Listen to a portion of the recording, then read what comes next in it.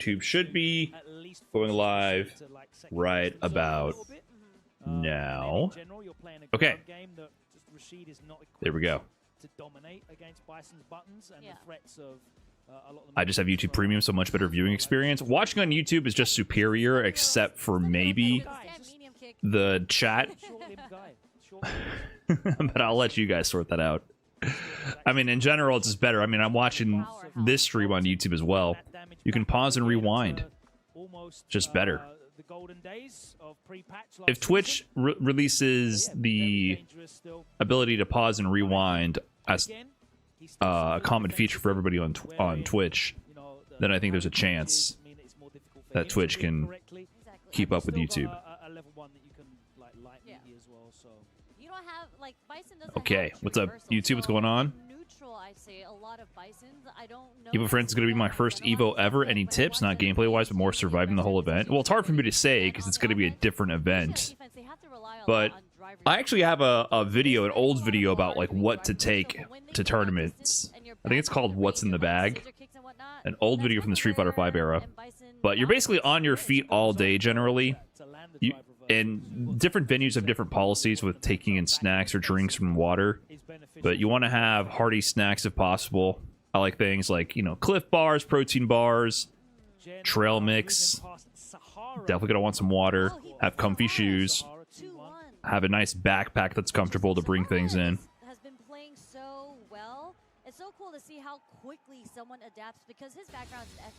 Mo Sauce, thanks for the 3 months. Appreciate that. This is a pools match? No, guys, we are in round 2, but round 2 is immediately into the insanity. This tournament had 850 or so entrants, but if you weighted this tournament, this is the most stacked Street Fighter 6 open bracket tournament we've had this tour so far. Aside from maybe like Evo Japan, you know? This has the most international representation we've had in USA in forever. I think he tends to favor scramble situations. Do you know any really good Marissa players that are in CEO? Lazy Boredom? He was on stream yesterday, but he lost to Takamura. I don't know if he made it out in losers. Uh-oh. Zhen Big Bird in round 2. This could be grand finals of a CPT event. Chase down. Oh, got the punish counter on the landing frames. Bomb planted. Big Bird and Burnout. 1 bar super to his name. Either he might have just accepted his fate there. Spending level 1 right there would have been pretty bad. Has Angry Bird been on stream yet? I don't know. How's EndingWalker doing? I don't know either. I'm assuming they're alive and they've been on stream at some point.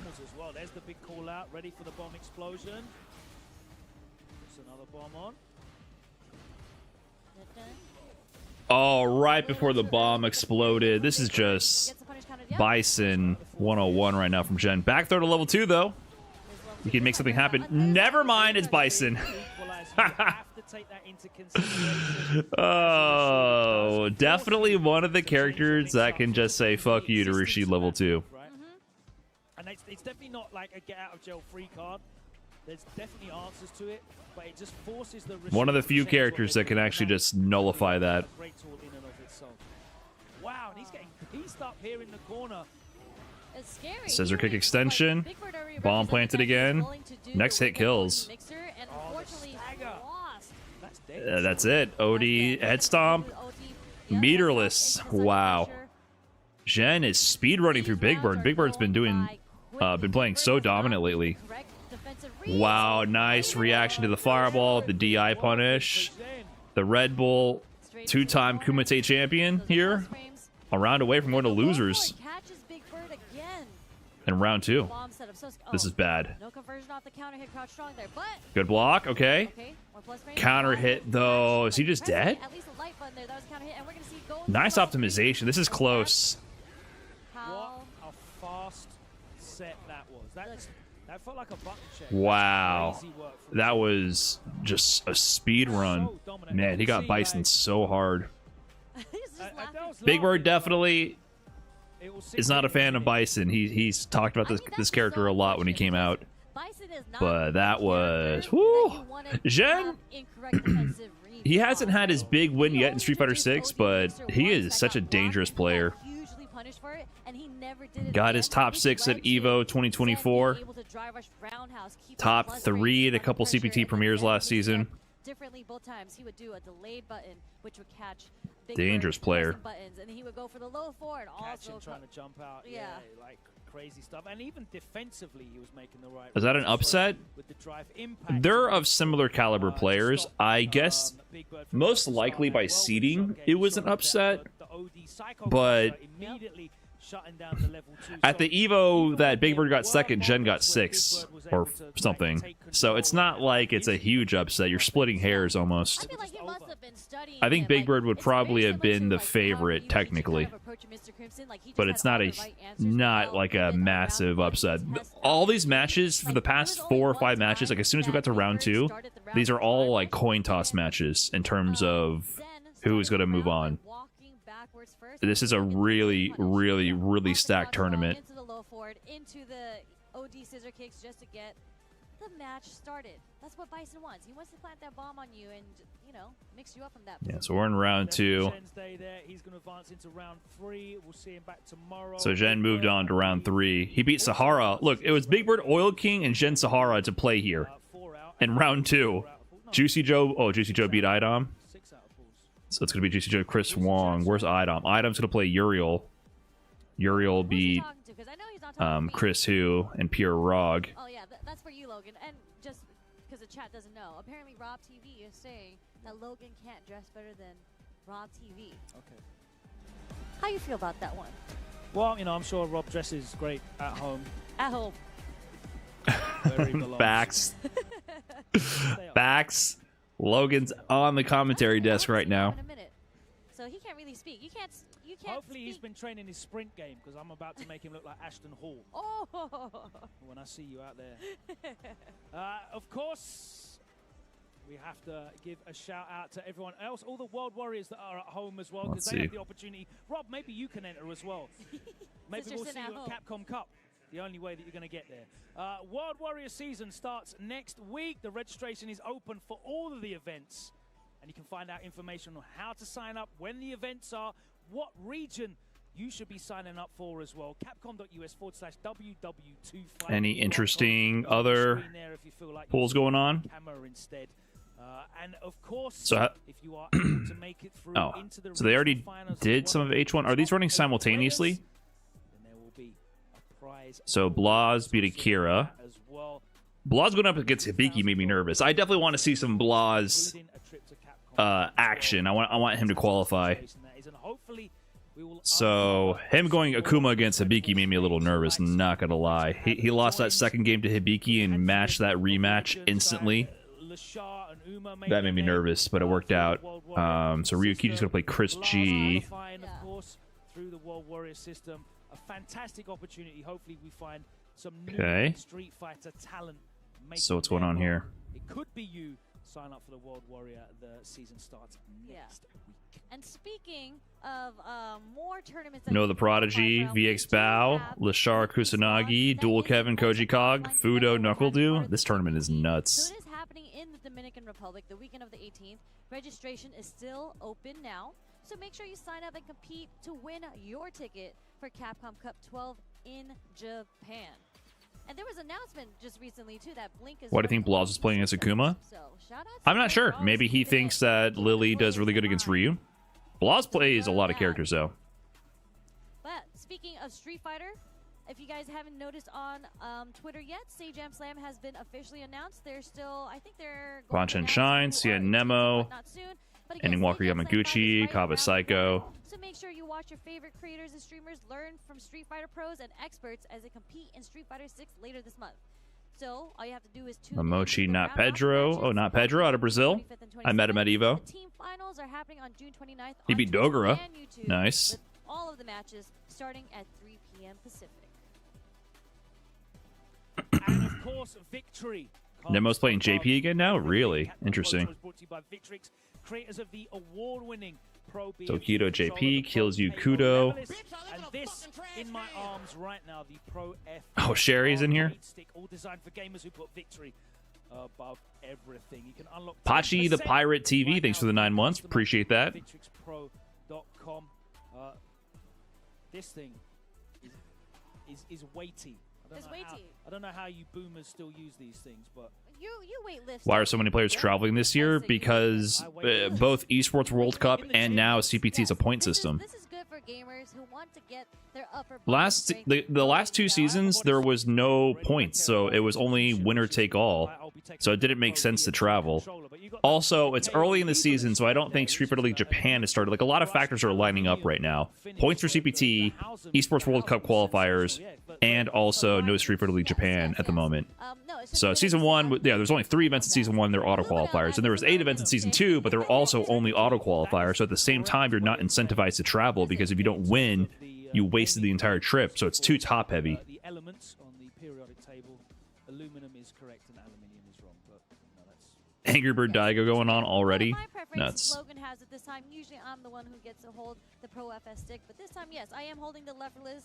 And, you know, a lot of people Jack have to versus play leverless. Junior. We've seen a lot of players here, Baki and King's able to Vega. buffer, hiding your inputs using the leverless. So, time for you to get a new one of these. I'm not right? You need to get a new one. familiar Have with your lady have you seen Extra. my Baki. actually right there on the floor, where? right next to you. Yeah, you need to get Oh, a new Shuto one. DQ'd? Okay, so Shuto was the #1 seed here. Classic look. No, I'm sticking with that look for the entire. And then time King's of my Vega, lifetime. Vega beat Lex. Huh, nice. But anyways, let's not. Is there a rant point here. leaderboard somewhere? Yeah, at the Capcom Pro Tour website. It's a little weird, though, because they're doing a mix this season, which is fine, but the point leaderboard is getting funky in terms of tracking the stats, because at the Capcom Pro Tour website, you can go to ranking and see the rankings right now. So you do get points for placing in the premier events, but if you win, you don't get any points. So it's kind of strange. For example, MenaRD, he won, but then at Combo Breaker, I forgot where he placed, but he got some points there. So he's ranked 24th, even though he won EVO Japan. In my view, you should still just give a lot of points for this, and then have the rank, because the rankings, I think, also reflect your performance over the season. If you look at this at a glance, you wouldn't even know. Look at this. It doesn't even say Premier 1, EVO Japan 2025. MenaRD gets nothing for that. He won the whole thing, right? It's a little weird. Same thing with Lashar. He won Combo Breaker. Nothing listed here. So I don't love that in the past. That's the problem with doing auto qualifiers. This gets confusing to people who aren't in the know. How do you know that Lashar and MenaRD are the 2 people who won the last 2 premieres? So they're using this exclusively for determining who is going to qualify. They could at least highlight premier winner or something. I don't know. It's a little strange.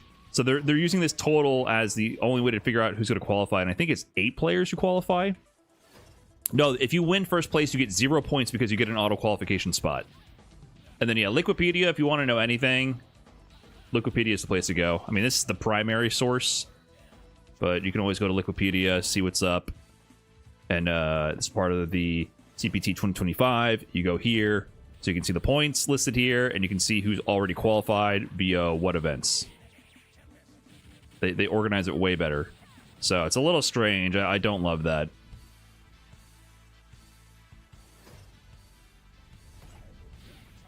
Do you think it's better than last season? Absolutely. I was the biggest complainer about having no point system for offline premieres, and I got a lot of flack from a lot of different people, but I don't think you can deny the results are extremely tangible. I think right now it's a good balance. It's a little unfortunate that some regions lost World Warrior qualification spots, but they still have them. They still exist. And we just need an incentive for players to travel. And you have to reward players for consistency. It makes no sense. Unless you want people to not care about offline tournaments, it makes no sense.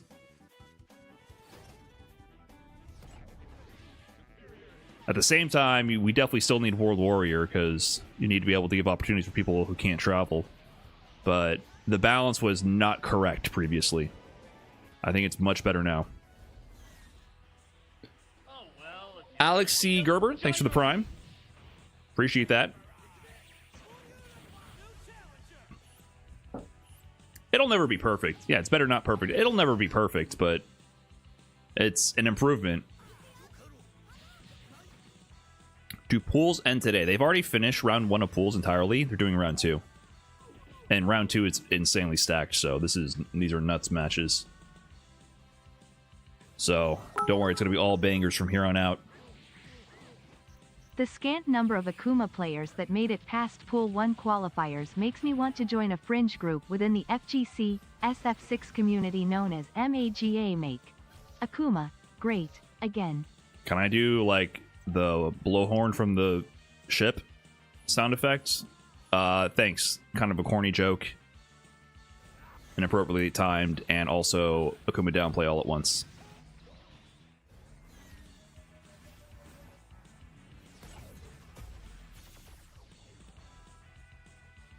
Kind of striking out on all fronts there.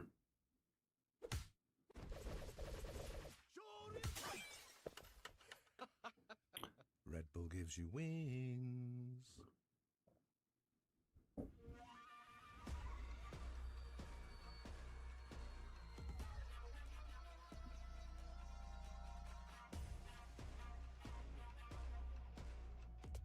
L1 pool is full of killers. Every round 2 pool is full of killers. Whatever, broski. No matter which pool you're going into for round 2, it's just insanely stacked. So it's gonna be big matches. I'm not sure how much it's gonna make it to stream, but it's actually absurd how stacked round 2 is. And I don't think I think round 3 is top 48. It's actually nuts. Brian, do you go raving? I'm too old to start putting holes into my brain. It's already happening naturally. I can't accelerate that process. Welcome back, welcome back. Hope you guys have been tuning into all the Street Fighters action that we have had. I don't need to exasperate that process. Incredible. If you don't know who I am Sherry Jennings. I am joined by Logan Sama. Hello. How you enjoying these Street Fighter 6 matches so far? It's great. I'm so happy that, you know, we have this abundance of talent all under one roof, and it's all thanks to this Capcom Pro Tour point system. It's brought so many. What up, Tasty John? Thanks for the 2 months. Just recently got back into Street Fighter 6 and your content. Really enjoyed the You Can Learn video. Thank you. That video for some reason is like making the rounds. It keeps like being thrown into the algorithm and making circles. I don't know what happened to that. Is that how it works? Okay, yeah. I guess so. Yes. Because there's like it does that weird like thing. 7. Yeah. There's 8 of them in 25th place. So yeah, top 32. Yes. That's how it works. You all get points. Yeah. Yes. Thank you. I forgot about that. That's right. Yeah. And of course, that's very important because at the end of the season, I know Lord Knight reacted to it, but I don't think that was necessarily like a big boost. It was already gaining traction in waves, like these big random boosts before that happened. It's been pretty interesting to see. It's really hard to predict what type of videos end up getting recirculated in the algorithm over and over. There's some patterns though, ones that aren't related to, ones that are more evergreen and aren't related to any specific release, event, time frame. Yes, Chris G. Speaking of Itabashi actually lost in the mirror match to Gaga. Hence, have a bit greater chance of being recommended in the future. But unfortunately, New York Chris G takes the title of New York from Gaga. I linked it to my buddy the other day, so it's probably me that caused the initial wave from the algo. You're welcome. Thank you. We led to New York Chris G versus Ryukichi, which is going to be really, really interesting here. That is a match that we have coming up next. So yeah, Ryukichi's looking, you know. Let's get some games. Let's go. Ken is looking as dominant as ever. Tremendous matchup knowledge against Mr. Crimson. But Chris G is possessed of a fighting game mind. Yes. That is almost. You should do more videos like that. Hearing off the cuff thoughts was really good. Well, that was kind of the plan for the Clips channel, but also I just don't like talking. As surprising as that sounds. In general, I've been much more interested to see who Christy's gonna unmotivated or disinterested in engaging with discussion on anything. In the modern Chun-Li and that he was going to be picking her up, and this was said about 2 weeks ago. He did play Chun-Li before, so definitely have a bit of a what's the point type of mentality these days. Right now, I think we see Chun-Li on the screen, right? But this is just button check. I'm newer to the competitive Street Fighter scene. What do you think is the best way to learn about legacies, past storylines for players? Just watching old tournaments, talking about Street Fighter 4, Street Fighter 5. And I think it really My YouTube channel.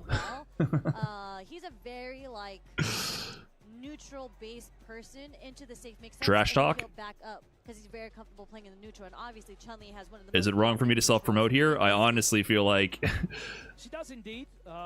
there's not many resources for that. Some people do retrospective videos. Also, watching old tournaments can help for sure. Watching old Evos and Capcom Cups can give you context. That certainly is a forward medium punch is certainly a great, and standing jab as well is such a great tool. And if she can get inside the range to utilize that, then very, very strong. The modern Chun-Li, of course, gives you access to incredibly fast reactions, and she's got some great tools. Her anti-air with the Tencho kicks is just so reliable, so fast. She's got that level 2 super, which can shut down projectiles. Evo puts out best of X game moments at Evo vids that are fun. Yeah, it's kind of cool that finally Evo is trying to capitalize on being the first party source for all the compilation type of materials. For a long time, all those compilation channels, they were basically stealing content, but they served the service of you know, gathering all the relevant materials, putting in one spot. They aggregated what you wanted to see, so it makes sense for primary sources to be the content aggregators of their own content. Correct me if I'm wrong, chat. Y'all let me know. But that's what I believe the changes are. But look at that punish counter. Chris G, Ryukichi. Chris G on the Chun-Li. He was all in on Modern Mai for a while. I mean, Modern Chun was the original main for the bulk of Street Fighter 6.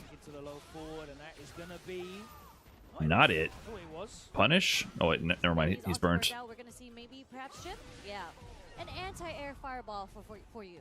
That was really, really smart, I have to say, because the Tencho kick. As in Chris's Modern Chun insanely high ranked right now. He generally is always really high ranked on the online leaderboards. I feel like he just hasn't had like a big CPT tournament showing, but he's actually very good at Street Fighter 6. Double OD Tencho kicks to get the pressure off of him. Second one does bite, does work. Stand Roundhouse actually beat the Stand Fierce from Chun. But I'm surprised he went back to Chun-Li. I guess he doesn't like the Mind Nerfs? I don't think that would impact his gameplay, from what I read. Does he also play Smart Style in City of the Wolves? I don't believe so. I don't know if anyone plays that. I don't know the intricacies of what is changed when you use Smart Style, but Chris specifically likes Modern in this game for the instant reactions on the mental stack. Like, he likes to just zone and control and react to everything with Modern. That's the utility. And also, like, you know, characters like Mai and Chun, they have forward advancing invincible level 2s that you can do on reaction with one button. So exactly that situation right here. Oh, what a perfect parry. He needed that, but he got the hop. Oh, backdoor. He wasn't really kind of ready for that, but it worked out. Wow. Ryukichi didn't expect that he was going to get the bounce on the perfect parry on the stomp, which I think it just automatically bounces no matter what there. He'd have to do like stand light punch maybe. That's a situation you need replay takeover to figure out. But literally, he won that round because of the Modern Super, like I talked about. Just eases your mental stack, allows you to move around more freely and still react to fireballs. So both Mai and Chun had forward advancing invincible level 2 supers for that exact reason. So those characters are very good in Modern. And of course, just the ability to DP really easily. Great spatial awareness there from Chris G.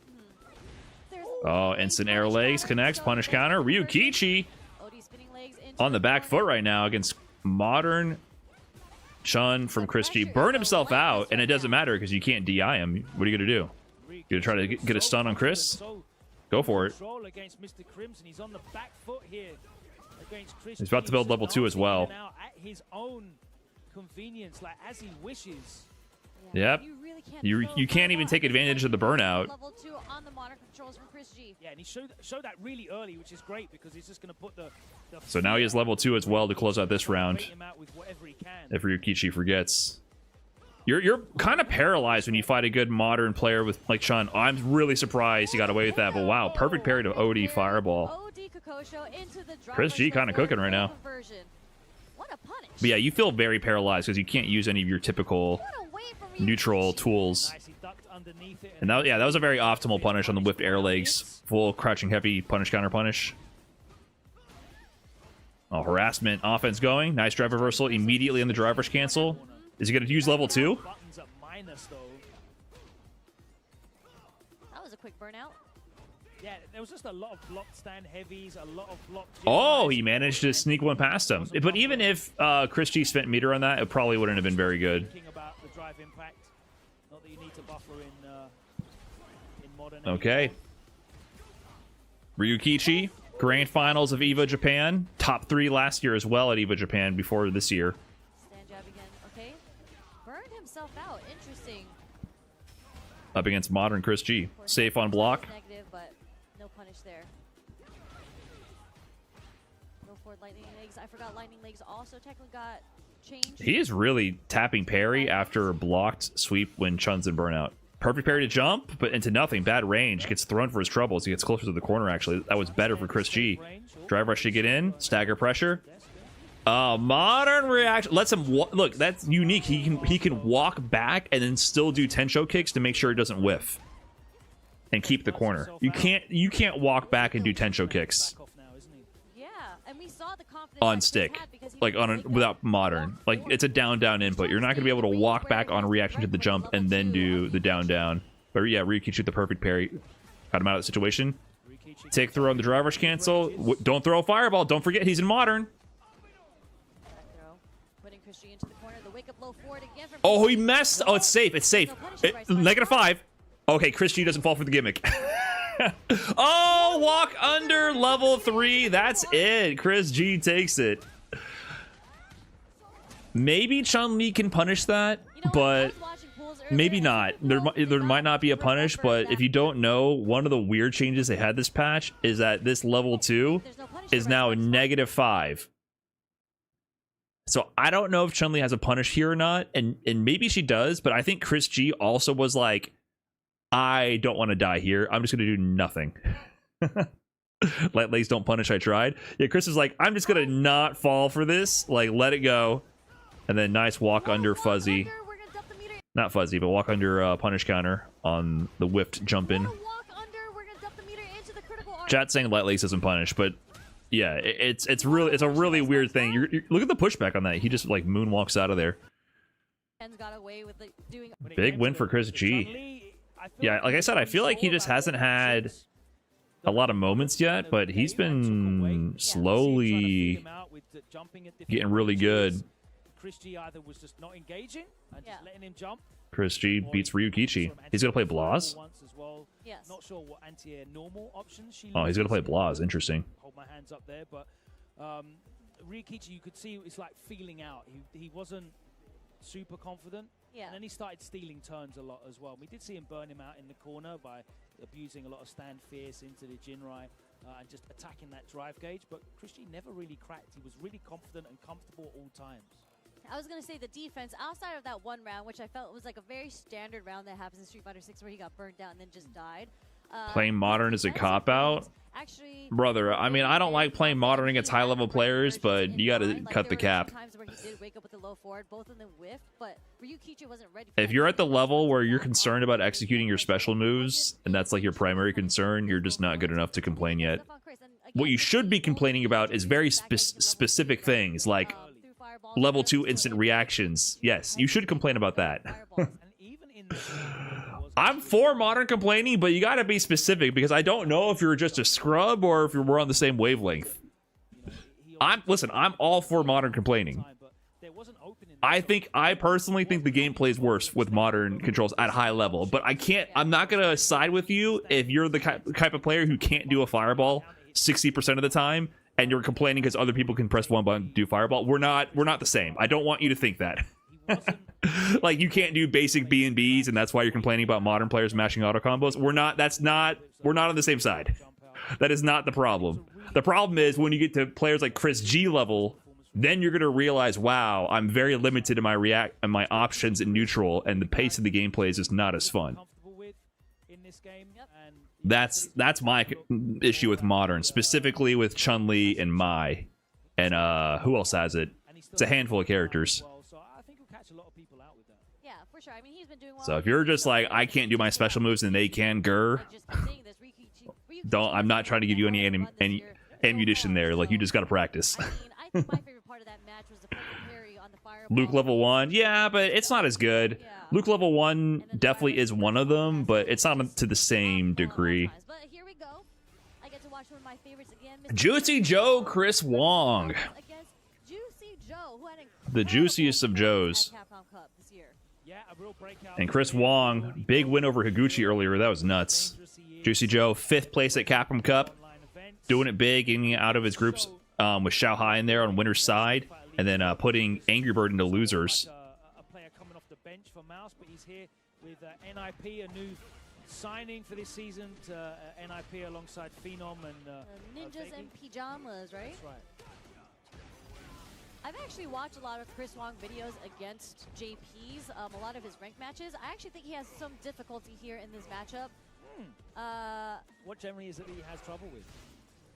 I think it's very, like, this neutral range that Chris Wong likes to play in. I'm on the camp that if Modern is so easy, why don't we see more new names popping up in these tournaments? Pretty big struggle for him. And when we were playing against Once again, everyone's focusing on the wrong thing. Modern is not easy or not. It just makes the meta. If people play Modern, it's just not as entertaining of a meta. It's not easy or not. If you are focused on easy or not for Modern, that means you are still haven't graduated. Once again, that's not the point.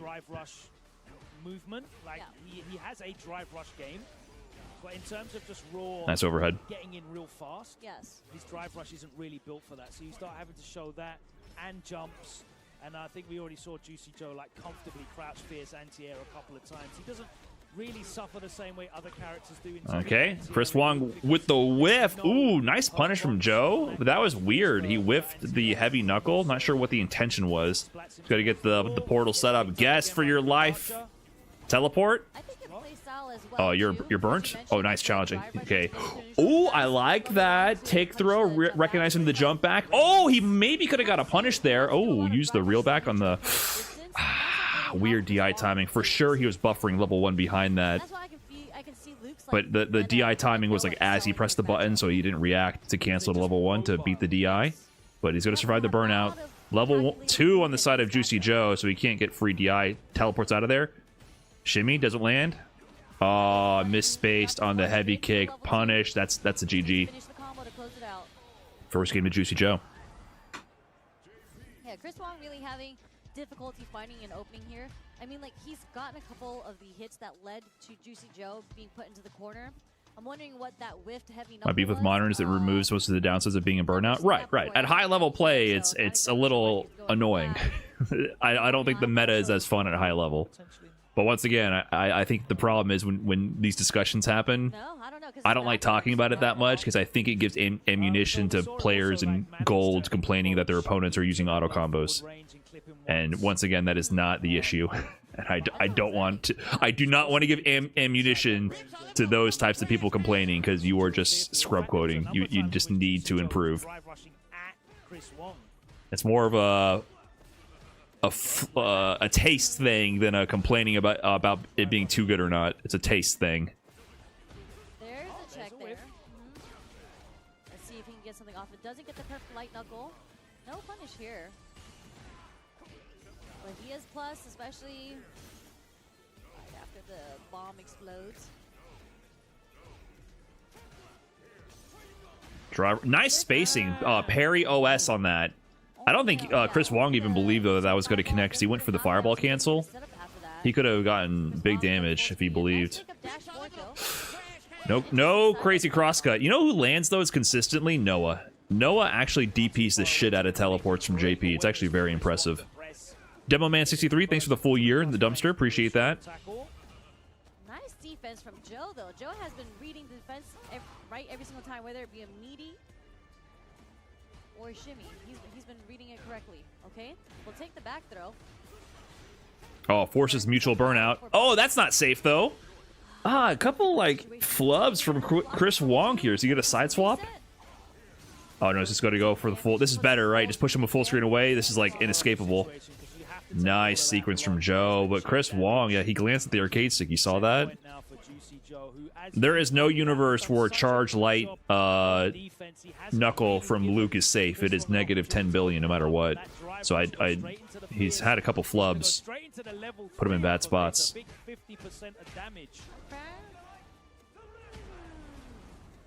Big damage. I kind of like the early level 3 also because he needs to win this round and win another, right? So he's just going to try to start building his meter back to take something into the next round, like planning for the future as well. Jab, jab. Oh, does that tech? Oh, that's the tech. Okay, we'll talk about that. But he purposely did that medium knuckle there so that only the first hit landed and not the second, and it prevents any combo opportunities and it blows back for a reset. That is tech. That is on purpose. The way the momentum from the first bomb exploding to punish him just knocks him out, so JP can't do anything worse. Just prevents. It's like disaster mitigation.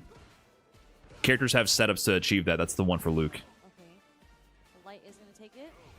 Obviously, you tank a little bit of damage and you go full screen, but you prevent a side swap and you prevent anything worse from happening. Ooh, actual perfect parry. Post nerf perfect parry. Oh, okay. Notice he was whiffing the spikes to bait out a parry whiff because Chris Wong's drive gauge is super low. They're playing the mind games. If you whiff parry, when the projectile doesn't touch you, you get locked out of regaining your drive meter and you can get put into burnout. So there's a mini game happening every single time a projectile occurs. Chris Wong navigated it. He kept his drive meter alive instead of going into burnout. But he's still under attack. He had to interrupt. Otherwise, Joe's going to harass. Perfect parry. That's available to do now. You can't cancel to level 3. That is out of late season 2. Oh, Chris Wong is back in it. He's back in it. Oh, couldn't he have killed? Oh, great awareness. This game was really a masterclass in dealing with JP. I really would watch these last 2 rounds. How he spent the level 3, dealt with the amnesia, dealt with the zoning, dealt with a lot of these situations were really subtle, but showed a ton of awareness in the JP matchup. Even the not doing parries in certain situations to not have his because he was about to get burnt out. He was about to get burnt out, and he avoided that from full screen. So it's a really subtle mini game, but those are critical things in the JP matchup. You have to be actively engaging with the JP player at full screen to choose when you parry and when you don't. Yeah, I wonder if he's going to change his sequence if he does do a medium into driver's jab. I wonder if he's still going to go for the medium. Command grab. Oh, Chris Wong dashed into it. Command grab goes. ODDP, get off of me, sir. Nice block. I don't know if he can get a punish from that far. Down forward heavy. Oh, finally he parries. Okay. Got clipped though. He's gonna get close to burnout now. Nice jump medium. Oh, a nice jump medium kick from Chris Wong. He's still staying alive, avoiding burnout somehow. Dude, this is crazy. Look how close he was to burnout so many times, and that's death. He has been managing this so amazing. Wow, it didn't get clipped. Oh, he didn't believe. He didn't believe in the medium. It hit. He could have done jab into something. Now you're dead. Now you're dead.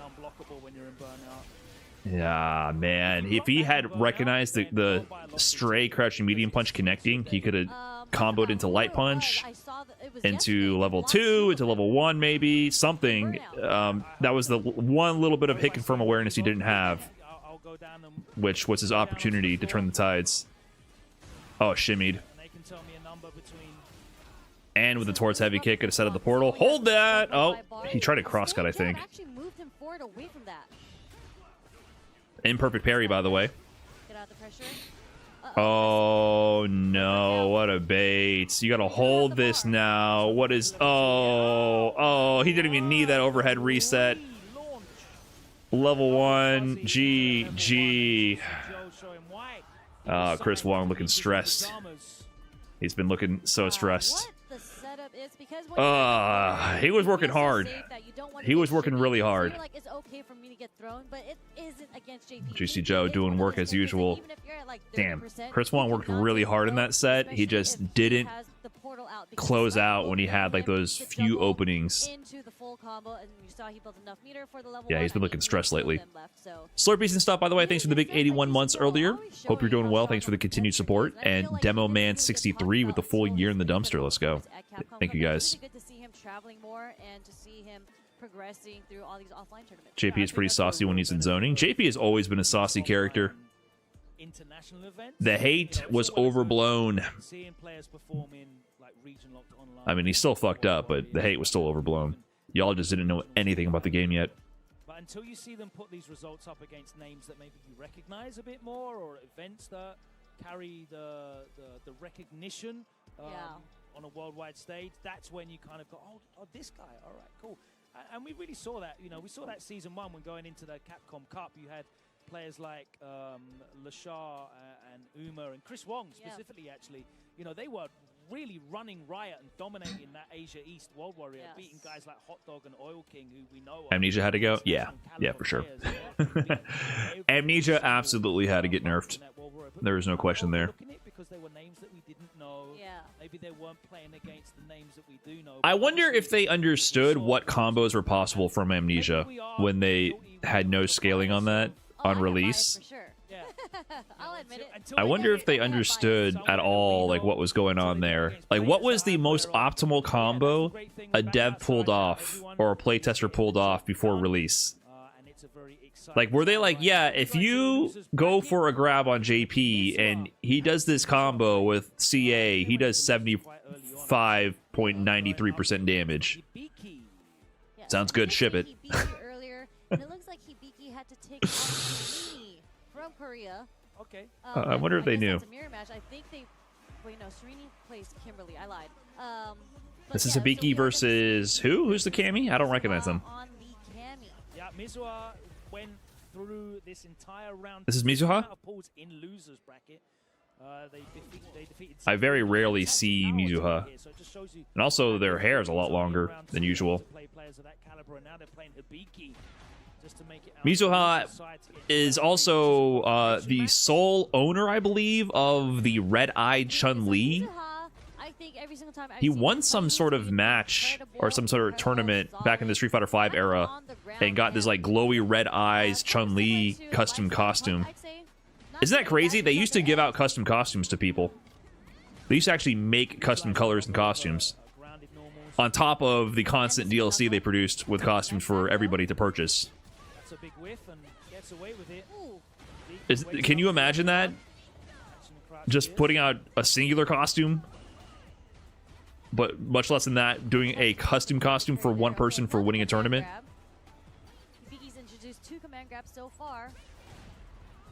Yeah, the DI, I think, will kill at this point. That's why Hibiki's representing that. All 437 million Chun-Li costumes. Yeah, they did a lot of Chun-Li costumes. We complained then, but we didn't know how good we had it. No conversion off the low forward there. Hibiki very comfortable just blocking through all these strings right now. That ugly birdie costume Mena made them made? What do you mean made him? He won fucking Capcom Cup, brother. You win Capcom Cup, you can put your own ugly self-insert into the game. And no one can say shit. I will always defend the MenaRD birdie costume. Why don't you win a Capcom Cup first? I don't give a fuck, dude. You're telling me you win Capcom Cup, you're not putting yourself in the game? Literally putting your mark on the game? Y'all can hold that. You didn't want me in the game, you could have fucking beat me. Absolutely. Hibiki playing a very patient game, backing off, making sure that the space is there. Utilizing the fact that Lily has hold that. First game to Hibiki. Then you start forcing Mizuha to take to the air. Did he get a second costume after he won again? They stopped doing that. He won the last one for Street Fighter V, and it's like, yeah, listen, Street Fighter 6, we don't do costumes anymore. Again, Hibiki backing off. Yeah, Mizuha really hasn't had an opportunity. Listen, we would make you a custom costume, but we're done with the whole costume thing. Oh, for Capcom Cup winners? No, we're done with costumes. Okay, empty jump command grab. Oh, Another okay. shock for him. No whiff punish. We can give you an avatar cosmetic. Something on start Here's off. the first jump on the command grab. Maybe a little shoulder patch to put on your Slowly chipping away the damage. And the Cronenberg super's gonna avatar. hit once again. custom character.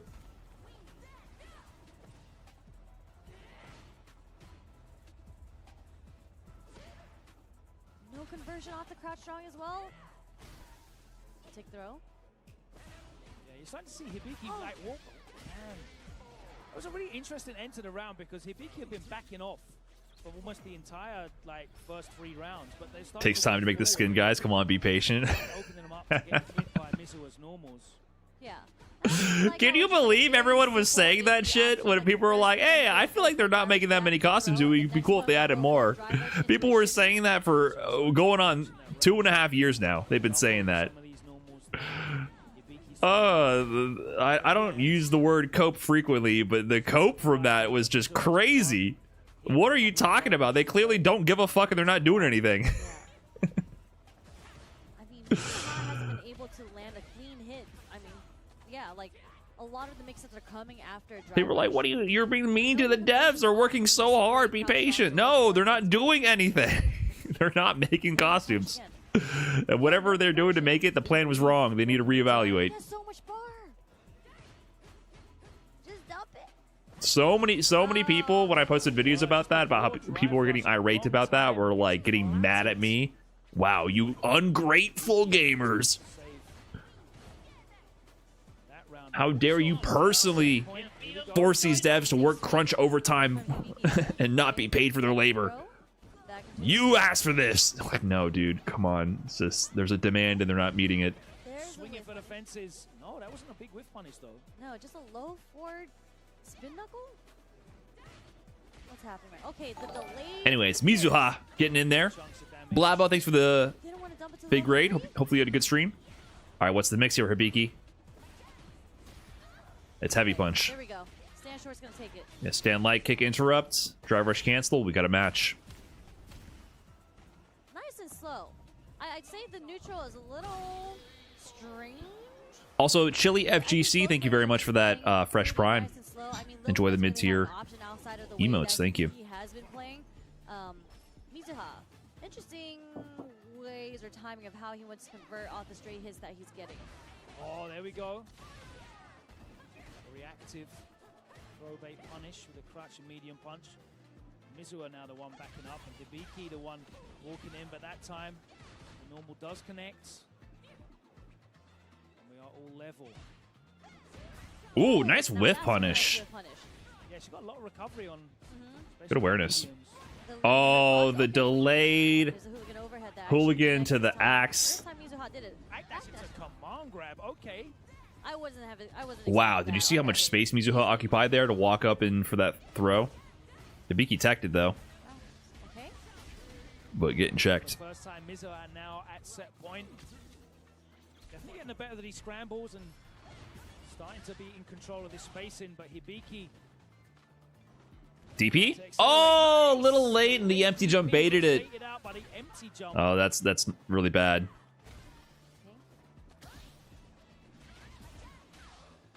Walks into the buttons again. Mizuha. The wake up delayed jab.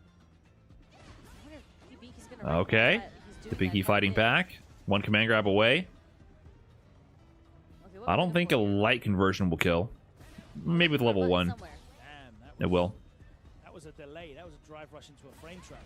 Nice check. But the stand medium kick too. Okay, try to walk You're forward, dead. got caught by the crouch strong when it hit. Yep. Drive rush cancel for medium. That is going to be it. Mizuha takes the headset off. I wonder what Hibiki was trying to do by walking forward that often. Not sure, because the backing off and forcing Mizuha to come to him was working really well in the first few rounds. And then just switched up and was the one walking into the space and getting clipped by low forwards, getting clipped by... Mr. F, I gave you my prime. Where's my dismissive thanks? I give you very Take risks, earnest and heartfelt thanks, but also I didn't get a notification. Even the Condor Spires, I felt Did you like not the click the first button that was says at least notify the sword. streamer right in the Yeah. to begrudgingly thank you for your free We saw subscription? some Condor Spires, even in the neutral, Thanks, Blapo. even if it was on block, you know, you force them to spend the meter for a drive reversal, or they have to take the mix-up after that. Like, he was in hands. He had I'm not sure the mechanics of it, but if you do like a Prime subscription, sometimes it prompts you, and if you don't click the button, it actually doesn't give me the notification. Like, I had no clue you subbed. It's not in my notification history. You're right. You know, Hibiki was just going into light block strings and just throwing Thank out you. the enhanced Condor Spire at the end of the block string. Sometimes it would just be, it would just catch. Yeah, something about Prime subs, it's like not guaranteed to tell you. But every time you start walking in now, you're losing stocks. You're not having the option to get the stocks. And also, you're right, you're walking into these buttons that Mizuha is able to just throw out. Because Mizuha takes that? Absolute start of the set. That was losers, yeah. That's the style of Kami that Mizuha is playing. Yeah. So Hibiki is eliminated. So that's probably it for the Lily Bros. I mean, I know Chakotay's in losers. He lost to Daigo earlier on stream. That means he's out. Yeah, he is out, and I don't know if he's still in it in losers. Third round. Let's take a look as we have Oil King stepping up next. Sahara versus Oil King. Oil King beat Mono. Sahara beat Gaimin. So Sahara just got second place in, it was BAM, right, in Australia, losing to Narikun. He is a CEO champion, I believe, with Fang in 2021. That's right, the first one back. Yeah, taking Punk out. So Idom beat Uriel. Idom's going to play Higuchi. That's not a good matchup for him. Didn't they play recently? That's not a good matchup. I mean, Idom is not bad against Guile, but I think they played not too long ago, and it wasn't pretty. Idom pulls miracles off. He beats, I mean, he beat Momochi, he beat Moke, and who else did he beat? He beat some pretty high-profile players. He had a pretty good combo breaker, but I think that's a tough draw. I love seeing Ed play because he is a very technical character, and the things that he does. Only G8 player competing? Huh. No, well, is Dogura still on Good 8 squad? Dogura is here. He got knocked into losers early by an American player. I already forgot who. But, yeah, what's up with, what's his name? Kawano. And there's no Gachikun? What, isn't a tough draw for Idom?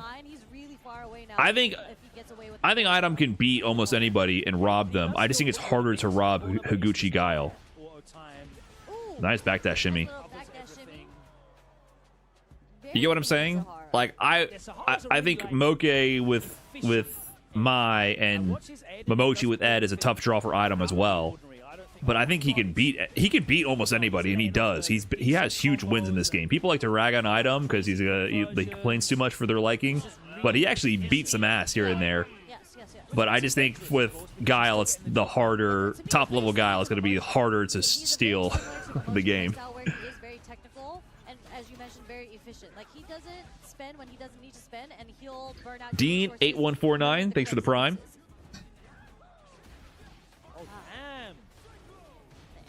Appreciate that.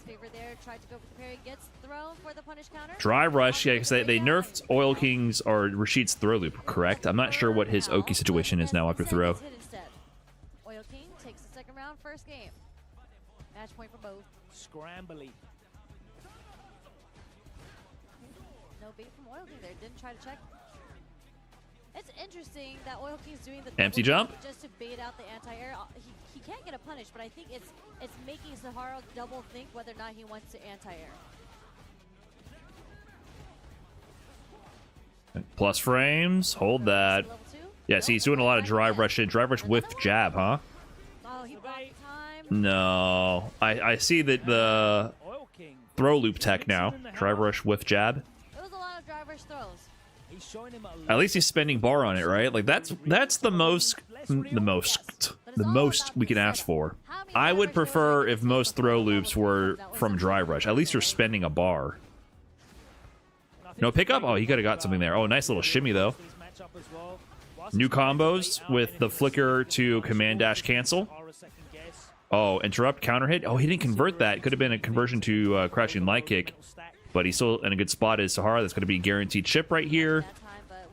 It's not going to kill. He went for a little shimmy. Oil King Patient on the defense. Jump forward jab. Did he mean to do that, or was that a missed DP? Oil King recovers from burnout now, but okay, checked. Abare. First round in the second game. Oil King kind of missing his meaty there. Oh, it doesn't roll in. Back to the neutral here. And it has to be an interesting game of neutral because of Ed's buttons and his flickers that he would like to present against Rashid's very stubby buttons, as you mentioned earlier. Yeah. Rashid can't really do much about that. You see, like, he'll have to throw out heavy buttons like roundhouse. It's very easy to whiff punish as Ed. Okay. Walk under? No.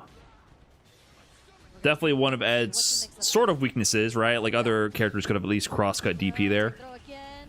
Parried. Block below. Gets hit by the light right but after. Ed Doesn't get much damage, which is can't do that. Sahara. Oh, he's in the blender. Drive rush jab again. Oh, late jump in. Almost got an empty jump on the parry attempt. Sahara holding on to dear life. Oil King maybe partied too hard here. Put himself in burnout. Whoa, he was really holding that. Is he going to get him? Ah, a little early on the air-to-air jump roundhouse. That could have been huge. If that hits, it would be punish counter, and it would cause a float state. The heavy kick actually knocks them higher into the air. He might have been able to do some combo video stuff there. But yeah, it's so hard to hit him when he does his wall jump for some reason. Bait? Oh no, driver's jab. Was that a guaranteed punish on that? What's the mix? Walks out of the throw attempt. Oh, okay. Sit down. Level 3? Oh, he wasn't ready to pick the... He could have done target combo straight into level 3 to get into an animation and avoid the level 2.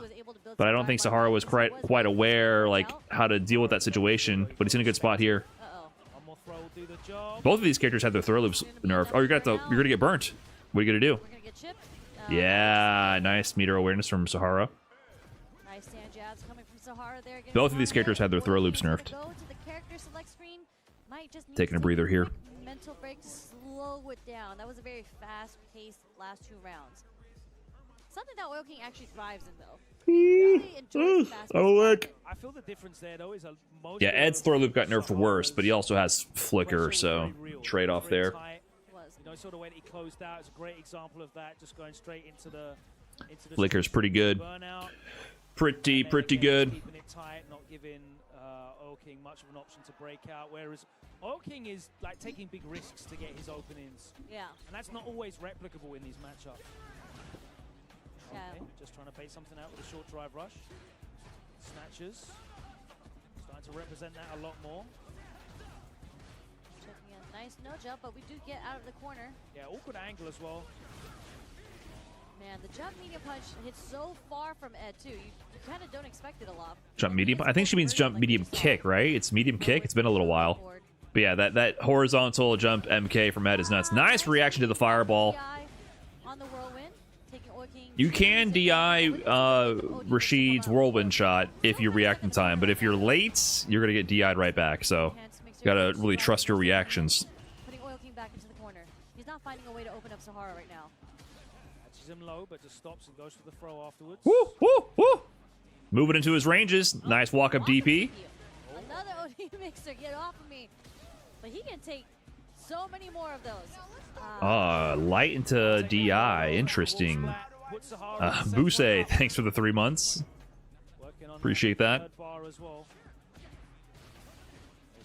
He has to start jumping more at those awkward angles where the psycho upper's not going to do the job, and he's going to have to start doing jump back air to air. Empty low. You weren't already parrying, so you got to take the high-low mix.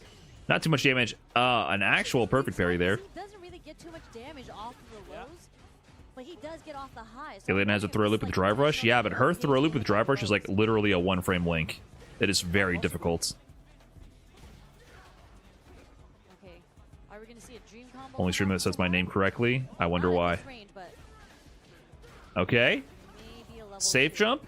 Fake jump to the empty low.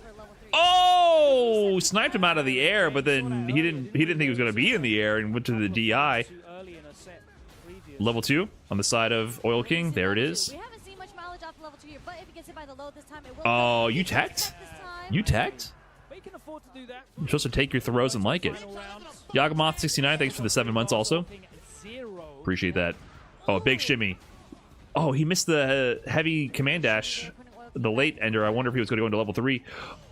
Trying to pull an EndingWalker on Oil King here, but Oil King didn't bite. Anti-air heavy kick to command dash into the neutral jump to bait out a throw tech. Oil King held on, but oh, that's huge. You're dead. Nice and easy. Nice and easy. Doesn't even bother going to the command dash because he could have missed it. You do have to manually time the command dash ender. Sahara takes it over Oil King. Moving on. That was losers. Oil King is out of there. Wow. They're doing a lot of losers now. Gambits, you know, he was really trying to force openings. He was putting a lot on the line to try and They haven't started this round yet. Wasn't able to really get anything safely. Yeah. We saw how well Wild tournament. This tournament is so stacked. Once again, in the point tour era, the concept of like judging players based on their placements is dead. That probably puts Oil King at what, top 96? Not even top 48? Maybe top 48? But you cannot just look at someone's placement and draw any conclusions about their level. It's just too stacked. Too many good players. The margins are razor thin. Did he be top 25 for points? I actually don't remember how the point spread works. You can go back and you can watch Losers Final, a combo breaker. Yeah, top 32 gives you 10 points. That was not very nice. So top 32. That's true. I mean, but they're different players. I want to see how Sahara does Dual King versus Sahara. So which means if you get top 32, you tied for 25th, is what it means. Oil King. Oil Kevin. Yeah, it's all good. It's been a long weekend already, and there's so many more games to come. So many. Idom versus Higuchi. If they choose to put it on stream, I'm not sure if they will. No, not at all. I still have to play in round 2. Okay. I made it in, you know. Nice. Good job. So Who you yeah, got? I have to play Mio Judai. Okay. So it's gonna be a run back. Mio Judai, unfortunately, did take me out at Frosty Faustings. It was kind of close though, you know, not a 2-0 close. It was actually 2-1 close. So I've done a bit of studying. We're gonna get the run back later in losers. That is in losers. Right, a little bit of inspiration from Chris Wong as well. Yes. I always get inspired watching the Luke play, so it always gives me really, really cool ideas on stuff that I haven't even thought about. And Chris Wong's one of those players where I'll watch something and I'm like, I didn't even know that worked. So can't showcase that Slaughter kids are watching. Where did they play? They played recently. Was it? It wasn't Capcom Cup. Higuchi didn't make it in. And it's Higuchi they did play. Against Idom. They're showing it. Qualification match from Idom has had incredible sets against NuckleDu. He has beaten NuckleDu in tournament more than once, right? Incredible sets. But I can't remember where we watched Idom Higuchi. It did not come together. 2-0 in winners quarterfinals, and since then he has been grinding it out. He managed to defeat Europe with Valorio in a tense 2-1 match. And here he is against Higuchi. So this is not going to be easy. Not impossible, but definitely not going to be easy. Him 2-0. So Higuchi looking to fight his way back into round 3. Idom, of course, looking to find some winning ways with a Manon, who I feel I'm surprised didn't get kind of treatment in this. I mean, it is what it is. It's karma for Idom, always talking on Twitter that way. So this is what he gets. But he always works with what he... Okay. Interesting. Start round DI, but... You know, that actually worked out for Idom. Did he do round start DI? High success rate of the random DIs that he does. Sometimes he'll do empty jump DI as well. That he does a lot of DI. He that's like his equalizer. He has to send a message. I don't see how... It works for him, man. He knocks people off their equilibrium. Exactly. And She her has a jumps floaty quite- jump. Yeah, exactly. Yeah. Punish. Good awareness on that. She can walk Plus inside frames. the range. Plus frame. I shouldn't use a plural there. Range on her normals. That's, I think, her route to success. But anytime she gets clipped by like a wake-up OD flash kick, Nice, perfect parry timing. Oh, it was not enough. every single time, this is First round to Higuchi. Yeah, the way that she has to get in through the projectiles, all of that is very preemptive. These are hard reads, hard commitments, because if they do end up getting blocked, it's a huge punish. Oh, wasn't ready for the whip punish. Yeah, Idom's gonna have to find a way to get the buttons through into that range, and unfortunately for Manon, she doesn't even Oh, get whip the punish? conversion Yes, off sir. the buttons. He got those. Not a big Medal on the board. We're in the game. Command grab. That's 2. 2 in quick succession. Oh, he's playing the game. There's that medium punch that is actually Is he at a level 2 here? one of Manon's best Wow, weapons. level 3? Into level 3. Interesting. He's like just gonna spend it. I don't know about that. He kind of shook his head. And that is definitely the route He'd either have to go for level 3 or just completely sacrifice a kill situation for a medal. Higuchi with the guard only So to the right once. that was definitely a tough decision to make. Straight to the back of the line. I don't know if he believes that was the right one after the fact. Nice spin through the projectile. 4 medals. Very early level 2 from Higuchi. That's 5.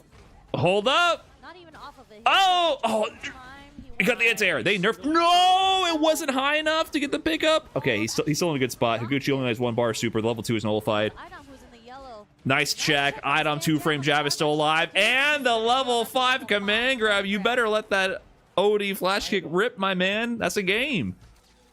Higuchi gonna go straight Hold back up. to the Change next stage. screen. Hold Have a up. think about this, because I'm not sure what happened there. That was, 2 or 3 interactions. He can do it. Just snowballed and spiraled. He can do it. Maybe it's Higuchi's defensive decisions that are not coming off here, but Odds definitely not in his favor. very best in the world but he when can do comes it. to reading your defensive patterns as a command The host of player. Trash Talk doing We work. haven't seen one OD Yeah, flash Idom yet on Wake Up. Haven't seen a actually could single play one. outside of the podcast game. Who knew? Yes. So it's the first game. This Nice is heavy not kick like placement. the first game, but this is it. Trade on I that. don't know about Look at the drive gauge for Higuchi, by the way. that Oh! data collection is very Preemptive on expensive. the crouching heavy. Gave Higuchi the cross-up attempt. Dash into nothing. Idom Oh, jump big, jump huge roundhouse. jump roundhouse. Decent damage with no bars, or no medals, rather. That means he's got the pattern Oh, on lock. Higuchi, you're not checking the drive rush cancels. You're letting him sneak it. Oh, you're asleep at the wheel. Jumping. This is kind of hold up. Before he gets the opportunity to change anything. Hold up, Yeah, I was Higuchi. wondering, You're getting Idom caught is asleep at the doing a wheel really right now. good job Mixing on how he wants to approach Higuchi with whether it's like the preemptive spin or the jump in. So You guys got to boom loop him to the corner here. But okay, here is Oh, goes for the reset. Idom tried the DI. Higuchi Interesting. gets the DI against Idom. This looks like it's going to be Higuchi's round, but who knows if this Nice might check get crouched there from down. Higuchi. Does get the counter hit, does clip Idom. Doesn't spend the meter on it. Able to climb up for Idom. Yeah, Okay, there's the yeah, Idom yeah, flash, yeah, yeah. finally. That's. You react to the driver's cancel. You do the OD.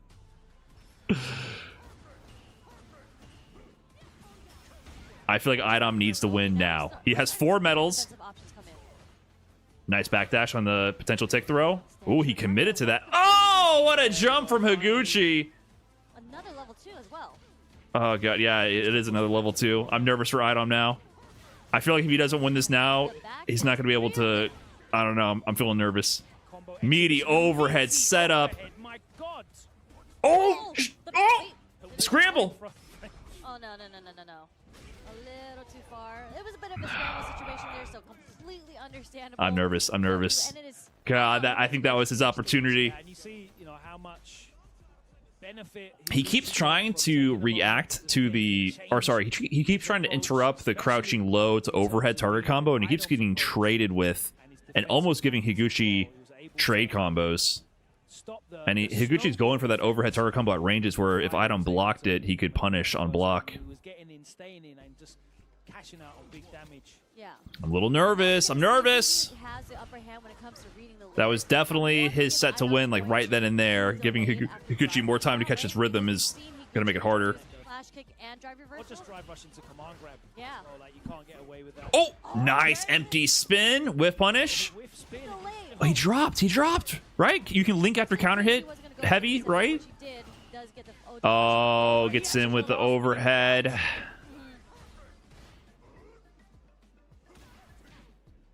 Oh, big shimmy. Or no, he's not converting. Okay, scramble converted. Command grab. Overhead connects. Sneaking in the little random Even dash. situation. This is Now where he's gotta Bonchan make up is ground here. right. This is a hand spoon. Tick throw. You had to guess.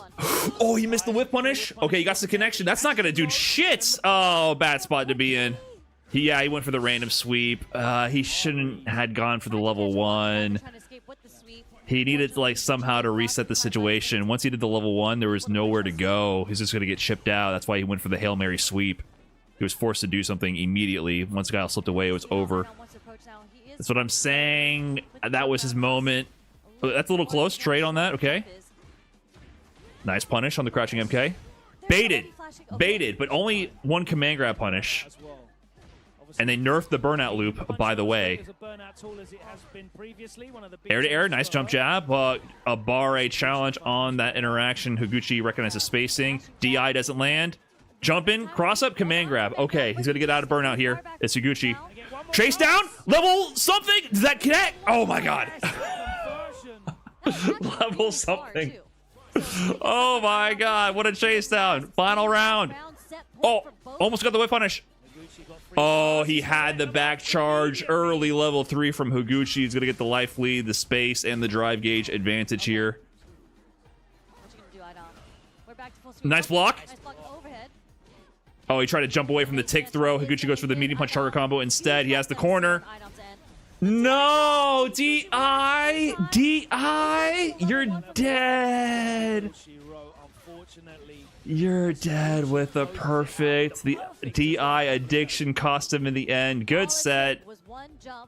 Oh, man. Higuchi tightened up in the end there. That is losers. Juicy Joe sent Idom to losers, and I forgot who got Higuchi. Chris Wong, right? That was a really good set as well. Brutal tournament. That was close, man. Good set though. Good set. Losers into tomorrow round 3. That means he does make it into the top 48. That's our first half of top 48 locked in. And I can confirm that any big upsets yet? There was upsets day 1, but right now you can't even call any of these like sets upsets. It's just it's more like there's just killers taking out killers. The rest of that top 48 in a short while, because the action will continue with this round 2 of CEO. Yes. If you guys are watching at home and you want to get in the action, you're not here in person, well, guess what? There's a way that you can be involved. You can potentially be. Oh my god. Sorry, I'm texting right now. My brother-in-law, we got my nephew a microscope for his birthday gift this year, and he's using it now, and I got a text saying, oh, he's looking at his first bug under the microscope, and he sent a picture, and it's like a giant fucking wasp in the petri dish. Like a massive, horrific looking wasp. And I was like, what the hell? He's like, yeah, I told him to go grab a bug from outside and we could look at it, and he brought in a giant wasp that was still twitching. $2,000 in your pocket. Very nice. That pays all the way down to $300 in 7th and 8th place. But more importantly, that is a gateway for players that maybe aren't able to travel around the world. He brought this thing in. In their vicinity that they can access to. I don't think it'll autofocus. Show that they could be the next Blast. They could be the next Uma. They could be the next. So that's what I was looking at on my phone. I was like, what? Get that thing out of there. Yes. And previously we were talking about I was like, what? stellar you'd look in the outfit that you wear. I was like, he doesn't know fear yet. He has no idea. 10-0 merch. So make sure you get your officially. He didn't kill it. I think he just saw it dying on the ground and grabbed it. By the FGC for the FGC. So discover their newest drops. Jesus. Many of your returning favorites at merch.tenno.gg. And if you don't want to type in that URL, make sure you can scan the little QR code at the bottom right to go straight to their website.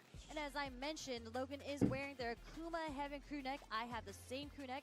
Definitely one of my favorites. It's a beautiful base garment, isn't it? It's beautiful. Shout out to Matt Ismail as well, designing Sir Cartier 14, thanks for the fresh prime as well.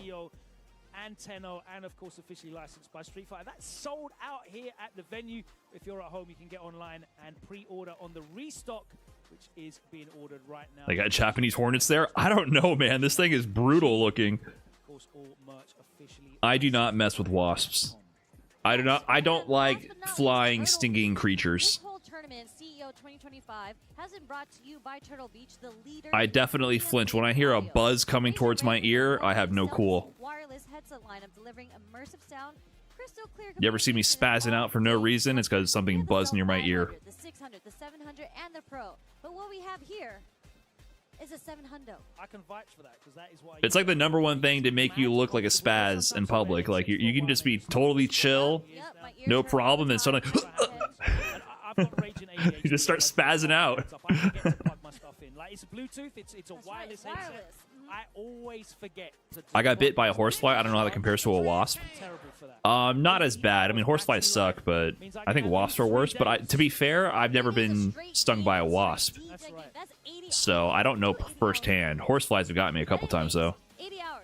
But from what I hear, I think most wasps are supposed to be worse than horseflies. I got stung by like, you know, a yellow jacket. That's true. Just some rando. Thanks again, or thank you for the 13. Also, thank you. Don't look that up. Have you ever tried to swat a bug near your ear and accidentally grabbed it? Maybe. I know one time I have a specific memory from childhood. I was outside and a fly was on a blade of grass, and I was like summoning my inner Karate Kid moments, and I was like, and then the problem was I actually grabbed it. And then it buzzed in my hand, and I'm like, ah! I wasn't supposed to get that far. All the way, the last block is 8 to 10 p.m., which I will be commentating later. It wasn't supposed to work. So, you know, working mad hard today. Exactly. We gotta work hard. That's what we do in the FGC. But again, more Street Fighter 6 action. I think it's because it was outside. It wasn't very alert. You know what I do now? I need to up my fly killing technology. I don't have a fly swatter at home. So either I use my flip-flop to kill flies, or I've adopted a pacifist strategy, not because I want to be a pacifist, but because it's literally what works. If a fly lands on something that I can grab, I literally slowly approach the object, pick it up, and I very still walk it out to the door, and I fling it out the door. Not the object, but I flick whatever it is, and I just put it outside. And I've started doing that, not because I don't want to kill them, but because literally it's easier than hitting them with a flip-flop.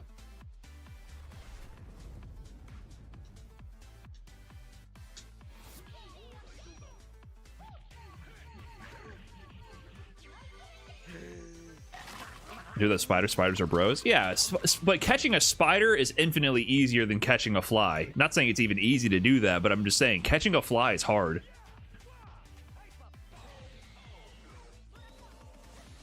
The Blue Beat, thanks again for the 6 months. How different is Terry this patch? He's just better. He's not insanely different. His mids, well, he's definitely different. He's better. He's really good. It's best time to pick him up. What up, Metal Cat? I can't kill but anymore. Can't kill even anymore. I even catch and release scorpions in my house. I mean, you guys are dealing with some crazy shit out there. That's Arizona, right? That's insane. I remember there was a scorpion one time at my parents' house in South Florida. We had some metal fencing pipes on the side of the house, like what you would use for a chain link fence, the pipes that go along where the actual chain links connect to. And so, you know, it's a pipe, it's hollow on either end. And I remember seeing, I used to go hunting for bugs and stuff as a kid, right? So I remember seeing a snake skin leading into the pipe. So I'm like, ooh, we got a snake. And then I remember tipping the pipe up to dump out the contents on the ground, and out came a scorpion. And I was like, oh shit! That's like, it was like a legendary pool. I was like, you know, lizard, that's a common. A snake, that's a rare. Scorpion, that was a legendary pool. I was like, oh my god, yes.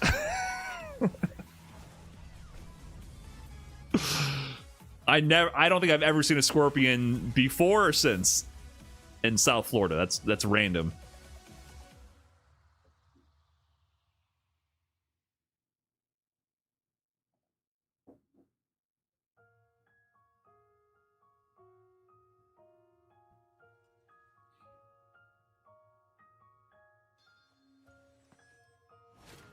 And to think I was baited with the snake skin. There was no snake.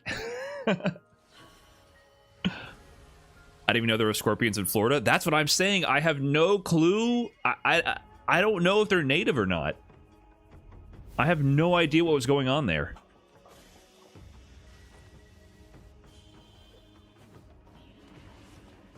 In South Florida, you're most likely to encounter the Florida bark scorpion. Okay, that makes sense.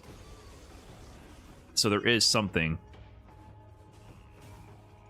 Okay, there are scorpions. I can't recall exactly what it looked like. It might have been one of these guys, yeah. It might have been like this. I mean, it was a childhood memory, right? So I could be making that up. But it might have been one of these. But I've never seen any before or after that I can recall.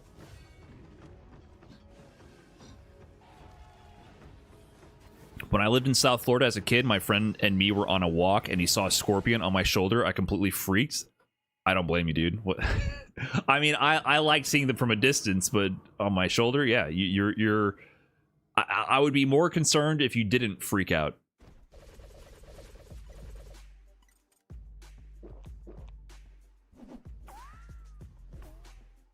I don't know why, but over here in Tampa, I've gotten so many bats. Bats are pretty common in Central Florida, which I didn't realize until I went to University of Florida.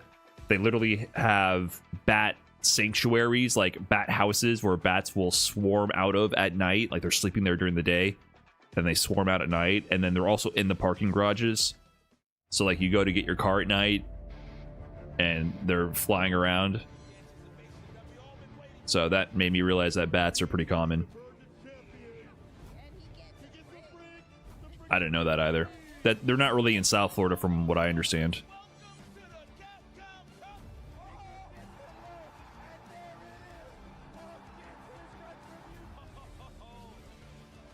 Has Riddle's been up on stream? I don't know if he has. He went to losers a little early in pools, so he kind of missed out on the winners finals stream match for his pool.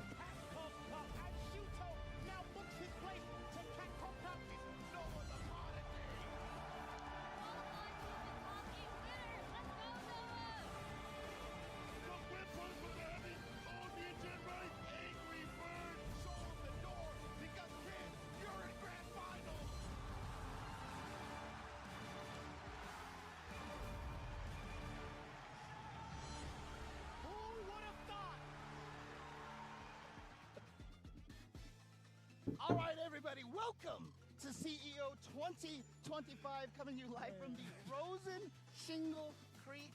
Look, I'm good. RSC? Yeah, the RSC. Yeah. Dude, this venue is amazing. It's lit. It's actually so much nice. Let me do you a quick favor. Hold on. I know you got really excited. I made you laugh a little bit, but now you should be coming in a little clearer. But I'll tell you what, it has been an extravagant time thus far, and it's only day 2. You know what that means? We're still going through some of the pools, but also the same phase. We had a bobcat in our neighborhood recently too. Motherfucker was just crossing the street. Of course, this is a new patch, obviously. So damn. We've been seeing a lot of Nature trying to take over. I mean, I haven't seen if we've seen a lot of Elena's on stream yet here. Obviously a brand new character, so a lot of people are not too familiar with the character, but that also means that you can probably upset a lot of players. Sounds like Arizona and Florida have a lot in common. I think we have bobcats too, and well, not bobcats. Do we have bobcats? Yeah, we have bobcats in Florida.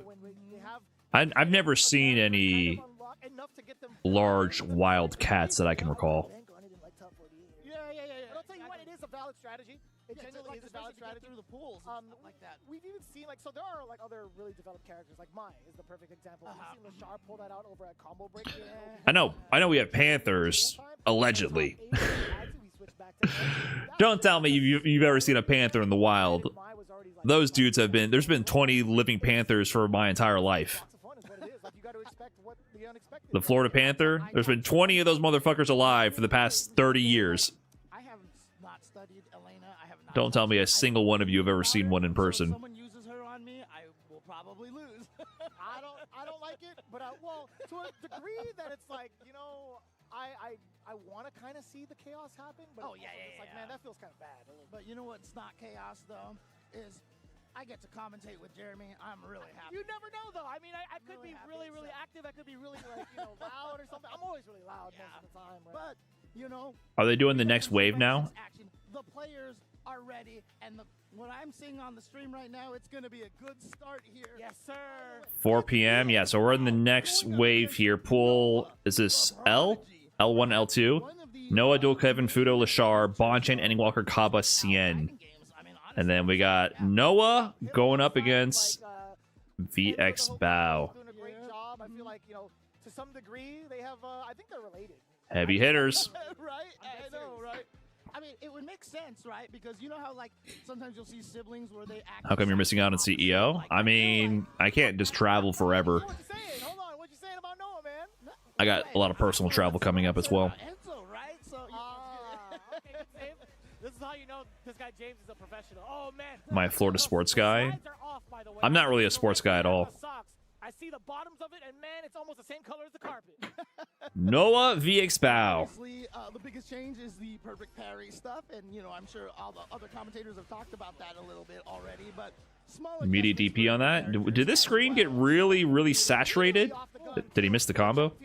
Nailing the target, but VX Bao opting to get the mine. The quality looks a little weird suddenly. patience right there. I don't know if it's just in my head. Looks like hella saturated. He smells blood just a little bit, but is he going to be able? Nice low string to the corner. One throw. Oh, space neutral jump. Almost got him to bite. Low forward challenge. Pixel a drive meter. Forced the burnout there. But Noah, he got reactions. He got reactions. As I called it. The way that he does the level ones against the drive impacts and everything like that when he's burned out, he's the Yeah, it looks like both the contrast and the saturation were cranked to 100 for a deep fried YouTube thumbnail. Oh, missed on the shimmy. Air reset. Continued on with the string, the rest of the combo, I should say, thinking he'd get a confirm. Overhead. Switch and gets the overhead. Noah getting his momentum going. Immediate drive reversal. Perfect parry on VX Bao. He's going to plant a bomb. Okay, what do you got here? Overhead, blocks from Noah. Good defense. No, he tried to move after the parry. That's a string. Level 1? Yeah. Nice and easy. Ah, Noah kind of gave it to him. He should have just blocked. I'm not sure what he was attempting to do there.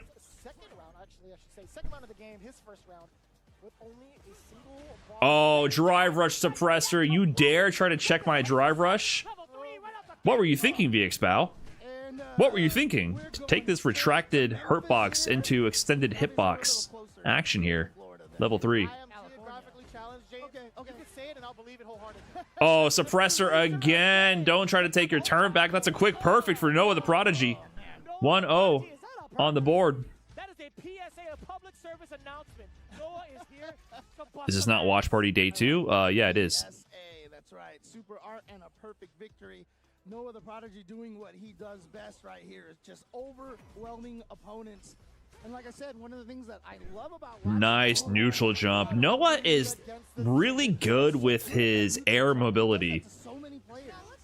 He really understands when to take to the skies with both neutral jumps, defensive jumps, forward jumps.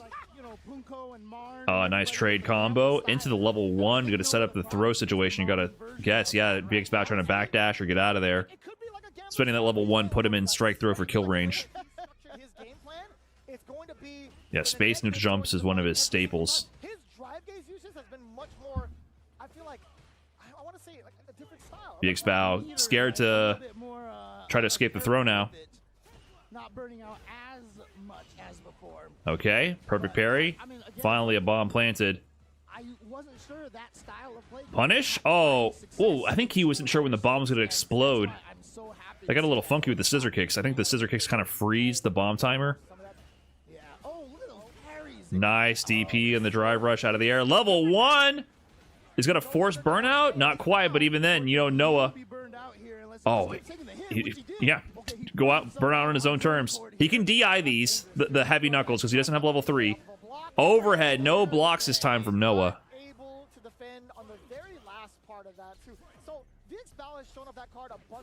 Stand line kick check into the drive rush cancel. Close to level 3 is Noah. It's going to be a dangerous snowball situation. Yeah, now you cannot DI his charged knuckles because he's going to have level 3 cancel on reaction. the mine plan, but Definitely again, enhances Noah's drive offense. rush in there to be able to get in, for the pressure. Okay, Although uses the back bomb, end blocks is Sun to get the perfect throw. time for a meaty. No. Oh yeah, nice check. Yeah, because you can't interrupt with DI. Nice check again. The reactions from VX Bao is working out here. Meaty DI, no reaction this time from Noah. That's a game. It's hard. It's hard to get a DI on Noah. That's tough. That's not easy. You had to do it extra meaty to give Noah the least amount of time to react. Noah the Prodigy, like I said, he's been so good at sniping out the drive impacts while in burnout when he has meter, and that time it just didn't happen. It's almost like it was too obvious to go through, so so Noah didn't think he was gonna do it. But then Pro guys, by the way, thanks for the 4 months. Appreciate that. Exactly. Oh, bomb planted.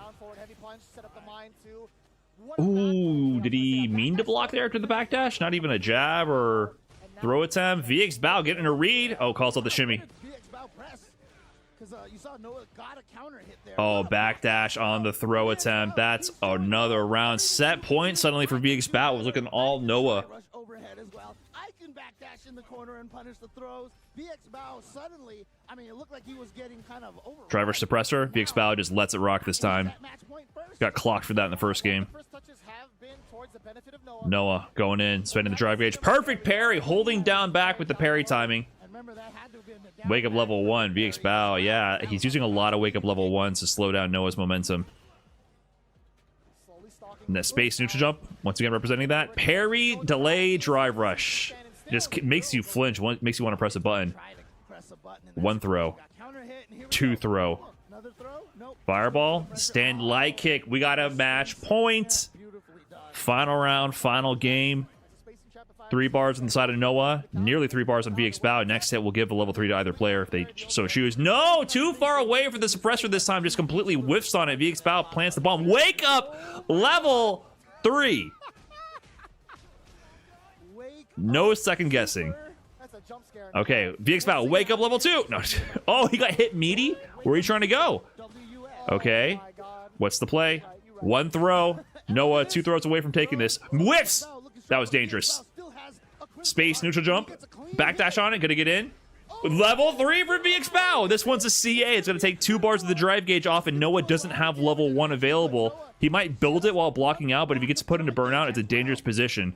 Not near the corner. Neutral jump. He tries to air. It doesn't work. That trade is dangerous. They dash at each other. He whiffs parry. He's in burnout. He has level 1 though. It's not enough. It's gonna chip even if he blocks that.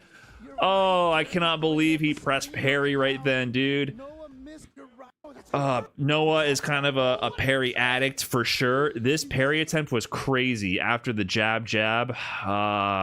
Great hesitation though from VX Bao to wait on his pressure, see it, and then walk up grab. And then he could have done wake up level 1 or something, but like, yeah, the chip sequence was there. Wow, what a set. Very close, very close. If Noah didn't press that parry, yeah. I don't think that's enough for chip, is it? I think it might have been. It does a decent amount of chip. Will wake up level 1 beat Psycho Crusher? Actually, yeah, maybe that doesn't even win. Maybe it just beats that. That's a matchup specific interaction. I don't know. I don't know if maybe wake up DP would anti-air it. Level 1 would have won. That's a projectile though. It depends on when the invincibility runs out. On the main stage, he will go all in. Oh yeah, and VX Bao. Wake up level 1 beats it. I can see the projectile invincibility running out before the invincibility. The physical invincibility runs out on level 1. Wake up light DP would beat it also, right? I don't know. It might be too meaty. Wait, we're definitely not at the start of pools. No, my fault. Maybe his only option was wake up level 1. Oh no worries. No, I didn't. Okay. Oh, I see. Gotcha. Ooh, good match. Good match. Next we have Bonchan, Red Bull's You have to take it to training mode. All the way out here from Japan. I'm sure he is just waiting for that Sagat.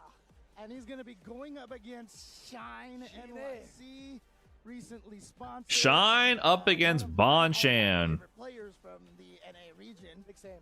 big same. Honestly, Wake Up DI would have won. He didn't have meters and burnout. Kimberly, I didn't get the time to ask him how he feels about the current positioning he's in with both characters. Honestly, I think Chun-Li might just be the choice. I didn't actually hear it, but we'll see. It's going to be the Kimberly just based off of the song alone, and I respect that. I mean, look, that buff they gave the Kimberly spray cans, like I read that and I was like, that's OD one, right? Yeah. Well, tricky thing is it's not actually an OD. You just throw Wake Up level 3 is the lamest thing in the game, in my opinion. Right, it is 2 cans. It's weird. Like, I mean, it's a weird huge that risk. what it is. It's a massive risk. OD at first as well. But it's just Wake Up not. Supers feels a lot more corny at lower I level was like, okay, that's kind of cute. when Like, your I pressure is very cool sloppy, And then I started seeing all the but other it's stuff. definitely a massive risk. Yes, the pressure strings behind it. One of the weaknesses that I always thought that Kimberly had is that the threat of throw into bomb. If she dropped a can and didn't throw you the instant you got up, you Obviously, would've you been play against some players and all they do is risk, so it can feel, it's kind of eye roll against them. You just have to let them wake up over and over. it was such a big buff. The hardest thing about it is So it could be, you can fight corny players who only wake up with supers all the time, and you just gotta not pressure them and let them get themselves killed. And I get that. It is, and keep in mind, she can only get 2 cans with OD, so she has to spend OD. The only thing about level 3s that I think makes it a really strong comeback mechanic is the meter they do. If level 3s didn't do drive gauge damage like that, oh nice, perfect parry punish. He's got that labbed out, never mind. Not exactly what Bonchan wanted, I'll tell you what. Maybe you wanted to charge the fireball? Oh, nice. Yep. I'll blow up the drive rush cancel. Boost! You love that, the side switch. I almost pushed James off the chair, I'm sorry. It's okay. It's okay. If you heard a thud, that was me. Got both cans! Yep. And It's the see second that? one. Just like I said. Yep, the new setups, that's the buff. The It's like you played the desynchronized can explosions. I love it. I love it. The momentum, honestly, I feel like it felt more like Bonchan just trying to stave off Shine from getting started. Majority of the time, right? He's been calculating when the counterpoke should Hey, quote Brian F. Quote, where's Shudo? I can't see him. What am I fake Brian F? What's with the quotes? He got DQ'd. He didn't go or something. I don't know what happened. So it's an expensive mix. But I saw him in the bracket. He was Good. DQ'd. And so I'm glad they did that because now it's worth it to do stuff like that. But I don't know if Chine's gonna try to build it up. Nice shimmy. Shimmy. That's one can. Reload. Oh, Bonchan, what are you reaching for? That's the most you're gonna get. He's gonna have level 3. Is he dead? No, he's not dead. Straight up from here I mean, it's because Akuma. This is Akuma with only 9,000 health. Oh, he's dead. He is dead. I was gonna say, you're not asking the questions, Jade. 9K smile. Something's different in the water. This recent patch, when he sees Kimberly on the screen. What do you got, Shine? What do you got? Close it out. Confident era James. Look, Oh, imperfect parry. Like, they were like, oh, you I feel like it's important to call it the imperfect parry. So perfect parry change does add up to make the game be excited, okay? much different. the question. Okay, I'll do it. That's why I look deep into your eyes. Bonchan at the deficit currently, 0-1 in favor of Shine. Now locking down Shine for now, right? Drive gauge looking a little weary from the side of Shine. We get a forward throw. Okay, Bonchan in the driver's seat this round. Here we go. Dangerous situation here. Getting out of the corner. Nah, he checks those. He checks those. Kimberly. Overhead meaty. Nice. He knows the setup. He knows the setup, but Bonchan's like, you know what? I'm going to catch it anyway. Meaty fireball. Gotta hold that. Slide, punish. That's a round. And that's one of the Bonchan on the board. Does imperfect parry have an official term, though? I don't know if they do. I think they just said if you perfect parry without blocking, you don't get block stun. I don't think they gave it a name. Not going to hit in a lot of positions where you'd like it to. If you read the patch notes, maybe I'm misremembering, but I don't think they labeled it as anything. The offense dashing up, trying to calculate that low medium kick. Could have hit. Demon raid into the chop. Get the forward throw. How do you approach now? So I think imperfect parry And see, there you go, right there. encapsulates it well. What happened? Button is her standing Oh man, they're taking turns beating the shit out of each other. with that move and trying to play footsies with it. You're keeping your feet. Just checked in lab. EX Psycho Crusher wins against Luke level 1 after punish counter throw. Kicks a lot. And you guys were so confident in saying that for sure Luke level 1 would win. For sure. They really kind of did an overall, like everybody's crouching. For sure. This is why you can't just assume it was an ambiguous situation. That is for sure. That might have been checkmate. Light DP wins though. That would have been crazy if Noah woke up with light DP. It's gonna be a combo here. Bad situation. And again, like I said, the corner's still a bad situation. for Kimberly. Damn, it's been all Bonchan. Shine cooked that first game, and now Shine hasn't played. That will help her get out of the corner. That's fine. That's, you know, certain characters Come on, have the Shine. same exact plight or, like, same exact problem. Shine definitely hates Akuma. Akuma is definitely his demon, hardy har har. Okay, we got a hit. There we go. Got the hit. Run this to the bank. Shine. Shimmy doesn't fall for a Bonchan. Is not teching. He's pressing the jab now. Woo! Pressure is just too immense. Walk under. Punish counter. Yes, sir. Right onto the other side, though. It wasn't really ready for it. Only got a light jab conversion that could have been way bigger if he was super confident and starting that. No whiff punish on the towards heavy. Excellent reaction to the run from Bonchan. Shine really takes Two big opportunities that weren't fully capitalized from Shine. Oh my god, that chop. So frustrating. Level 3 on the side of Bonchan. It'll kill. If he gets touched by the low forward, it's over. He's in. Overhead blocked. Throw. That is a forward throw, Shine. What do you do afterwards with the pressure? Oh! Tried to go for the He didn't get the punish counter throw, but... from Bonchan. Oh! Oh! Spend it. Just spend it. Just spend it. Okay. Okay. Okay, he's alive. That was really, really nice. Wait, does this kill? Is a lot of scaling. Is this gonna kill? Yeah, it kills. It kills. It kills. 9k. 9k. Smile. Smile. Okay, no super meter, though, for Shine, but we got a final round, final game situation. All 3 bars for Bonchan. Players now. It's final game. Woo! Final No round. checks. Getting pushed to the corner. It's gonna be a little bit harder for Bonchan to try Nice perfect parry. Can he gain some ground here? Random slide, perchance. right? So any Backdash on the throw attempt. does press. Low drive gauge for Bonchan. The drive rush like kick. No! Yes. Too far away for Bonchan. Doesn't quite get the combo. Oh, we'll take that trade. Oh, he tried parry. He's going to get burnt. And look, Okay, I like that drive reversal. No, I like that DI, but I mean, I don't like it, but I like it. He has level 1, though, to avoid a checkmate if he can react. Oh, he spent it early. level 1. But if he gets pushed to the corner, it's over. Time here. What can he do here? Oki in. Oh, counter hit conversion. Okay, wait a minute. Overhead blocked meaty. Oh, he's forced to take these hits. One more. One more. That's it. Oh, Shine takes it over Bonchan. He beats not only an Akuma for the first time, he beats one of the best in the world with the comeback. He was about to The wake up level 1 risked it all, ran to the bank. Let's go, Shine. The realm has been defended. Oh man, he's been getting cooked by Akumas for a minute now. No boots today. He's definitely hates fighting this character, but it all came together for this one. Woo! Okay, NA staying alive. Noah couldn't clutch it out. Shine did. Now we got dual Kevin up. You look and thought about why he did so. You had to look at the drive gauge, right? He was getting himself. Just took several nerfs to make it happen. Fair. I mean, Akuma could use several nerfs. Frame trap's gonna be like against Shine, specifically against Kim.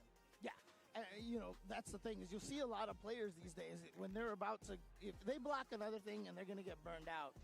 They will press and they just do not like they'll take some damage just specifically not to get burned out because it is bad to get burned out in this game. That's what I was saying towards the very end. He can't afford to take any more. Noah's out. He's in losers. He lost. We just saw him lose last game, last round, last interaction to VX Bao. So he's still in. He was keeping it so strict. The frame traps were just coming in layer after layer after layer. Yeah, and it's really scary too because Oh, I think I missed you, Colonel Fancy, with the 6 months. Thank you so much for that for some crazy resub. into overhead or whatever, Appreciate that. killed. And if you're wrong, like Yeah, Dual Kevin started doing YouTube pretty consistently. I gotta ask him who's his editor, who's running that YouTube channel. He has thumbnails, he has social media posts. I feel like someone sat Dual Kevin down and said, "You are going to do this. Read this script. Here's the videos you're gonna make. Here's the topics you're gonna cover. Say these words." Someone like took control of like Dual Kevin's whole operation. Maybe it's his brother. If you don't know, his brother has like 1 million subscribers on YouTube, yeah, I think you did. I think because which was why it blew my mind when I was like, "What are you doing? Like your brother knows YouTube." I forget his what is his brother's channel's name? He's a Call of Duty YouTuber. No way, but thankfully enough, I mean, we saw it go in like the big call out from Shine. It paid off in his favor. Really, really well done. But Bonchan's still gonna Dual have Kevin's a brother. shot for sure, right? That was still good inside. Bam? To the next set of the bracket. Yeah, is it Bam? I do believe. Bams. Dual Kevin going up against KojiKOG. oh wow, This is Dual Kevin's brother. has backed up 1.47 million subscribers. phenomenal start to this Capcom Cup season. You remember last year? Is this his brother? waited until the Is it Bam's? very last second to I think it qualify is. for PWC, waited until the very last second to qualify for Capcom Cup, and this year first tournament he goes to, he qualified. Just Call of Duty. I love that. He qualified to both. Hired girl sniper coach. Yeah, getting real YouTubey. Numerous times on numerous times. Scraping the bottom of the barrel there, but I mean, he knows something about the YouTube game. Yeah, that's right. I remember you saying that before, and that's such a. You're the one that interviewed him for Trash Talk? Yeah, but I don't remember his brother's name. We talked about it on Trash Talk. I just can't recall his channel's name. Bad enough, right? Having 0 Kevins would be awful, but fortunately this year we still have both of them here. Right on. Yeah, I mean, like, good luck, KoG. There's one Kevin you have to face off against. He's right in front of you. Very aggressive, but you know what? Do what you got to do to pay the bills, I guess. I mean, people like to rag on anything YouTube-y, but at the end of the day, people watch it. I don't know. I don't know what to tell you. Obviously, I do agree that make what you want to see in the world. But so I think the loudest voices act above it all, but then the silent majority just does not give a fuck. Which is the truth of the matter. Clickbait is fine as long as it's representative of what's actually in the video. And I think the problem is we don't have enough words for clickbait, because people call anything that's remotely interesting clickbait, and I just think you lack imagination.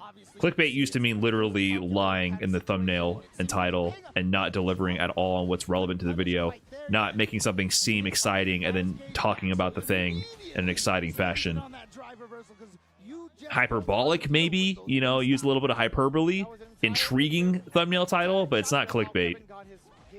You'll get comments and people critiquing you for not titling things like a librarian, and yeah, if you ever do content, guys, never listen to the Debbie Downer that critiques you for making anything seem exciting or interesting, because they are literally going to complain until you fail.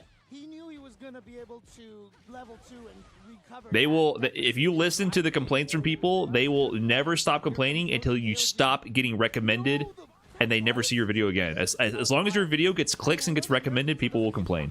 But that was not behind at all. That was right on top of her head, and he just hit the button to Dual Kevin cooking butt at the same time. And you know, to be fair, I feel like if Dual Kevin had pressed the button, he probably would have grew his hurt box, and he probably would have got hit. Grew his hurt box 3 sides. I remember when my YouTube titles stopped being Brian F. Balrog versus XYZ player playing XYZ character, 1st to 5. When my titles stopped being that, I remember there was definitely a handful of people who were like, I'm confused. What is this video about? And I'm like, the thumbnail title was about an interesting interaction in the gameplay, and then the video opens up and there's gameplay. And I'm like, I don't think it's that confusing. What are you confused about? They're like, sorry, you didn't use the Dewey Decimal System to properly categorize your video. I can no longer comprehend what I'm watching. Okay, I was gonna say maybe tick throw into a command grab. You know, Dual Kevin thought the same exact thing, hence why he went for the OD. And now you got to deal with the SAR, and you see him back off because he's ready to kick it. Level 2? Oh, he got the staggered jab, but didn't believe in it.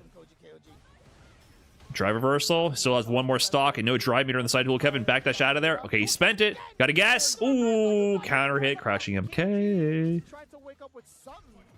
And there is one of the biggest weaknesses that Lily has, is that OD Windspire is so powerful, but if you drive reversal it every time, it's an even thing. You both lose 2 gauges, so why not? Oh my god. Oh my god. That was a series of frustrating events for KojiKOG. You can see he's doing a great job bringing it all back here.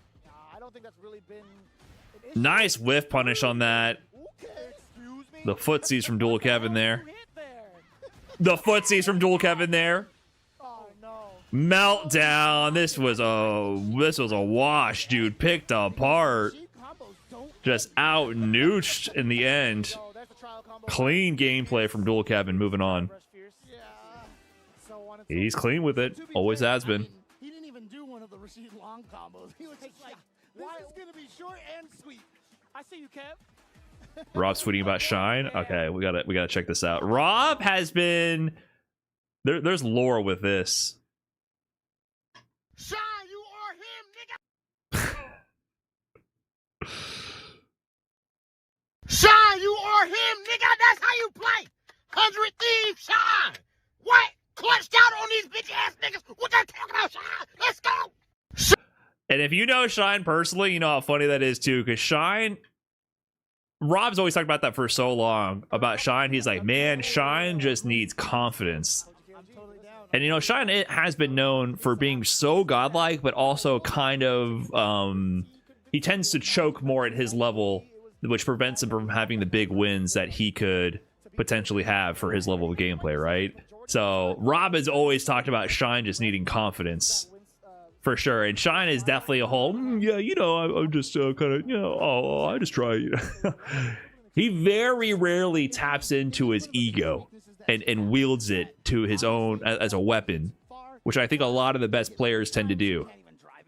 You know, I mean, look at Noah. I mean, he doesn't know how to put that sword back in the hilts. Like it's permanently wielded. He does not disarm ever. So Shine, I think, has historically, that's been maybe what some people say as his one crux. So Rob has always harped on that about Shine needing to just be confident. So I know every time Shine plays, Rob is like looking for him to pop off and like really, and to not choke first of all, and to pop off. So Rob is always talking about that. What's the origin of $3 for Shine? They were roasting his shape up on NLBC back in the day, and they said he got a $3 shape up. Which might be a real thing in New York, I don't know, or at least back in the day. But yeah, I mean, so for some characters it's going to be riskier than others, but that's a great point that you brought. That's like ancient history at this point, I guess. So good, especially if he has that Isar and he can zone with the wind shots and such, and so he does control a lot of that mid-screen space, so it's harder for you to force your way. Yeah, it's definitely not real anymore, but maybe back before COVID it might have been. I think Lily also has a pretty interesting kit. I think she has some pretty interesting long-range normals, right? Contact heavy punch being one of them. Setting medium punch is also such a fantastic What up, Tim? tool just for kind of like a hit range. Shape up? Question mark? But honestly, I want to see a haircut where you don't really change your hairstyle, but more just shape up your existing style, a lineup, whatever. Usually white people don't say shape up. But yeah, it's usually part of the lexicon of other demographics. Specifically where it's like, oh, this player from this region had developed it. Man, James, you're the GOAT, actually. Caught. Like getting a trim? Yeah, I guess getting a trim would be the white person equivalent. He said it was good. I felt so proud of myself. Okay. I felt so proud of myself, honestly. You ever heard a black guy go, I'm getting a trim? Is that a thing? It's always a lineup or a shape up. I don't know if I've white people definitely say getting a trim. And to be fair, like, you know, with the shorter hairstyles, your hairline, you have to get lined up with your hairline. Usually, you know, look at the classic white guy hair. Usually you have some kind of comb over thing. You got longer hair a lot of the time, so you don't really get a lineup. You get a trim. EndingWalker coming in from a very, very extravagant performance over at Combo Breaker. I didn't get to watch in between as well, between like the other two big. That's how all people say it in the UK. We say getting a trim, right? Well, you know. I mean, honestly, every match that we've seen is a top 8 so far. So it's been pretty crazy. And again, this is the hardest thing, right? This is Eminem Erasure. Without question, just the hardest tournament to win because everybody is so. Anyone got the clip of Shine going on stream and then the table, the setup falling apart? That was at NEC 2016. I was there in person. So if you want to look it up, it's NEC 2016. He was flexing the $3 shape up, and then he goes to sit down, and the whole table just immediately collapses. Yeah. Bumbaclot!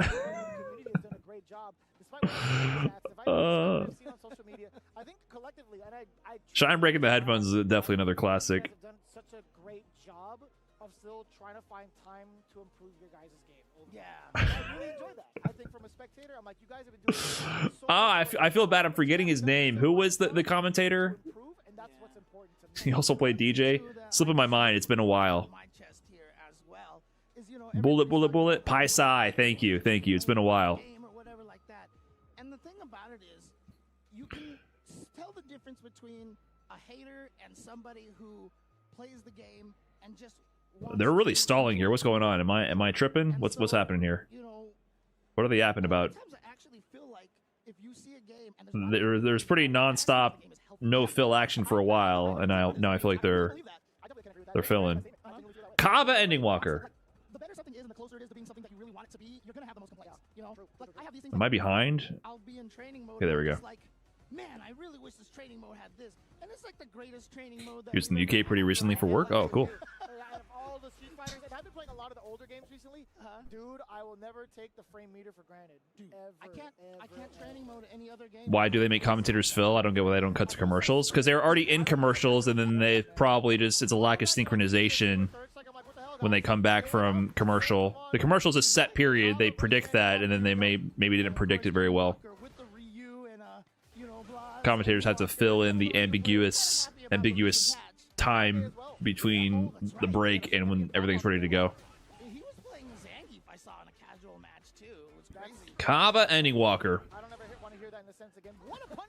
Yeah, nice punish from Caba there. Awareness on that. Punishing fireballs. It's always ambiguous. You have to be aware of the spacing from where you blocked it to know if you can get the punish or not, and doing that with a stand light kick to flash kick shows confidence on that range for the punish. Good awareness. EndingWalker just pushing to the corner though with his aura, trying to hold Caba on the side of the screen, looking for the moment to strike. Nice perfect parries, weaving in and out of the ranges. Now he has the corner and gets the immediate whip punish with the solar flexes. We're down to 30 seconds before any actual like heavy hits occur. Is that gonna punish? Wow, Caba knows the matchup. No dension charge for free. Nice punish on the crouching MK. Soul maintains the corner. 18 seconds on the clock. Life lead, counter hit conversion. No, doesn't get it, but it gets a throw loop situation. Backdash on it, but it was meaty enough. Not punished. 10 seconds. Life lead for Caba. Oh, he's one throw. Timeout. Time over. I feel like Caba might have had enough health to counter DI. Maybe I'm wrong. Maybe he had some gray life that was white life that was recovering. Yeah, but time over in the first round.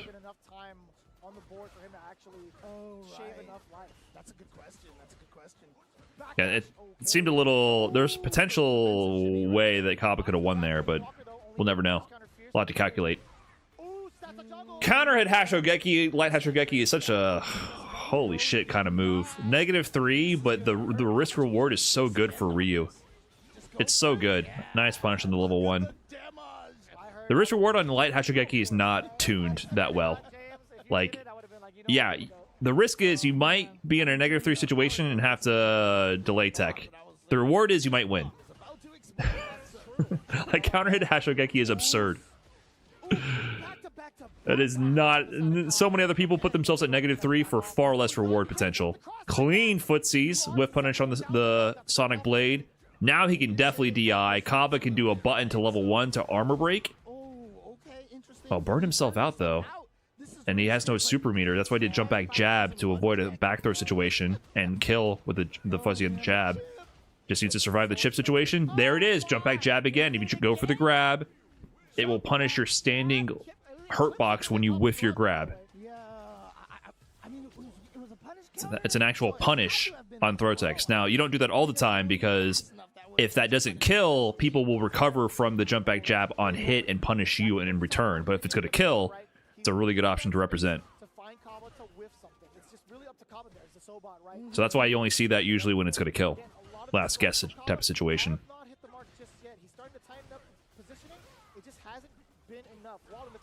Catches him on the backdash. One throw. Standing medium. Light Hashogeki just jumps away from the mix. The risk reward is definitely good for Ryu on that. Level 1. Punish counter confirmed.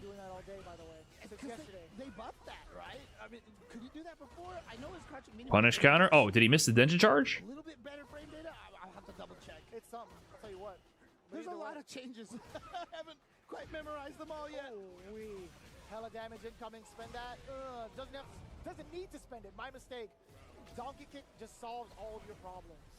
Yeah, EndingWalker is one of the best perfect parriers in the game for sure. I don't think the patch will nerf that. A little bit antsy. EndingWalker trying to break away from the traditional strategy that he was implementing earlier on. A little bit Set more point for aggressive. EndingWalker here. No, he's gonna throw the EX, the OD, excuse me. Oh, wow. Actually hit him. Nice throw there. I guess Caba 2 made throws. double jumps or something. 3 throws. Oh no, it was a 4th. All right, so Caba does risk the EndingWalker tech in such a strong position here to close out this set. out of the situation. He Caba needs to find doesn't have something level here 3, now. has level 2. EndingWalker just caging so well. Another counter or punish counter conversion to level 1. Yep.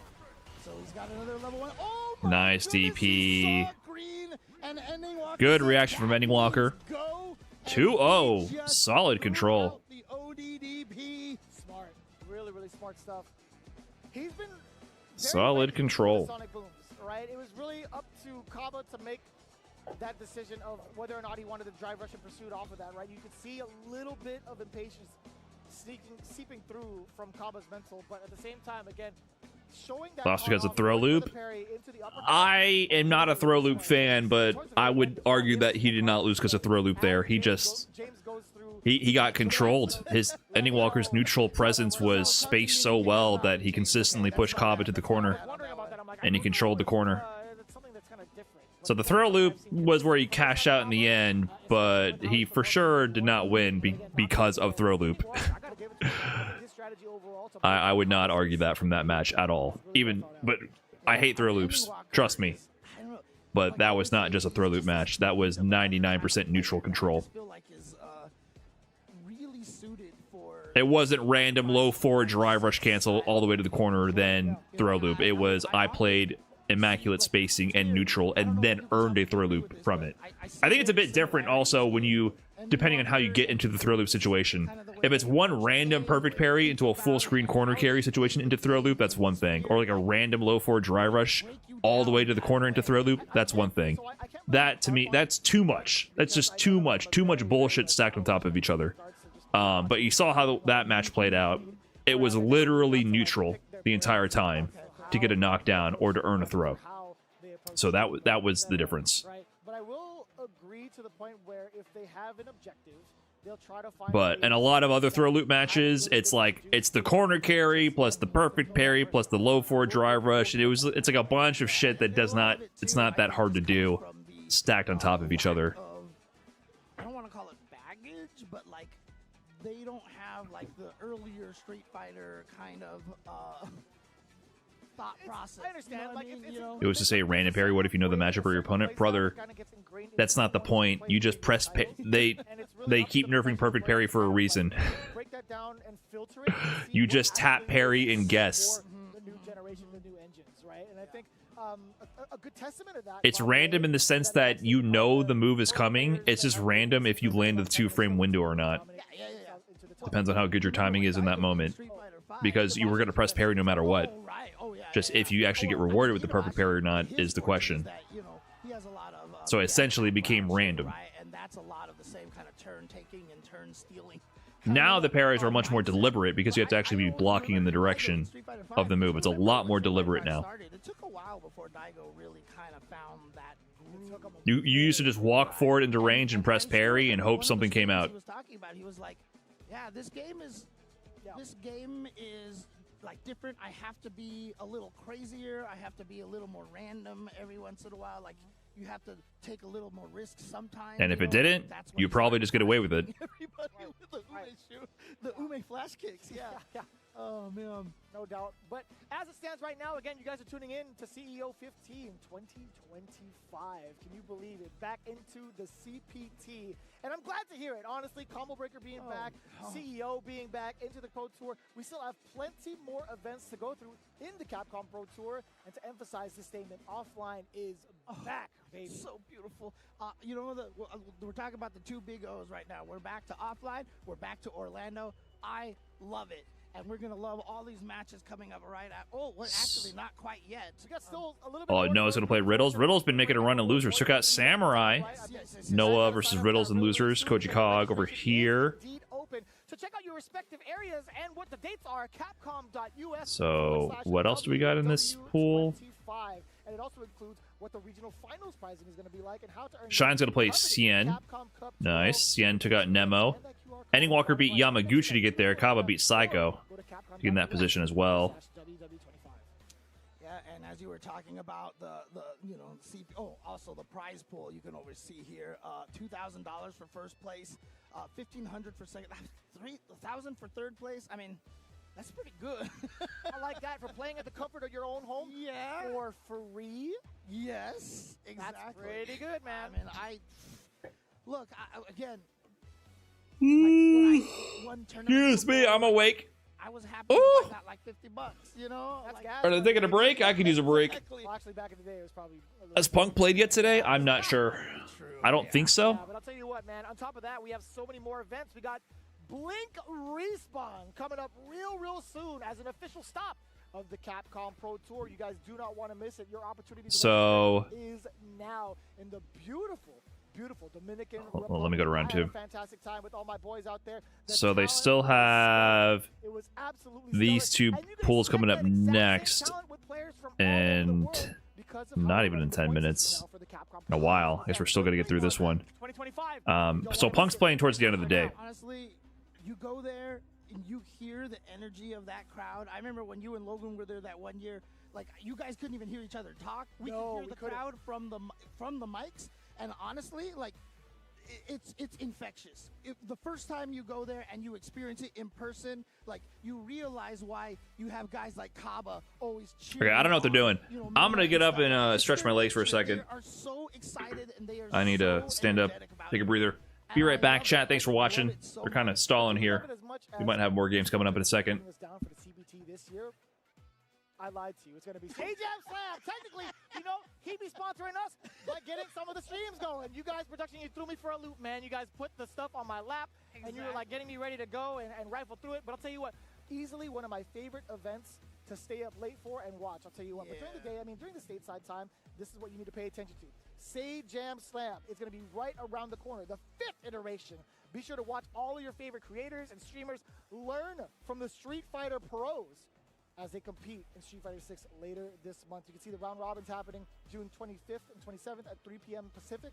Team finals happening on the 29th at 3 p.m. I love the fact that Say Jam has said, like, it's been so hard to pick. There's so many applications for this thing. And I'll tell you, it is I absolutely... low-key tried to apply. What's that? I low-key tried to apply, but I got nervous. I'm like, I don't think I should send it. You're too good for this, right? Come on. No, I want to learn. I want to learn from the pros. No, yeah, dude. that's true. That'd be sick. And honestly, as well, you know, just want to mention about it, it is one of the greatest environments to learn. Free. Honestly. Dude, and what you get out of it from the players that do participate, you get a lifelong fan of Street Fighter.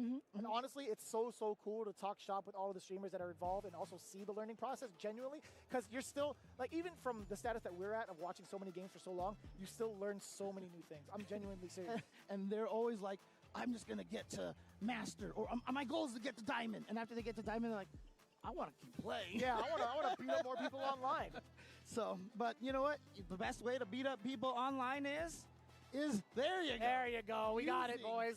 Your Victrix controllers over here. And you know what I love about what Victrix is doing here? Providing you a solution for all types of players out there. So if you are a joystick player, a leverless player, a pad player, and you know what I love the most is the claw pad over there with the 6 buttons on the so face. good, dude. I mean, again, look, I'm going to say it again, like my favorite pad ever was the Sega Saturn pad because it was a 6-button face pad as well. And the ports on that console were great for all the Capcom fighters. And the buttons just feel good to press, genuinely. I do have one of those myself. I have used it for a plethora of different games as well. But again, Victrix has done a phenomenal job of putting the peripherals together to the benefit of both casual audiences and professional players as well. So again, if you guys haven't done so just yet, try it out. For the love of God, try it out. It feels so good. Honestly, it's genuine. Oh, there it is. It's up there. There we go. So you can take the joystick off if you hate. I'll tell you what, though. You can try this one out. This is fine. We're going to go to a break in just a bit. James is gonna recuperate and probably I don't know apologize. where it is. This guy's a mess. I don't know where it is. We'll see you guys later, man. We'll be Where right did back. it go?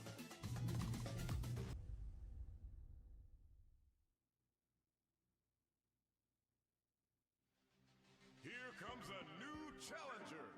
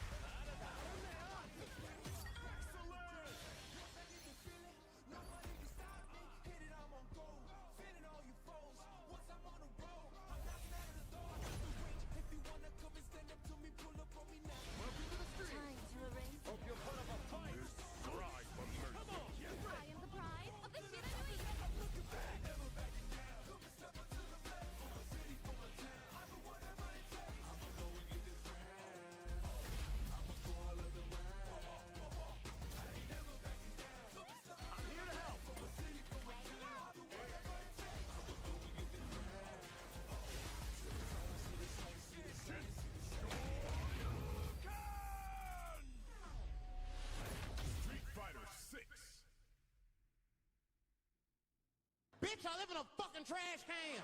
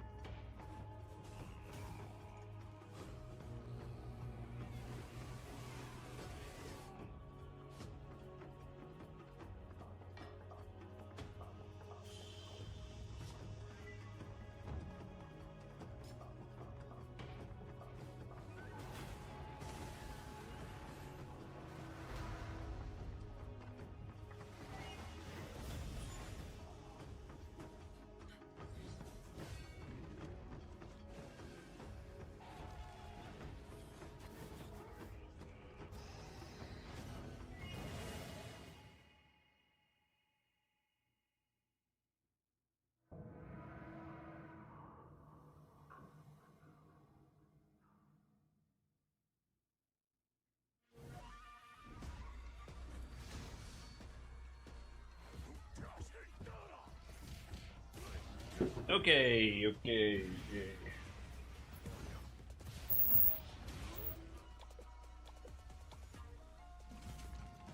Where I miss? What up, Frank Geek? Thanks for the big 45. Boba.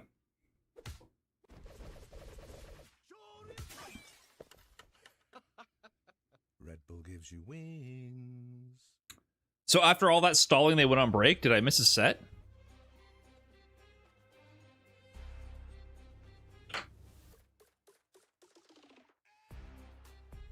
They just stalled and ran ads. They were probably figuring out what to do. I missed a set of yapping. No. Did it kill?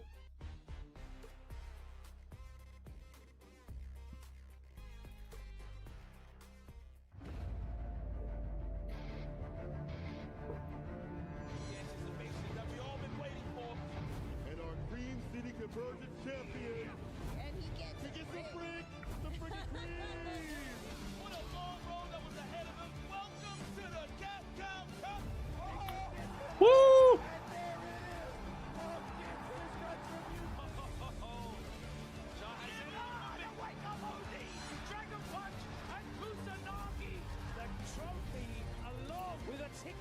So I'm guessing we're going to the next round, to the next pool. Unless they're going to show more of this same block of I1 and I2. It's still ahead of schedule, right? Because the next block's not for another hour. Greets from Mexico City. I like your content. What's up, Juan _BF? Shout out to Mexico City. I think, isn't Gama from Mexico City? Back into it. We got offlines in full effect here at CEO 15. And again, I know Gama. Say, that line gives me the chill. Who else? I think I knew some other players from Mexico City. Whoever put that package together, you guys are my goats. Vicious back at it again with James Chen to continue on with round 2 of pools for today. We've already had. Is Christy playing? Christy's in the bracket, I believe. I don't know where. Gama's in the tournament? Oh, nice. Check out the VODs. Either way, it's still available for you. But right now, just as important, we got 2 more players coming up on the stage that could be your favorites or potential new favorites.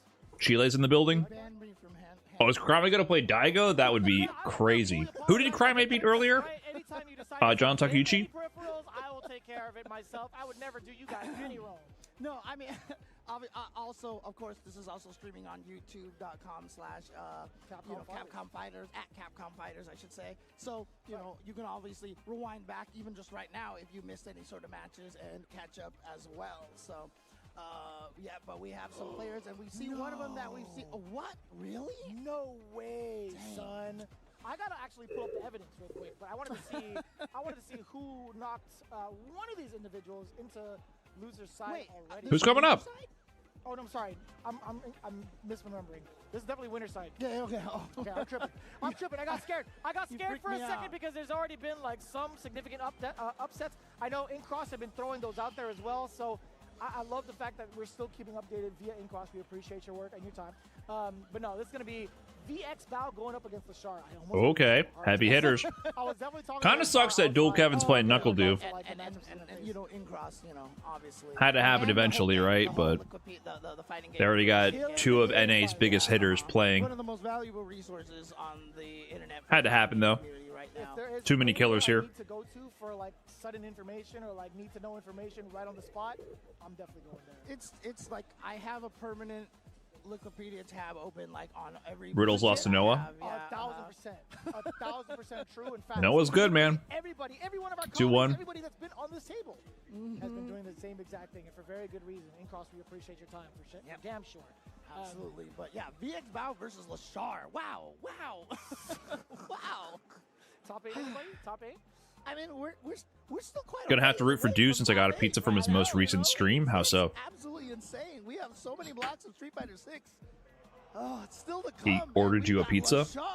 From Korea going up. Yeah, Noah's still all in on Luke. China, and technically, I mean, you could say that the big 3 Asian countries are all represented here because Lashar. These matches are literally top 4 of any premiere, and it isn't even top 48 yet. This is too insane. Yeah.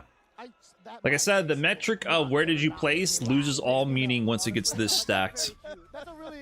VX Bao, Lashar on the Mind, VX Bao on the Ed. That was one of his more recent additions to his repertoire. He'd bust out the Ed for certain matchups. Send MK starter. I think you should be able to kind of like set up certain faces. OD again. Unconditionable. Kind of unprecedented. I didn't actually think VX Bao was going to go with the Ed pick against Lashar's Mai, but here we are. Yeah, I guess VX Bao. Not making top 32 used to be like a diss, but now killers drop like crazy at top 128. Yeah, it just doesn't apply anymore. Oh, okay, there we go. I think it's fine. I think the pressure she can exude while being buffed up. I thought Lashar's been playing Terry. He was playing Terry pretty heavily, but in tournament, he never really pulled out the Terry. It's been mostly Mai. No shimmy right there. And you're stuck in the corner here. Yeah, even though there's no proximity guard on that bouncing fan. Nice sweep whiff punish. Out of there. Oh, you missed your throw. You're in a bad spot. Yeah, there you go. And you see how Jab, jab. changed that she only gets the 5 at the very, very end of the super. Jab, jab. 'Cause if you block it and hit her, she gets nothing. You get nothing. You stole fizzy lifting drinks. You lose. Good day, sir. No, dude, that was complete. Lashar is just too methodical with it. Just correct decision making But Lashar was already through and through. This is his character, right? Let's be honest here. I think this is the character he knows mastered the ranges of. Yeah, he knows Ed. He knows the ranges. He knows where the gaps are and everything that Ed wants to do. But VX Bao is sticking with the Ed. That's like, are you sure about that? That's what it looks like, right? Yeah. Are you sure about that? That's the exact facial expression. With all due respect to Lashar, it's disgusting to see him playing Mai. I agree! A waste of his talents. Well, not really. I mean, it's a proper pick, but... I mean, good for him. He got his first Premier win after being at that level for, like, 2 years. Like, it was a matter of time, but it's just such a boring character. He's too good to be playing Mai. But I also want him to get that bread, you know? He deserves to get some big W's. Mai is just not cool in this game, unfortunately. And, you know, as people have labbed out ways to fight against Mai, they've gotten a lot better at handling the fan situations. As they should, right? It's pretty pivotal. He plays Mai fairly honestly. Yeah, it's just boring. Just the right timing for that. Oh, did he miss level 2? Oh, never mind. That was mad devious. He knew the timing of VX Bao. He knew for sure he would fall for it. So he threw the fan intentionally and was like, you know what, I'm going to go for an old-fashioned... That's Mai's problem, is that her fundamentals are too strong with the added bullshit of her projectiles.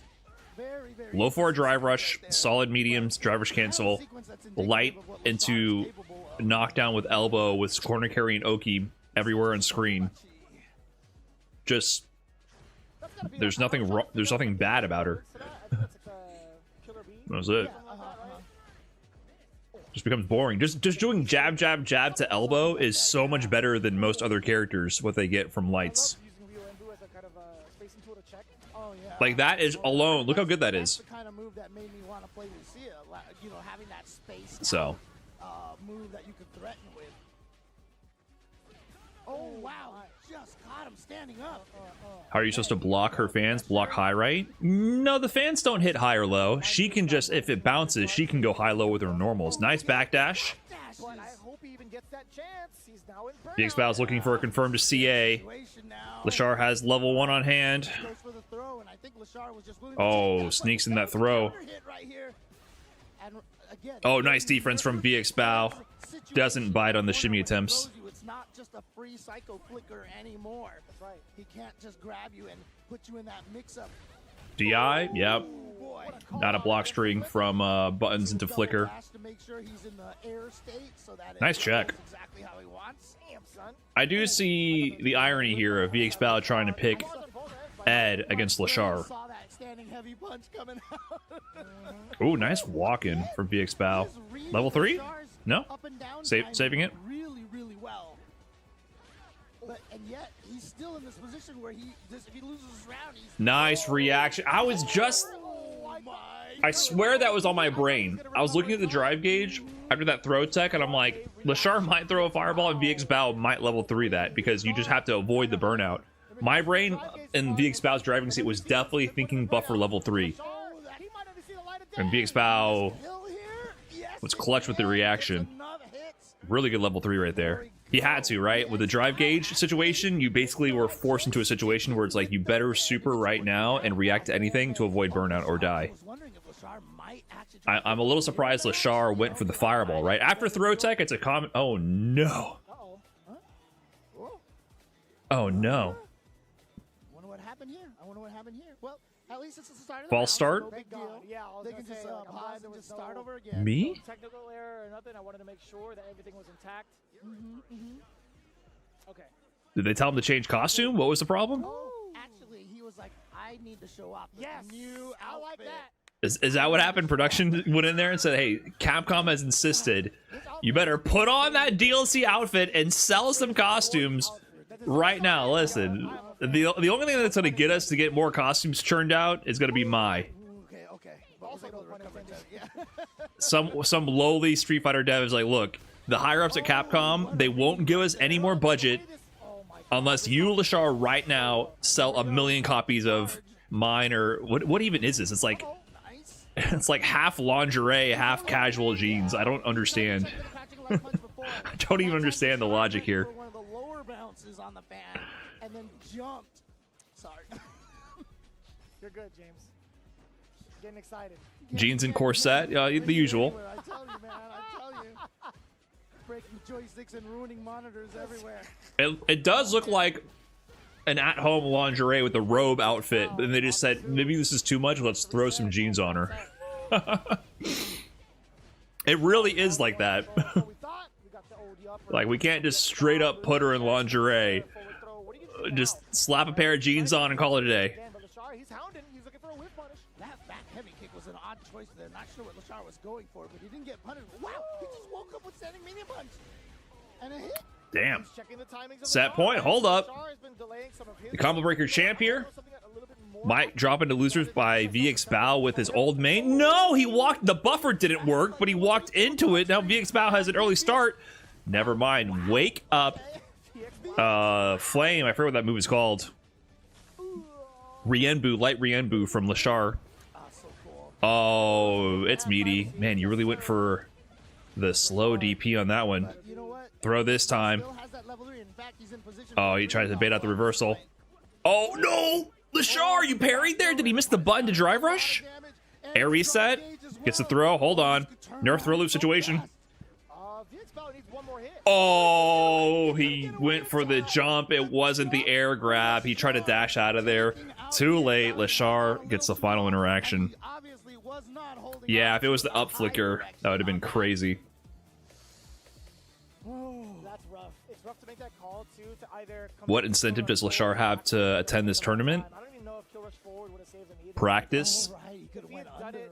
Love of the game. Competition. Establish his legacy. Being the GOAT. Rough throw of the dice in that instance, man. But it was a good call from Lashar, right? He sees flicker. There are moments where he has certain suitable counters for it. Jump just happened to be the right call. And you know what? I bet you if Lashar, I mean, he's hot right now. I do agree. He could just sit back and wait for Esports World Cup. Have we ever seen? But Have you ever seen VX Bao even try to like attempt to go for like an upward snatch? On the other hand, you could also see maybe it's like, man, I just want a major. Let me go win some more while the getting's good. We haven't seen one kind of actually come out just to like show off that card. It's like, oh, I'm thinking about it. Right. I think that bit of information does add like a slight bit of info for the mental stat. Yeah, it's interesting because like I assume most, if not all, team contracts cover travel right. At that point, I'm going to everything for real. It varies. Usually, any sponsor worth their weight in salt would obviously pay for travel. But you got to remember, he's in Korea now. Did he go back to Japan for the next season for Street Fighter League? I don't know. I think he went back to Korea. That's a lot of travel. You say I'd go to everything for real, but those are very long flights. How often do you actually want to be doing that? That is very tiring. So there's a limit. It's much more dramatic in the critical art version because it's black and white. It's like, It's a lot of traveling. Once you do it enough, it's not fun like that. It's exhausting. But yeah, you could make an argument that maybe he could stay home and wait for Esports World Cup. That's more like a Mena style, right? Mena tends to not go to as many events and waits for the big ones. Even though he still went to a lot of majors after he qualified. Not all of them, but a decent amount. I mean, to be fair, there's not much to dissect on that little, brief little thing. But on the other hand, I definitely like when players continue to go to major events. Try to establish a legacy, right? I would love to have someone break through and be a consistent major winner.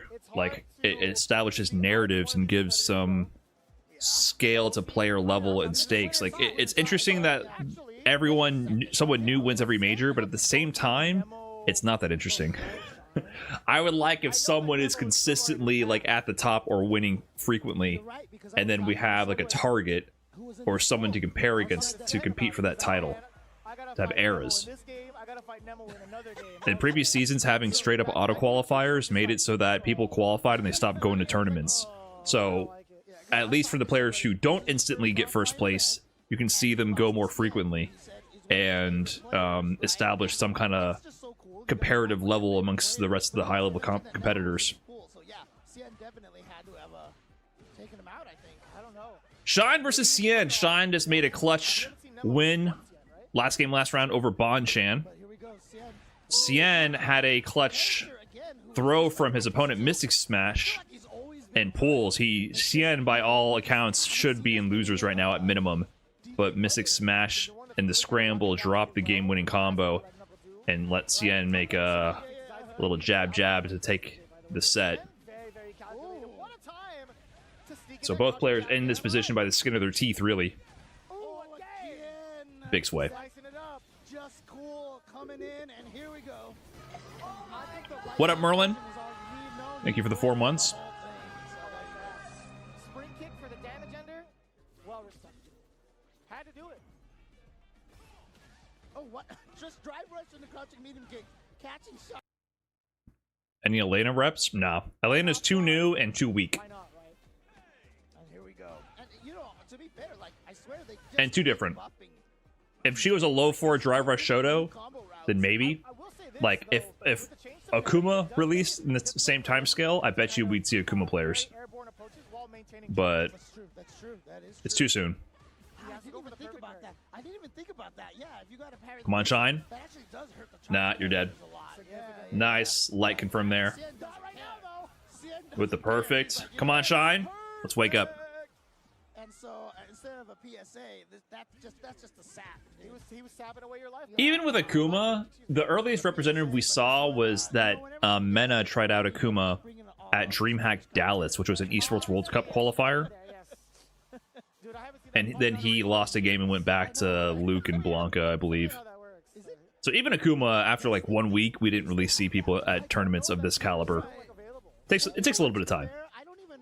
Like 2 weeks. We're all on streaming services, and there's just the options that you just change for the language. Okay.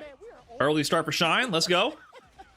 Anti-air. Oh, imperfect parry. Zhen got a little mixed with it. Fortunately for Shine, threw him out of the corner. Really significant mix. Zhen having a defense intact. Nice slide anti-air. Wow. Punish counter That was deep also. to the corner. Shimmy. Oh, you're burnt. Ay, nice option there. Wow, immediate level 1, but the jab is meaty enough. That's going to be another round for Zhen on set points. Shine. Got nothing so far. Punk went CEO with Akuma? Yes, but Akuma released at an earlier time frame. And he won Akuma. He didn't only use Akuma. He used Akuma in grand finals against DCQ. This is a high damage combo here. Oh, you're still grounded, son. Stay in your room. Yeah. Because the only way to get combos off of that overhead is to be at point blank range. And so you're always Akuma had been out for a while before CEO. You see the animation. She's airborne. At least a couple of weeks. These throws real quick for a bit. And like I said, NL was in top 8. Grand finals was DCQ. buffed Kimberly on escaping the corner. Damn. Shine got cooked. One of the better tools that DJ has. Unfortunate. Nice and easy. Good job to Zhen, though. Medium kick. Catching Shine. That was a very aggressive DJ. I'll tell you what. I mean, when you get Kimberly in the corner, it's very important that you are aggressive, because what I've always said is one of her biggest weaknesses. You remember when Terry first came out and everyone's like, oh, he doesn't have that cool stand fierce or whatever button that hits a little further away. But he had the stand heavy kick, which still works. You want Punk to win his 3rd CEO? I don't remember. Like that. Yeah, but the thing is, Kimberly is the only character that Did I read that? always say that there's the That's standard not- button, which is everybody's crouching medium kick, right? Everybody has This that would be his button. 2nd. He's never won an, he's only won 1 CEO, right? Medium kick, right? Plus on block. What's that? Or isn't it plus on block? No, crouching medium. Unless he won. Did he win 2017? Medium kick, right? For Kimberly, No, Snake Eyes won that, right? same range as all the crouching medium. Did he win kicks. 2018? The thing about it is every other character has that button that hits farther than that. Like a Ken I think that was his first standing one. heavy Kick, a Ken standing heavy What punch. about Kim's standing heavy punch though? It's shorter. He was in range, grand standing finals heavy. multiple times. His first win was 2024. It's still slower. It's about the same speed, I think. Interesting. Yeah, let me think. 9 frames. It's 9 frames. You might want to see on Otaku. that one. I would have guessed 8.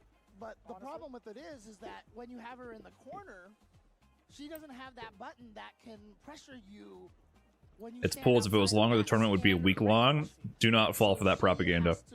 That is absolutely not true. Which makes her walk into a lot of stuff. Okay. And so that's why she has a lot of trouble in the corner in that situation. That is absolutely not true. Especially against Ken. You know how much I hate getting put in the corner by Ken. Because I've eaten so many standing heavy punches. I'll tell you what, though. Those throws from Ken, 1 frame links now. Yeah. Especially online? Yeah. Hell yeah. At least I feel much better about that. I'll tell you what, I'm like, you know what, you earned it. You earned it. There would probably be less matches on stream. That part would be true. I have, like, this weird conspiracy theory. Because, like, The tinfoil hat's coming out? yeah, the tinfoil hat, because they've done some very interesting things with the throws here, right? They haven't gotten rid of the throw loops. I'm wondering if they're These yap intermissions between sets are excessive. like throw loops 1 frame. Yeah, but you know they have to swap the players out, right? And maybe next patch we'll get some changes. Sometimes you see comments where people, I'm not saying that's what you're doing, but you see comments where people are like, why are the commentators talking so much? Why don't they shut up and let the players play? I mean, literally. So as long as everyone is clear that the commentators do not want to talk about nothing over nothing, they are really hoping the players sit down and get ready to play, and production gives them the go-ahead to start the next match. They are really hoping that it moves as fast as possible with as little downtime as possible. It just takes time to get the players in, physically move out the previous players, collect the next players, sit them down, make sure everything's working, set up the graphics. Why are these selfish commentators yapping so much? How dare they? I've known for a while that The problem is they can't just be frank like, hey guys, shit's fucked up back here, so we gotta wait and kill some time. They have to talk like there's nothing wrong. Well, in a lot of situations. Funny enough, he's juggling 3 characters at the same time. I think they're all up to Dual Kevin, Knuckle Do. main standard. Okay. Yeah, unfortunate they're playing around too, but like I said before, it's too stacked, it was bound to happen. Nice, okay. And honestly, because these guys are best friends, they know each other so well that, you know, Knuckle Dude just might know that DJ. Big whiff punish. Dual Kevin's Rashid. Do beat Fudo before this, right? Right now, he's having a great time. Missing that conversion off of the counter hit. Dude with the DJ. Still fine. Knuckle Dude He's been playing a lot of DJ for certain matchups. He has to find a way to assess and maybe burst out. That's totally fine. Yes, sir. Knuckle Dude try to pursue after that option select. Yeah, but here corner position. Brian F, can you stop yapping so we can watch the next match? No. Reversal. And as you see here, oh, what a perfect parry. No, unlike those commentators, I want you guys to be stuck. Punish? Oh, I thought he wasn't going to get a punish for a second. I was nervous for a second because there's no drive rush behind you. You can't cancel anything. But I'm glad that the roundhouse was still able to clip and you were able to get so wide. Yeah, and honestly, the burnout would have made that harder to punish. Free. That's what I'm saying. Nice pickup. No drive rush behind it to pursue. Stagger jab. The lights into the mixer. And longer blocks done too, right? So yeah. Do. Holding it down in the corner. Ready with the anti-air. Good defense. Oh, no, checking the dry rush from Dual Kevin. That's a side swap. That was very scary. I thought Dual Kevin was going to try to respond. Nice anti-air from Do. Maintained the charge. All right, well, Knuckle Dude looking really solid here. Wow, look at that. Back-to-back drive rushes. First the fake, and then hoping that that freezes. Yes, I have 2 videos on my DP shortcut, and I linked them in my latest Elena guide video. I have a video about how to do SOCD DPs on leverless and how to do crosscuts. And they're both linked in that video in the description. Level 3 from Do. Okay, Cav, can you make a comeback? Throw tech, he has level 2. He needs a way to set it up. That's one way. Oh, he got hit! Did he just take the hit on purpose? He didn't really get much from that. Was that intentional? Or either way, it worked out. I'm not going to go as far as to call that intentional, but it really worked out. Stagger on the backdash. Suddenly gets for game. Or gets for round. Wow. Plus frames. Forces the drive reversal. Oh, he pressed jab. Wow, what a comeback from Dual Kevin. Falls victim to the fireball. Possibly trying to trade out, or at least maybe press a normal, like medium kick again, to snipe out that itty-bitty life that Kevin had left. Trade or something like that. But I mean, if he did trade, obviously it would have been a double KO. I think he was trying to walk into range and parry. Common strategy. I don't know about walk in and get hit. Ooh, the forward medium kick. Sunset wheel. You see people mess up sometimes. They walk into the level 2. They're trying to walk up and parry it early. Oh, a nice instant air Yasar to bait out the throw attempt. Level 2? That's not Yasar, sorry. Instant air Arabian Cyclone. Imperfect parry. Nice check. Kevin's not getting nice sway. Kevin's not getting the anti-airs on the bazooka knee. Very rare to see jumps go unpunished from Dual Kevin. Shows the strength of that option from DJ. Kevin, as a Rashid player, is very moderately paced. He's very calculated. And maybe that's something that Knuckle Dude just knows. Like, you know what? I need to dictate the pace of this, so I'm just going to be extra aggressive. Oh, yeah. Love that link. Oh my God, the damage incoming. Oh my God. You do not want to get hit meaty by that. Jesus. Super there. He's backing away. Ooh. Oh, wow. If he was closer, I think that actually would have hit him in time. That knee actually had to drop pretty far. Dew is running this right now. Do that right there. Knuckle Dew. He is doing some work on Dual Kevin here. He's playing out of his mind right now. Oh, Soulbot just happens to connect. OD spinning mixer. In hot pursuit. Very early forward medium punch out of the drive rush from Dual Kevin. Ooh, good, perfect. Oh, no punish. Still recovered in time. No punish. Have to be a light punish. Convert to level 2. Oh, no. Oh, dude, you got no rhythm? Couldn't tell you. I mean, Knuckle Dew's problem is that he doesn't. Wow, I've never seen Dual Kevin not anti-air so many jumps in my life. He's gone for parry on the knee every single time. That's true. Oh, whip punish? Yes, sir. There we go. Doesn't go for the side switch. I love when you watch a player and you can just count on them to whiff punish. Oh, man. Wow, I've never seen so many jump-ins go uncontested. Great options from Dew. I'm actually very surprised by this set. That was a good call out from Dew. What is that, 2-0? Yeah, that was a 2-0. And so, you know, like I said, these guys are good friends, and, you know. Dew having a good run. You have, like, two people so took out Fudo, took out Dual Kevin. You know, combine the, you know, So Dew is moving on. He's going to play against Lashar. Dual Kevin, maybe, you know, we could say, but is there... Look at this bracket. Ridiculous. Maybe Look it up. Do we have turmoil in the Knuckle Duel relationship here? Oh, no, never mind. I know. Who does Shine go on to play? Knuckle Dew, he was, you know, Shine will play Mizuha. Dual Kevin came up to me, he's like, yeah, and you know what? What's going to happen, too, is they're going to sit down and talk about it. They're going to be just like, okay, yeah. Not right now. Okay, not until later. Yeah, for sure. But, again, I always tell people, if you have a training partner that you play fighting games with all the time, if you have a training partner, you got to tell them why you're beating them. If you're the stronger partner, you have to tell them why you're beating them, what your mix-ups are, and how they keep falling for them and stuff like that. So Nemo Bonchan, Kite Yamaguchi. Oh, Kite beat Psycho. Okay, nice. Or shenanigan them.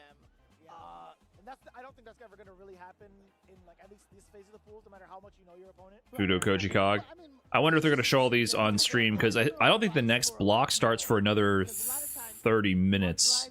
Like, if you have that one guy that you play with all the time and you beat him up all the time and you just like holding it over them and being like, but you're never going to get... stunting your growth. Yeah, you're never going to get better. What's a character that you want to see represented more in tournament setting?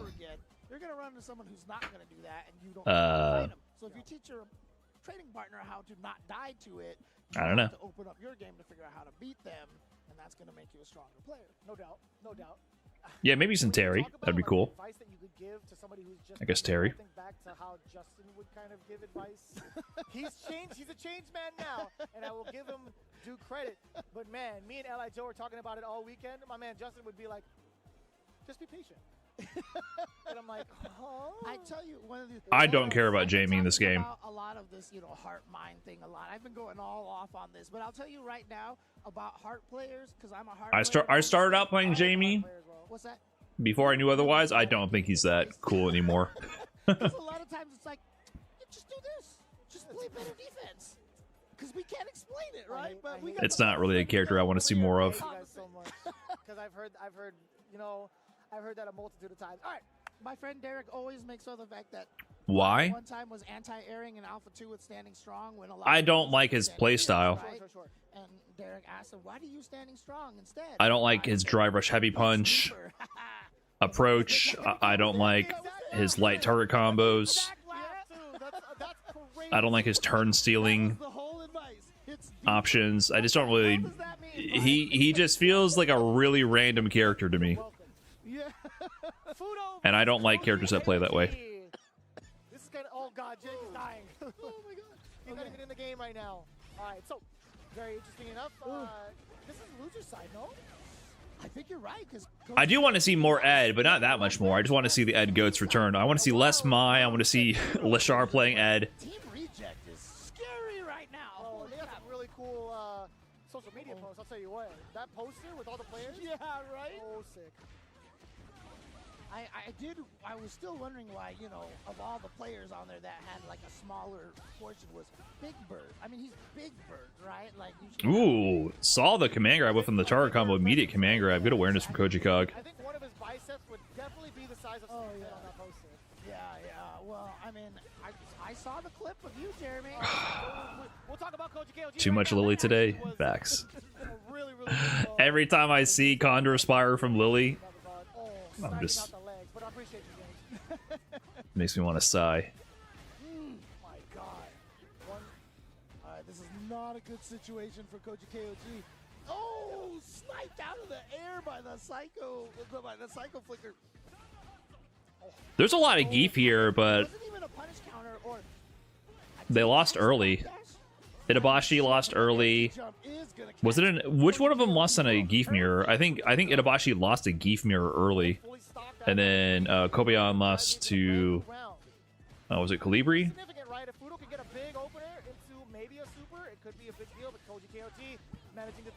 I think Junior's still in winners. Oh wow, that wasn't a punish counter or a counter hit or anything. Just caught him either And Elena's no one's playing Elena. Too early. And I also don't particularly expect that number to rise much, to be honest. He needs to find a spot to actually close the gap. Interesting that he didn't activate the super there. I thought Fudo would have comboed that into the super to get that drive gauge back. Oh boy. Oh, that's gonna hurt. Gonna be just one little bit of damage left there. CA on the side of Fudo. No more stocks for KojiKOG. Fudo needs to land this hit to CA. Oh, what a jump. First game to KojiKOG. Oh, you're right. He went for the kill rush backwards and got clipped. Dover seems happy with her. Oh yeah, he was in this tournament, but he lost early, right? Did he play Elena? Everyone's like, Ed is doomed, you know. Then he won a bunch of tournaments, you know. And like, I forgot he was here. He lost really early. It's still a weakness, so. Right, he is here, right? Is he playing Elena this tournament, though? But again, if Fudo could let it out early, it could lead to a lot. Especially on punish counter days like that. All right, so the corner you go. Uh-oh. Ooh, what? But I really don't expect too many people to pick her up. I mean, it would have been cool if he like whiff jump heavy punch into SPD or something like that, but I think it might have just been an execution error. Oh no, the standing Level 1? medium kick of death. He lost to the Ken as Bipson. To see that level 1 do a little bit of damage back to back, and then only to round out for the really big haymaker for extra damage. I'm like, man. Anytime you have a super that has like a haymaker at the end, you have to make sure that's how it works. Because it looks bad if the last hit does no damage. Do you expect a lot of people to play Saga? I expect more people to try him week 1. How many people play him in tournaments is going to entirely depend on how strong he is. Well, cancel him to level 1, I should say. Oh, you died. Set point KojiKOG. Hold up. Gotta spend that bar. OD command grab. Can KojiKOG eliminate Sagat is way more popular than Elena, so expect a ton of people to try him. Lily versus Ed? At all levels. You might be seeing something here, James. Now, who sticks with him? It's gonna vary. Just a raw spire. Just went for the standing light kick to beat the delay buttons. Oh, no block again. Level 3 intact as well. Yeah, He goes for level 2 here. go for the level 2. All right, Fudo. This is for your life. Oh, no, you're hella dead. Perfect. It's KojiKOG. 2-0. KojiKOG over Fudo. Wow. I think Lily does decent against Ed. It's not a horrible matchup for her. You know, the crazy thing is, At all. me and David were, talking last night about, like, the characters in this game, and, we were like, who is considered the weakest character right now? And like we were like, maybe Lily, but I don't know. dude, every character in this game, regardless of where you, like, if you think they're bad, like they will ruin your day. 100%. I will think ruin your day. that's what makes it even more like competitive, right? There's going to be characters that navigate.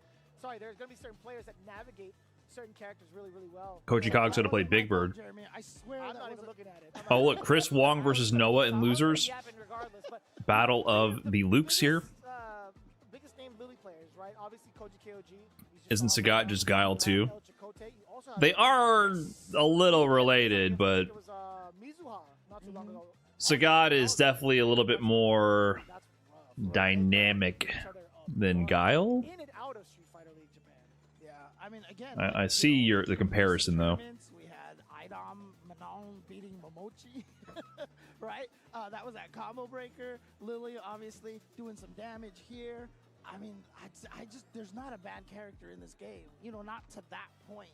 You know, because there's always been bad characters. Your low tier heroes, you can do In work every with them. fighting game. Yeah, of course. Every fighting. Yes, But everybody still feels like they can reach to actually be brought up to a championship level. right. And that's the sickest thing. Like honestly. anybody who's trying to say like I'm using the low tier hero because my character's bad, they're just trying to flex themselves. I mean, honestly, because I don't think anybody is truly bad in this game. Yeah, I'm starting to believe that like little by little, also with the direction that a lot of the devs have been putting out with the most recent patches and whatnot, right? Trying to equalize certain things in regards to certain normals, right? The utilization of certain sequences to either gain a little bit more drive gauge, gain a little bit more meter, right? You're starting to see that more evidently in this season, and it feels good, honestly.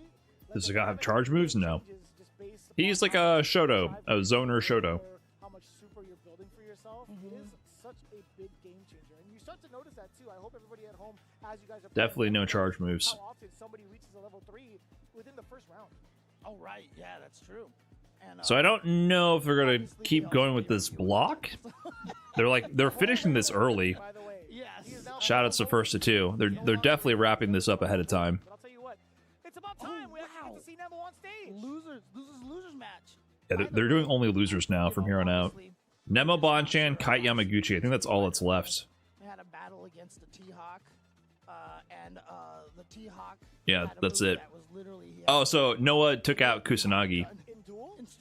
Falcons Kusanagi, that's the French Kusanagi. Fight the boss, like one of his moves is he literally just shoots him in the back That's row. cheap. Bring that in. Yeah, we like that. So yeah, They actually gave T-Hawk a gun. I don't know if they did that. last two matches are going to be Nemo, Bonchan, Kite Yamaguchi. Then a break, and then the next round. New outfit for Bison. Nemo, Bonchan, Bison, On, man. Akuma. This could be like an Evo top 8 qualifier match. Going against Bonchan, who of course. Oh no! Why? That was an odd, continuation of that target combo. Let me tell you, James, but the mine is on for Bonchan. Yep. Mistiming the parry. Ooh. Snipe with the heavy. Off of the drive here, so I saw it. Counter hit. Not ready for the big confirm. Dude, I was actually shocked. They Imperfect parry. sweep, Previous patch, that would have been a turnaround. with the sweep with I mean, Akuma. he still gets a chance for Oki. Try the air to air. Boy, did Bonchan whiff a jab? Driver's cancel Like drive rush in. on whiff. I think he was close enough to get flight Tatsu into People are missing their drive rushes here. That's like a delay cancel. Like I saw that. Ooh, delay on the Devil's Reverse to bait out the parry, and then the DP bait on top of that. Yeah, you died. But I think what it is First round of Nemo. crouching Nemo. punch, you have to late cancel it, so there's like a 2-frame window, and if you late cancel, then you can do the light Tatsu into the head, medium Tatsu. It's still doable. I'm new to Street Fighter. I don't understand why Sagat is so popular. He seems so sauceless. I don't know why it If you works throw that way, 3 but tiger shots in a row and then they jump and then you uppercut it, I think your neurons will activate and you'll understand. I see you do all those Canadian combos and That's things like different. that. That's different. That's different. That's different. That's passion right there. Tiger, tiger, tiger, tiger uppercut. And you'll be like, oh, All right, look at this. The damage here. You spend any of I the get it. meter on that situation a right tear will run down your cheek and you'd finally understand. Back against him, but it's fine. Bonchan, he was looking for 2 things with the amount of life he had left as well. After he got the knockdown, he intentionally let the light rip to kind of force Nemo to maybe spend bar. But True. with the assessment that Nemo's had, it's like, you know what? Oh, anti-air into the bomb plant. Nice. It would have made a difference, even if he got out with a light. Or got out with a level 1.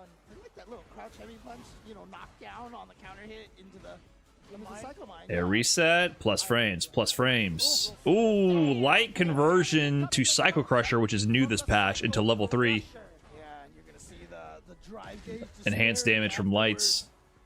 Even though Bison's drive gauge depletion is not as bad as it was when he first came out, it's still a scary thing.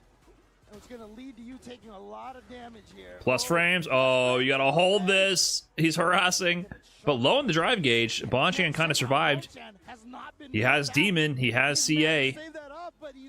What can he do? Oh, it's landing. He keeps landing. Oh, he got the imperfect parry. He didn't get the real perfect parry on the DI. He can't DI back. He'll die. Oh, nice dash into a stagger jab. Real Street Fighter 5 gameplay right there. If Bonchan was able to snipe out that dash, I think it could have been lights out potentially. Yeah. Oh my God! Help me. It's just it's the shake, the sound effect. It just makes it look like it hurts. Plus frames. No doubt, brother. Ooh, I thought he was Imperfect parry again. there, but he just Nice check on the drive rush. Nemo maintaining corner. Bomb planted. Oh, he didn't block your toes. Safe jump setup. This is not looking good for Bonchan. I will not lie. Burnout. Yeah, what are you going to do there? What are you going to do? All right, match point for Nemo. And does this mean 2 matches in a row we see of Bonchan on stream? Stand light kick whiff punish. Nice. I hope not. I would love to see First corner situation Bonchan's had in a minute, and Nemo immediately wakes up jab. Oh, meaty setup. Stand medium to crouch medium link right there. Oh, nice reaction parry. Saw the startup of the move. A lot of the top Japanese players, they drill that perfect parry timing on heavy punch. They practice reacting to the button. Out of the tournament, and that's gonna hurt. Ow. Definitely, like, actually a key part of fighting Bison. You kind of have to learn to react to that button and perfect parry it. Nice check. Avoids the bomb.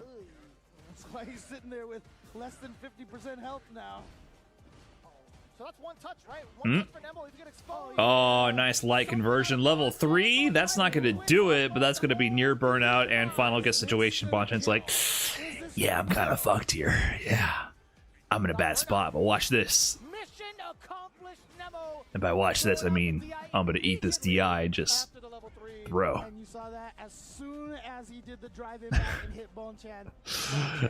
It's so hard to react. He was like, yep, good. So hard to react. He called them old.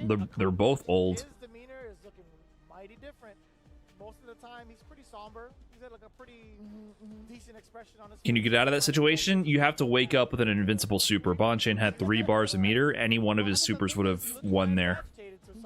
As long as you have an invincible super, DI is not a checkmate. You could always react with the super. Is it even somber? Could you even say that? I mean, like, he didn't And all 3 of Akuma's supers are invincible. That's true. That's true. But, you know, obviously just the thought of it. Well, but obviously, also another thing I want to mention here, congratulations to Nemo on the birth of his new child. Oh, man. Oh, that's right. Nemo's a dad now, too. He's got to be in serious business mode, man. Diapers are not.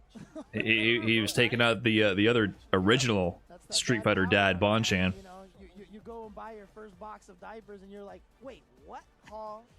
How does that work with button into DI?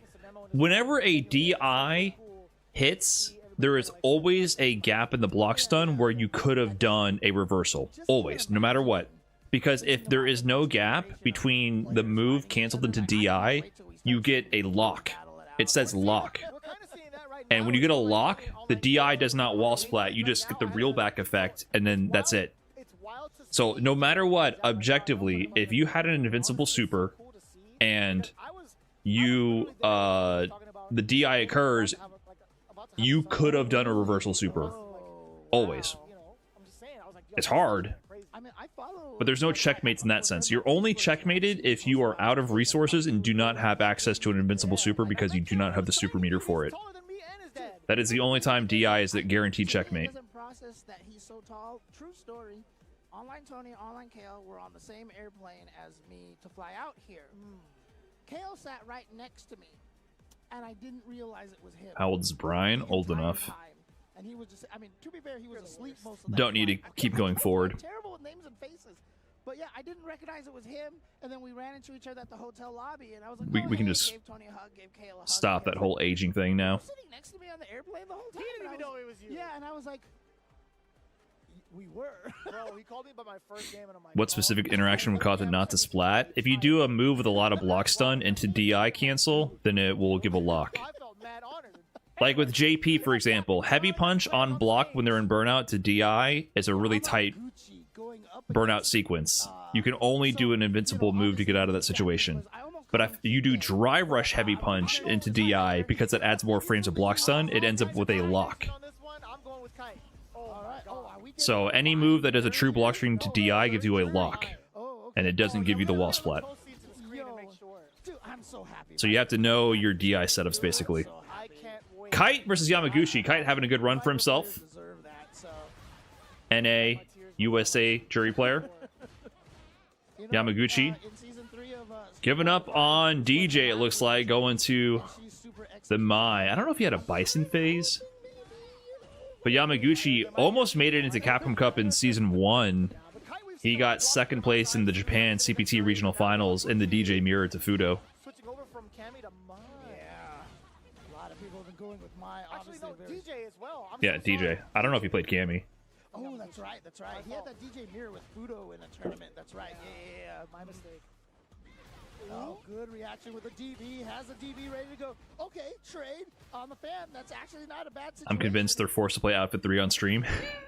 Maybe, honestly, that might be what it was, because the production team did stop the Lishar VX Bao set. Distance match, but nope. Drive rush cancel the forward throw. It's enough to kill. I thought he played Ed. Who played Ed? Surprise out of nowhere with that drive rush cancel. Yamaguchi might have played Ed in Season 2 also, along with Fudo. What's the pressure going to be like, though?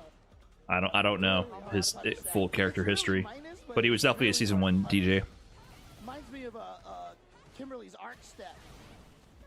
Very similar in that regard. We got a powered up fan state too. Yamaguchi is trying to press the issue. Kite had to do it, right? Backdash level 2, really great awareness. Backdash into Super Buffer is really powerful. A lot of the top Japanese players represent that a lot. Takamura is very fond of it as well. When you backdash, obviously more things could potentially whiff, and so people might be playing with your original pre-backdash spacing in mind. So buffering a forward-moving invincible super is always a good option. What does backdash super cover? It just makes things whiff. For example, you might have been in range for Jury Stand Heavy Kick, but when you backdash, suddenly that whiffs. And then now when you backdash, you can see something whiff and just do super. Especially if you have a super horizontal, super like Mai level 2 when enhanced. So it's pretty good thing to have in your mind when you do backdashes to reset space. A backdash there, OD fan. Spacing from Yamaguchi has been immaculate, but that OD fireball from Jury, from Kite, is going to try to find its way through there. Kite's trying to find that exact same rhythm that he found in the first couple of seconds, but Yamaguchi, he's been just all over. Oh, he missed the jab confirmed there. That was supposed to be jab drivers cancel. This is a great opportunity. Giving Kite an opportunity here for sure. Dive kick out of there or dive headbutt out of there. Oh, nice spacing trap. Is he gonna drivers cancel? No, okay, it wouldn't have killed with level 1. I don't think it would have killed. I don't know. I kind of understand him not drivers canceling. Ah, that's unfortunate. Saying hi from CEO. Hello, Hazel. Hopefully you're enjoying CEO. And you're just, you get the hit and you didn't plan your route early enough. And sometimes this happens. You kind of muscle memory your way into a less... Stagger pressure. Yamaguchi just blocking it out. Not ready for the DP. Hold up. Oh, he said that seems fake. He smelt out. Smelt the fake on the setup. Oh, no whiff punish on the sweep. Okay, throw from Kite. So much corner carry, so much screen carry, so many celebrations. Woo! Yes, too many. GG. Nice and easy. Level 3, Yamaguchi takes it over Kite. Good run from Kite. Does not proceed into round 3 though. Just call it the HSB. There you I think Kite got some wins though. He took out Psycho, so got a big win there. Yamaguchi moving on. I'm predicting they're going to go on a long break here because the next round of polls starts in 10 minutes, and I think they're done. But there's a lot of action coming up. I cannot believe there's so much going on. Would you say Buster Wolf is worthwhile to use as a backdash super? Absolutely. Absolutely. Buster Wolf is, what, 7 frames? 8 frames? It has huge horizontal range? Absolutely. Probably one of the best options for that.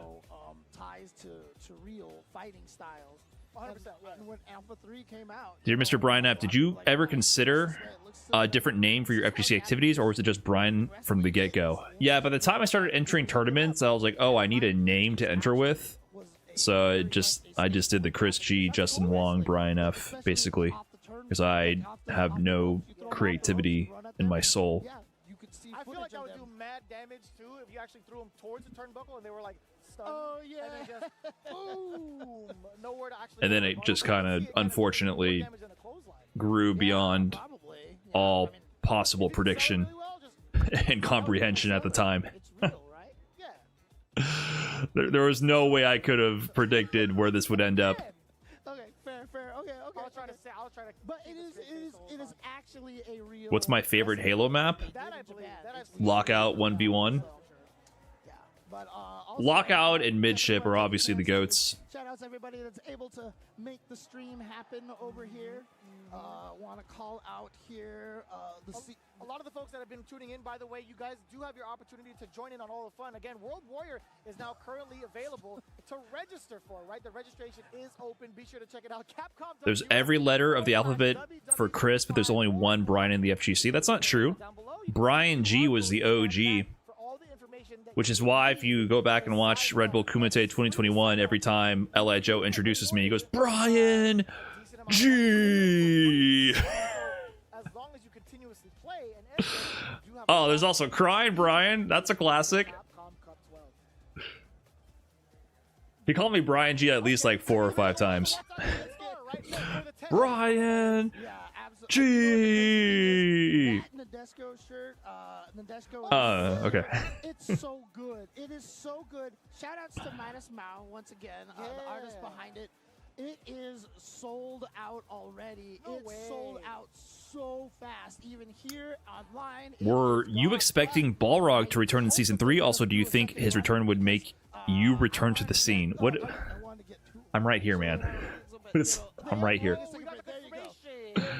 I'm literally right here in front of your face right now. I love that shirt so much. It's I looked classic, at it in person. Yeah. The material, honestly, Tenno has really stepped up the production in regards to like their clothing line. You're staring at me in the moment right here. Yeah. And the printing, it's not just like a regular like screen printing or whatever. You would kind of like think. It's like I can still hear him. It's almost as if his spirit is still here. Certain member of the production picked themselves an Akuma Heaven sweater as well. So. Logan Sama. Nope, not actually him. I'm talking about somebody else. I'm talking about someone else, but I don't want to name names because I think they're shy, right?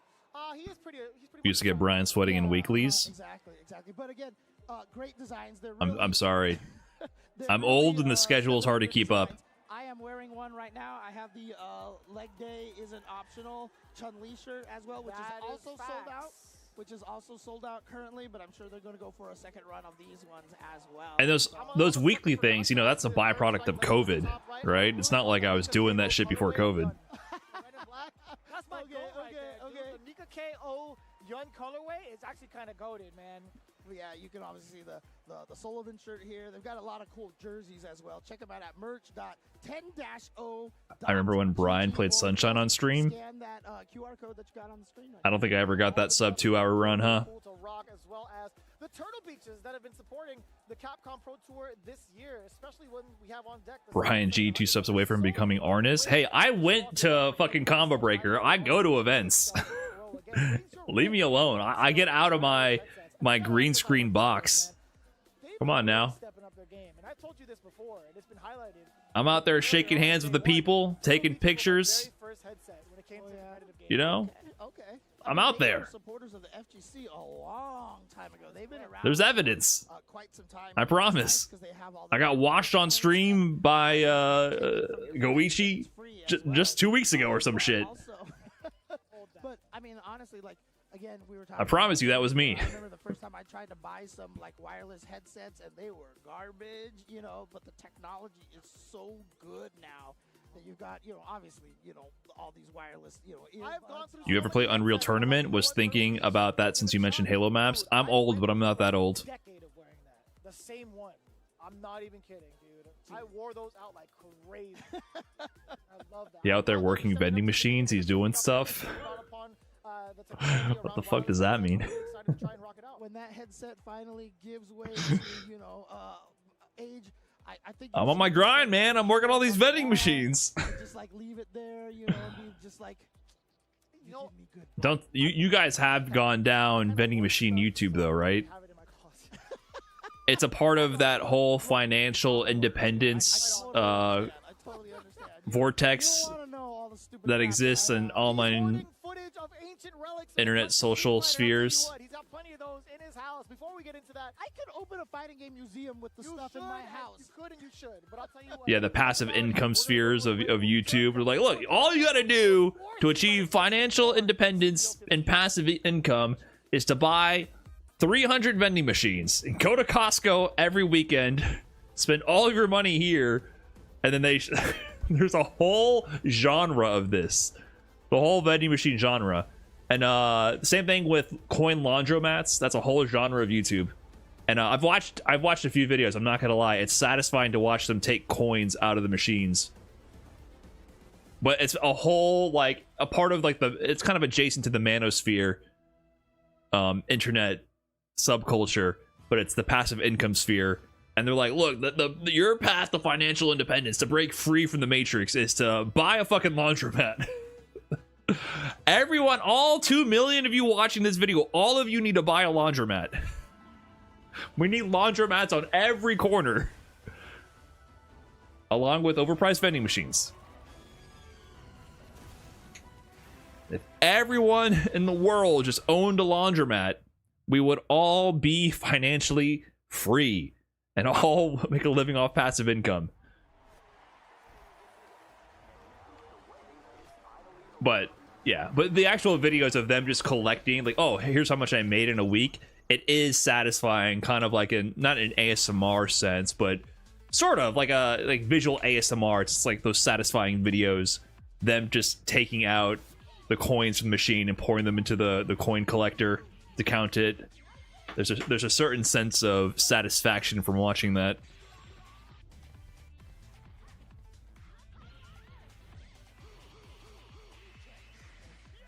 Like half the guys I went to high school with are now constantly posting about crypto. How do you see what the guys from your high school are posting, broski? Are you on Facebook still?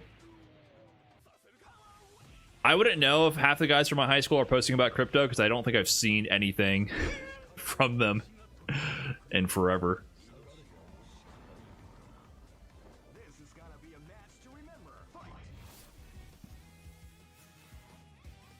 LinkedIn is the crypto sphere.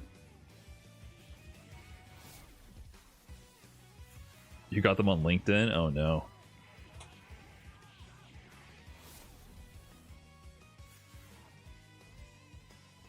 I managed to get employed without LinkedIn, and then I've just dodged it. So I haven't had to return. Okay, let me walk around for a second while I can. Let me get out of this spot. Quick break. You're that old? I had a LinkedIn, but I didn't get employed through it, and then I haven't had to refresh it, so I'm good. So far.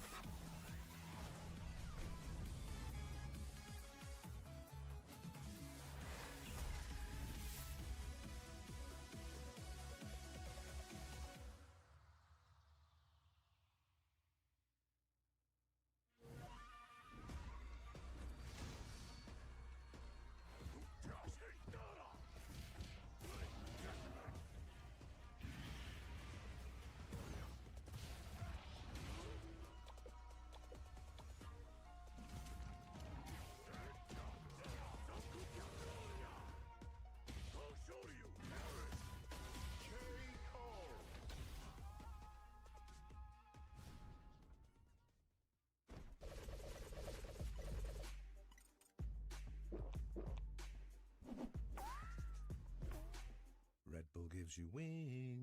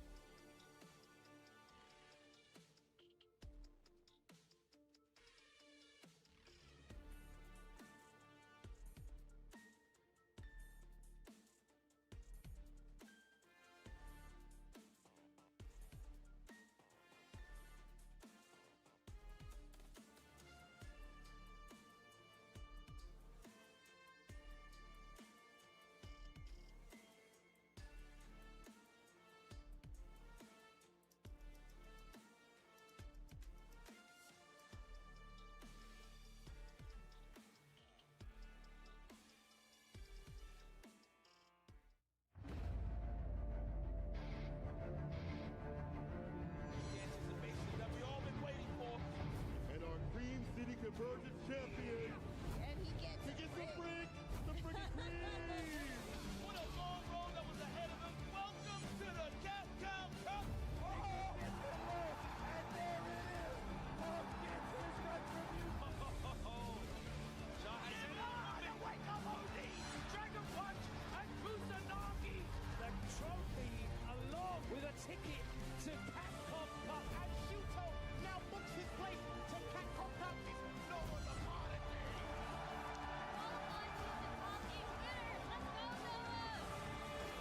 The whip was with Namin.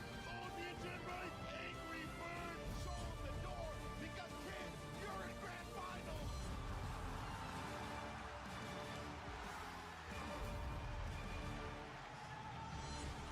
Who would have thought?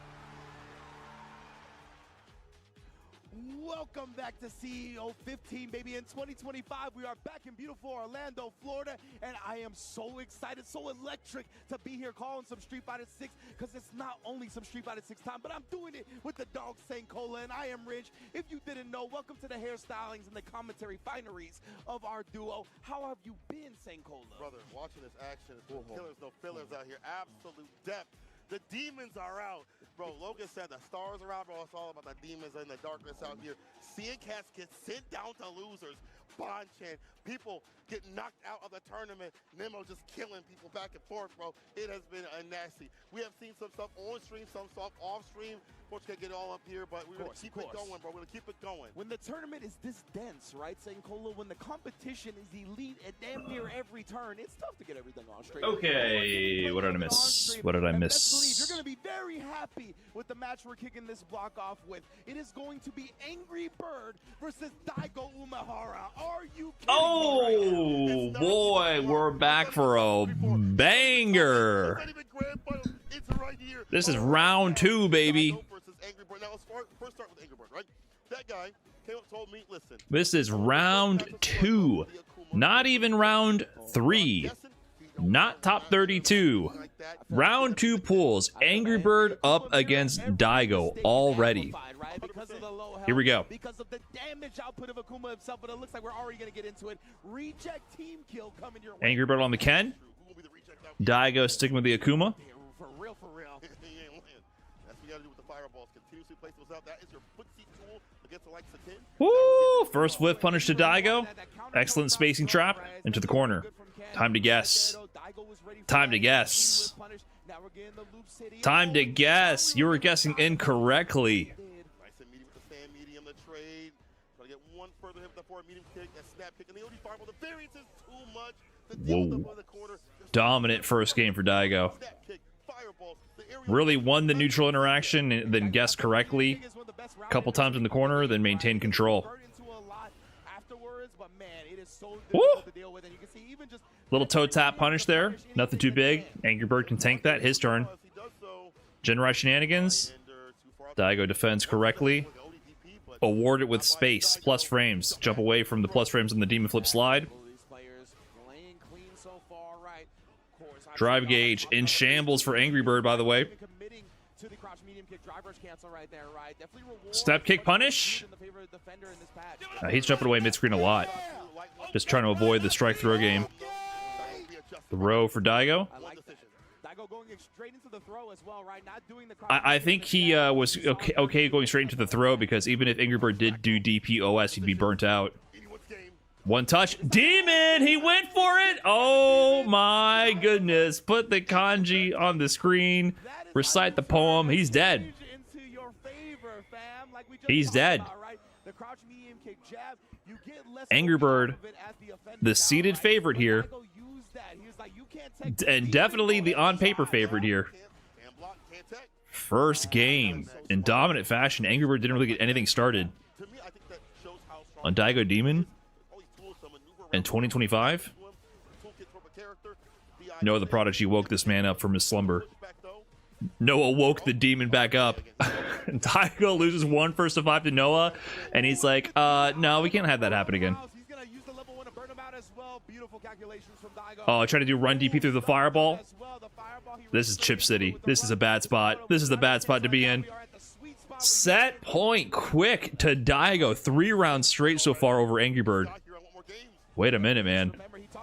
Are both the birds going to be in losers already? Oh, imperfect parry.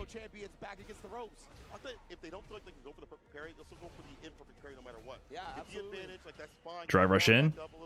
Angry Bird just is not getting any momentum going. Goes for the whip punish. No attempted punish in return from Daigo. It was kind of spaced out, but I feel like a toe tap towards medium kick would have worked. Shimmy, mid-screen. If you immediately tech, that shouldn't be possible, but I think Daigo delay tech there. Gave Angry Bird that shimmy opportunity. Wow! Wow! What is happening? He ran into the charged fireball. Perfect parry, drive rush, OS. Up close to the Jinrai. No interruption from Daigo. He probably could have fuzzied a button there. But 1 touch will do it. That's why Angry Bird's not challenging too much. Any random button drive rush cancel is going to do it. 1 more throw. Angry Bird. Is he going to losers? He is! Daigo. 4 rounds straight over Angry Bird. Listen, I didn't predict that. The way the bracket was seated didn't predict that. Is Daigo back? The Beast? Did Daigo return to the scene? I mean, when you watch his stream every so often, when it is on, he's not a man of content anymore, he's a man of combat, as we mentioned. But he has like this guy who I thought he left the scene. gives him setups and things like that. Where is he? He's giving him like the intricacies of the character. This shows that to me, Angry Bird Daigo. All caps when you spell the man's name. Who did he beat? He beat Chakotay, Morg, and Watermelon Knight. I regret checking his bracket path. Had so much fighting, he has forgot more about fighting games than a lot of us will ever know, right? Together, collectively. Exactly. So that when you have somebody like that, I like the fact that he's got his little tech warriors on there, making sure he's prim and proper for the tournament play. Oh, he's definitely proper out here to defeat someone like Angry Bird 2-0 on the kid. Convincing fashion. Very convincing. And you really see like many of the nerfs that have happened to Ken kind of like make him like a weaker character. A little bit normalized. Yeah, a little bit normalized. He's still very strong. Very strong indeed. Absolutely, right? And really the thing I'm most interested in is... Daigo dropped those beers frame 1 and came back with a vengeance. Did Daigo explicitly say that he was going to stop drinking? Because I don't believe him. That's not the case anymore. In the jab, you can't actually walk out of range in time to actually get a shimmy, right? If they go for an immediate throw, they are going to throw you. Exactly. He did say that? I don't believe him. He's been losing weight. You can keep drinking and lose weight. I mean, obviously, if you're like straight up an alcoholic, it makes it pretty hard. But you can definitely get wasted and still lose weight. He does look like he lost weight, though, for sure. His face looks less enhanced. Trying to speak respectfully of the GOAT. Yeah, exactly. Now with the direction parry being the way to get the perfect parry, right? It's more susceptible to getting overhead punish counter. Right, yeah. Even getting the crouch light kicks. Those things have been definitely buffed as well, simply because you have to pick the right direction. As someone who's a problem drinker, you lose weight fast as soon as you stop. Well, yeah, because it's if you don't change any other habit, you just stop drinking, that's significantly less calories. But what I'm saying is, if you really wanted to, you could just eat less food, exercise more, and then save the calories for drinking and still lose weight. I'm just saying, depends on how much of a real drinker you are, and Daigo might be a real drinker like that. I don't know. not giving that love that he deserves to have. You know what I'm saying? Yeah, 100%. When I was like in the best shape of my life, I remember I budgeted for Wednesday nights to get absolutely fucking wasted. I just ate way less that day. And for the people that are plugged in, like me and you, understand how great Kills You is. You know, I had 1,800 calories to eat every day, and then maybe for Tuesday and Wednesday I just ate a little bit less, and then I had maybe 6 or 7 beers, 8 beers Wednesday night, whatever. And then at the end of the week, you know, I'm down a pound or two. 100%. I put him up there, brother. And you know the way he maneuvers like these footsie level characters like Shuri, like Cammy. I feel like Even got some Taco Bell in there after, no problem. Majin DXD, thanks for the 4 months, appreciate that. Yeah, drinking fucks up a lot of everything if you drink too much, for sure. Why Wednesdays? We had at Wood Tavern in Wynwood in Miami, we had a thing going on Wednesdays.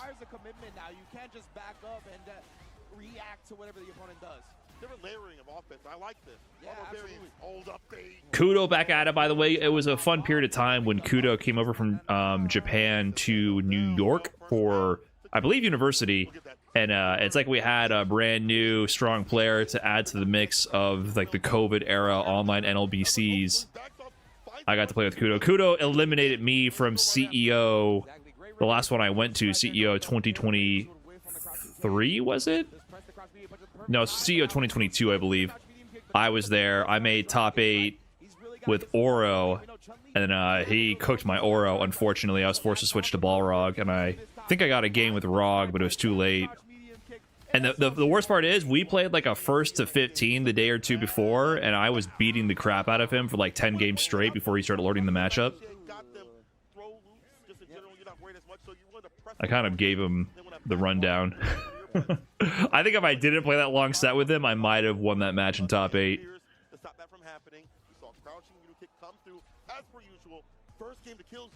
But it was cool. We had like an invader. Suddenly everyone was united to stop this dude from Japan from beating us.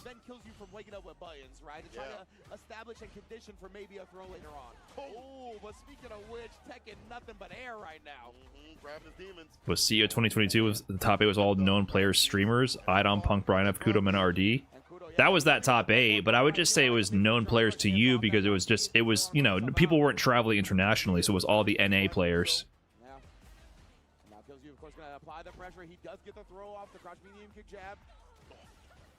At the time, the top NA Street Fighter 5 players. Just because, you know, it's COVID era, right? People weren't traveling internationally.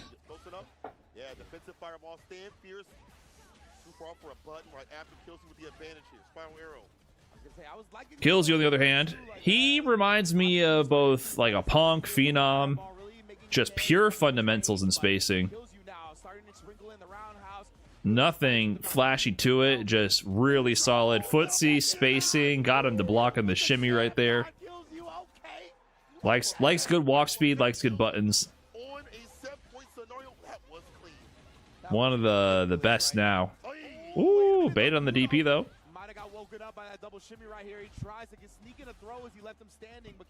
At Capcom Cup, he wasn't doing too hot until the last day, and then yeah, he messed up Xiaohai's path by beating Xiaohai in the mirror match, resulting in Xiaohai going into losers instead of winners out of groups.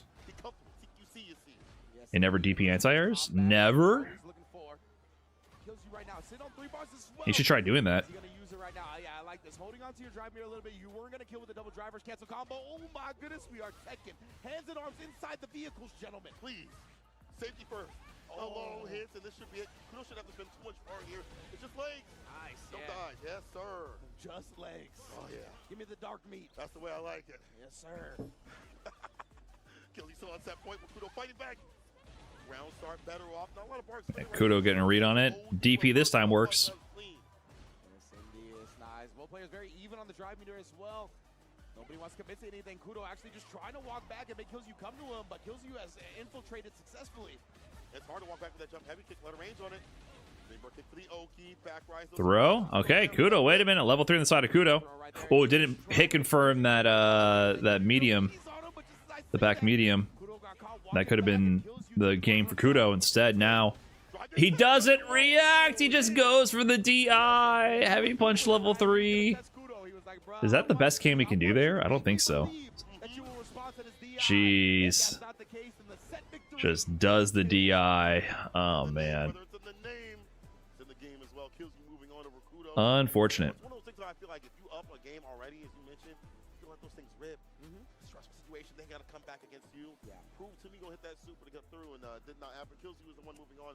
Kudo gonna have to fight his way out of, I believe, lose if I'm not mistaken. Everyone's everywhere right now. It's so hard to know where everybody is at. That entire match was crouching medium kick drive rush. Well, when you have two characters with fast walk speed and low forward to drive rush, it becomes a pretty central mechanic to the whole experience. That's what we've seen time and time again when we get Street Fighter 6 at these major events. So love to see it, of course. Kills you going to be progressing in the winners bracket as well. I'm assuming that definitely big. I mean, that's not all it is, but that is unfortunately probably one of the things I like least about this game, because it reminds me of Karen in Street Fighter 5. I did not like Karen for that reason. Or Ken. I did not like the low forward confirmed characters in Street Fighter 5. Unfortunately, that became a large part of this game. Kind of crazy, I can't lie. You know what no one did? Quick story. He was fighting somebody, I forgot who, I think it was Kusanagi or something like that. He wins the first game and looks at Jessica, who's not even playing. He looked right over at Jack, like, and he looked back, like, and then when he won... Mario and Luigi partners in time stream 1? What is that? Is that gonna kill? Like, bro, lock in. Like, what do you mean? The job's not even done. He did win after that, but like, it's so. I tried to finish Mario and Luigi Brotherhood. Is that the name of the game? But, you know, after many hours into it, I realized I wasn't 6 years old. What a child's game.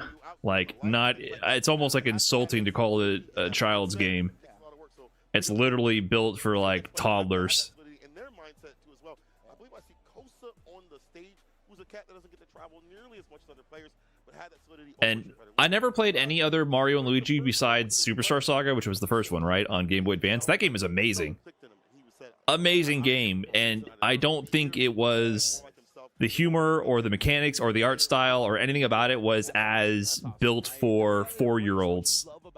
It had a little bit of that SpongeBob quality where it's a children's entertainment product, yes, but it respects the player a little bit and has something that can be appreciated at all age levels. But Brothership is literally built for babies. It's like, wow, okay. Really actually intended for 4-year-olds.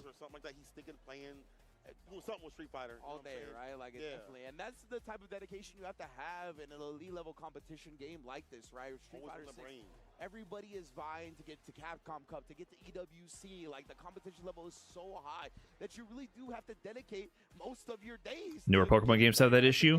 And that's what we've seen. And, feels like the transition to 3D has resulted in that, because I think with 2D, there's a level of abstraction there where you can get away with your writing and humor to have a little bit more edge and a little bit of a wink wink nudge nudge with themes and elements that might even just go over kids' heads. But when it becomes more and more realistic, it's a little difficult to include those elements. You have to get more creative with your writing, but on top of that, the gameplay loops have become so much more mindless.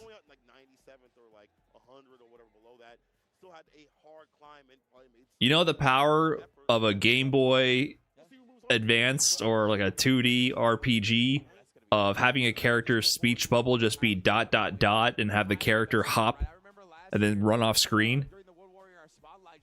You could pack so much meaning into that. ... boom, boom, brrr, have them run off screen. You could put any joke you want in there. It could be the raunchiest thing. It doesn't matter. You can still nail that E for everyone rating. So much can be unsaid, but implied in those moments. And I don't think the transition to 3D allows that.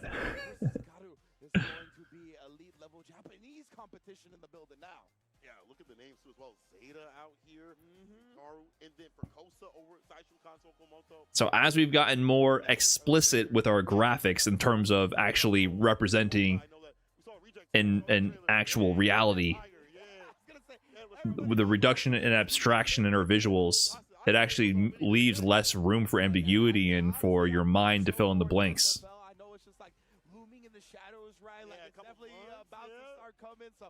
SpongeBob, as a product and as an entertainment medium for children, solved that by having really good writing at the time.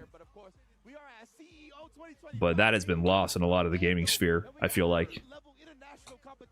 The most international participants in CEO in years, and we got two of them right here with Kosa and Hikaru. Let's get it, bro. Hikaru up against Kosa. Of course, Kosa. Everyone knows Kosa. Innovator of the Kosa parry. The technique coined in Japan of not blocking overheads, but instead holding down back and pressing parry, which is going to be nerfed in this version of the game since you won't get perfect parry now. You actually have to hold back and press parry to get the perfect parry. I didn't know that was Kosa. I don't know what he looks like, actually. And I'm surprised to see him using Ryu and not Ken, but it makes sense. Hikaru. Drive rush in. Anti-air? No. Backdash away from the situation. He's looking for a lot of sweeps right here, even with the changes to them. Oh, he tapped it.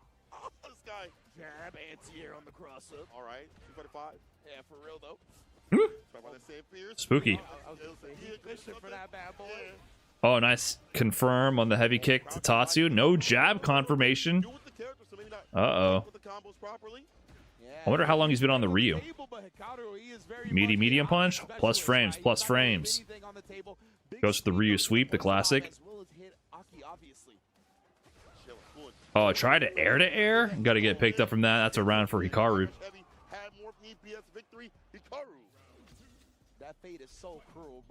Have I played Expedition 33? There were a lot of ellipsis in the dialogue in that game. No, I mean, I've heard about it, but isn't that like a mature game? Like, they don't need to use ellipses to... I mean, it's kind of a trope in RPG games, which I'm sure is part of it, but that's just straight up a mature game. It's a little bit different than what I was referring to in children's games. Do you like chili dogs? I mean, it's not like I sit around thinking about them, but if you put a chili dog in front of me, you think I'm not gonna, you know, scarf it down? Like, what are you talking about? It's not like part of my personality. Like, I'm a chili dog guy. I'm like wearing t-shirts and trucker hats that say I love chili dogs, but you know, like, you telling me you're not gonna chow down on a chili dog?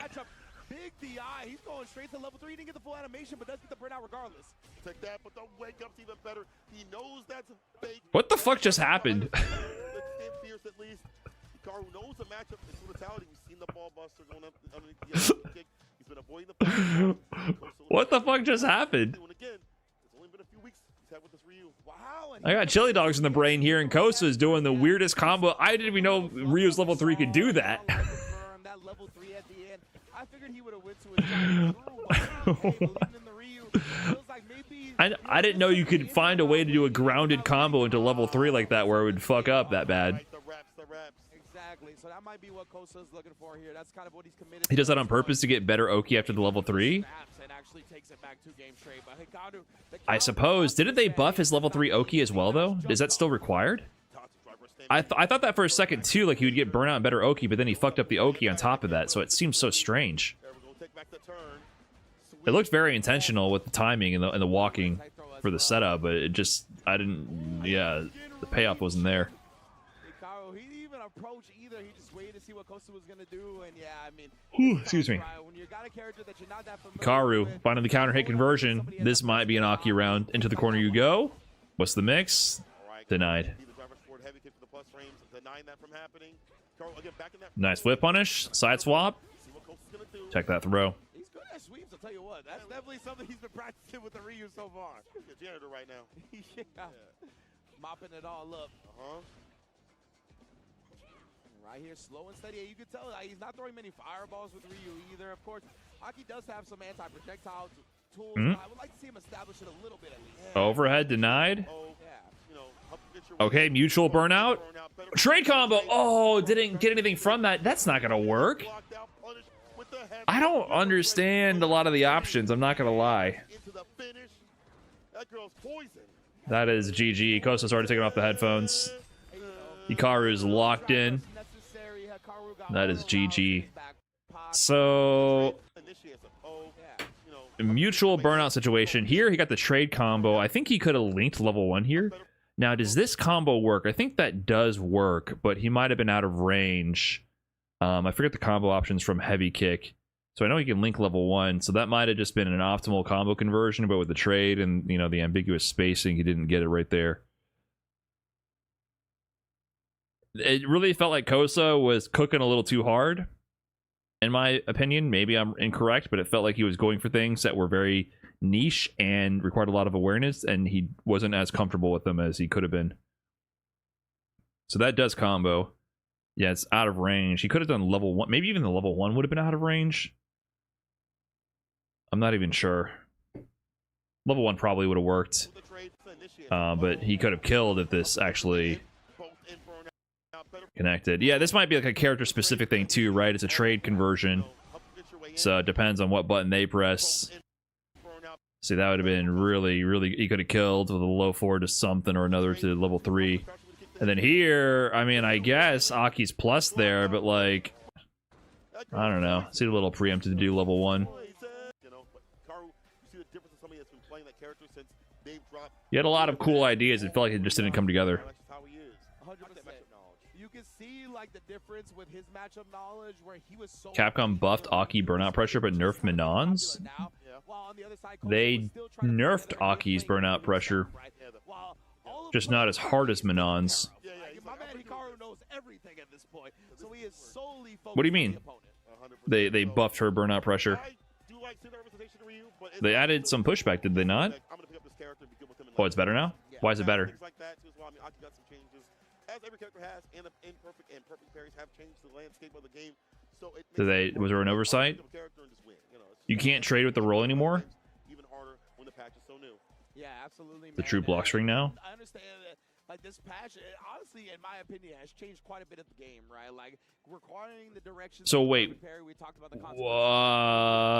they added pushback on the medium. What did they? I forget the change. They added pushback on something. Pushback increase is microscopic, and exchange as a whole sequence is just frame traps at every point. Okay. Why? I didn't know that. Jay Budokai, thanks for the 10 months. 5 MP into kicks is a true block string, so she can use VX Fireball to gain the lost space back without a gap. Oh.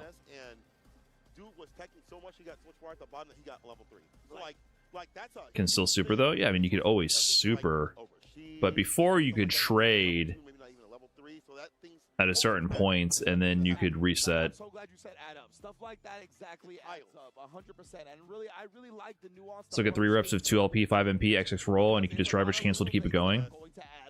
And it's not maybe apparent right away, but trust me, it is going to change a lot of the meta of this game. I think if people are watching this and have been watching the past 2 days and haven't seen changes, you cool. Yeah, actually, 100%. You're not watching on this game. We've been talking about it all. I think it's changed the approach of how players are playing on defense.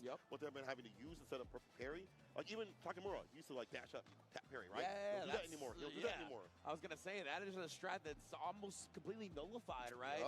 Yeah, so definitely something that they've changed quite a bit. So I love that a lot because yeah, the tap parry now you're never gonna get like a perfect parry because if you just tap in the neutral, that literally doesn't grant perfect parry, right? So if you try to do like the parry into the Drive Rush OS from the season before, that's never gonna give you a perfect parry. And they're right by you. Like, so Universal Drive Rush MK changes Cookman on as well.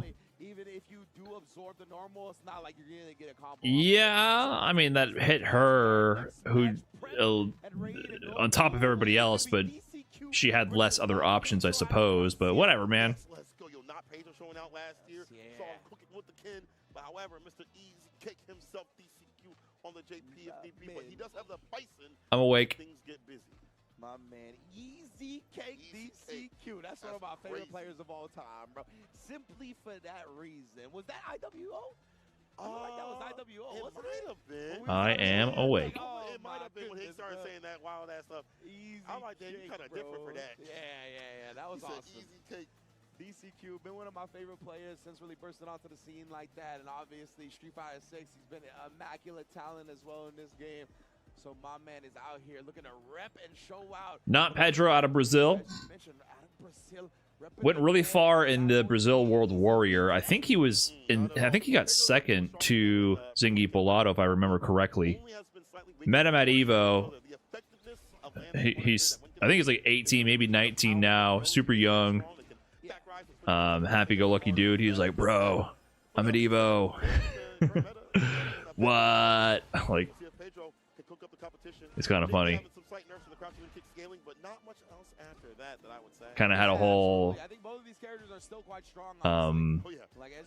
aura of just being happy to be there, and like couldn't believe that it was real.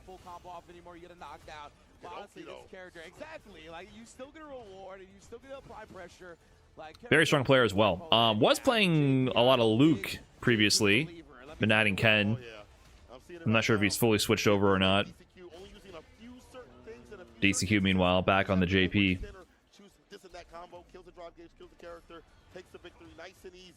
Brian, nobody talks with that anymore. Not Pedro talks like that in English every day. That was an exact impersonation with no personal flair or exaggeration in order to demonstrate a point.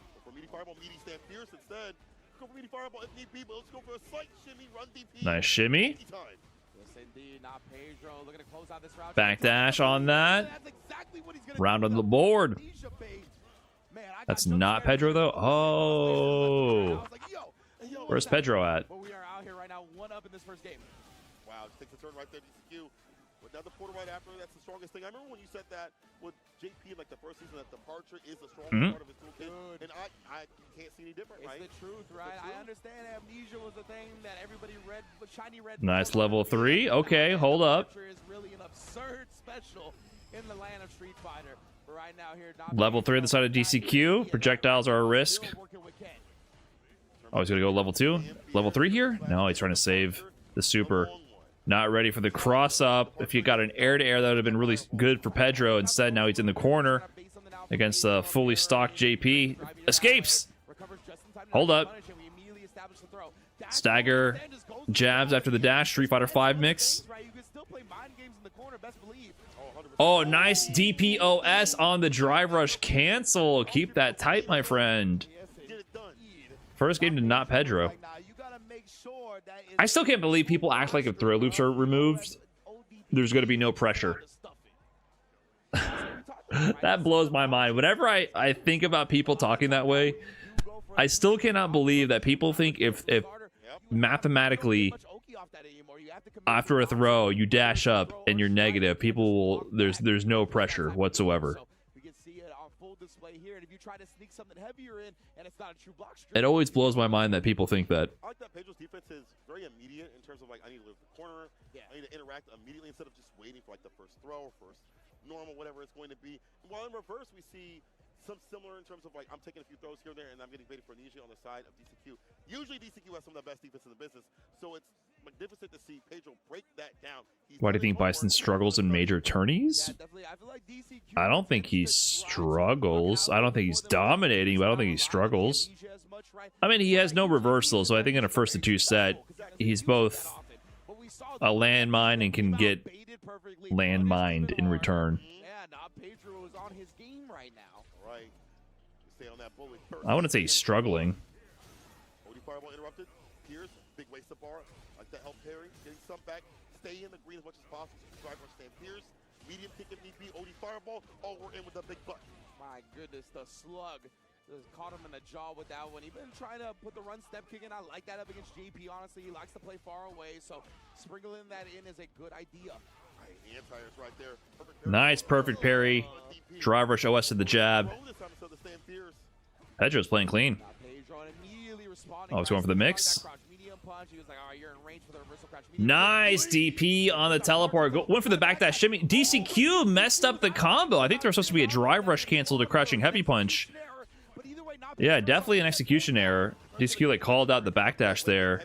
Flub from DCQ. Pedro on set point looking to make the upset. The young player out of Brazil. DCQ grand finals of CEO last year. on the verge of going into losers early. Relatively, I mean, tough tournament. Nice. Anti-air. He whiffed! Corner to corner. Mutual backdash. Nice. This is looking like a good round. Unless he gets the DP. He's spending it. I don't know about that. I don't know about that, but he believes in this round. He got the perfect parry drive rush OS in. DCQ wasn't expecting it. He's got to. They both have to guess. Woo! Oh! Oh my God, Pedro! What are you? What, you trying to EndingWalker him? Oh, he is feeling it too much. You trying to EndingWalker it? Crazy discipline from DCQ. He went deep with that DP. Oh man, this is where cold experience, cold calculated experience might come into play here.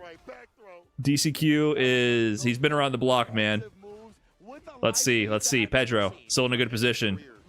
Level 3 in the side of DCQ. Checks that little dash up attempt. Street Fighter 5 mixes a no-go. What's the option here? Delay jab. Peppers the pressure. Oh, he whiffed the parry. That could have been a drive rush up into back throw. Stand liking buffer at a distance. Level 2. One more interaction again. Are you going to go for it one more time? Oh, that's not that much damage. Okay. What's it this time? And the fake throw loop. Not Pedro. 2-0 over DCQ. Waving the Brazilian flag. Let's go. Big plays. Imagine if he actually landed the meaty DP. He really went for that meaty ass DP there. He went for the early speculative level 3 and for the walk up DP in your grill. Good stuff to DCQ. Still has a chance in losers.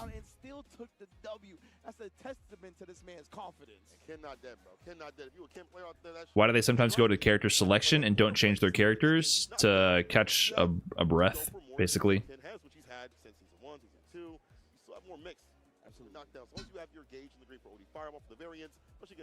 Excuse me.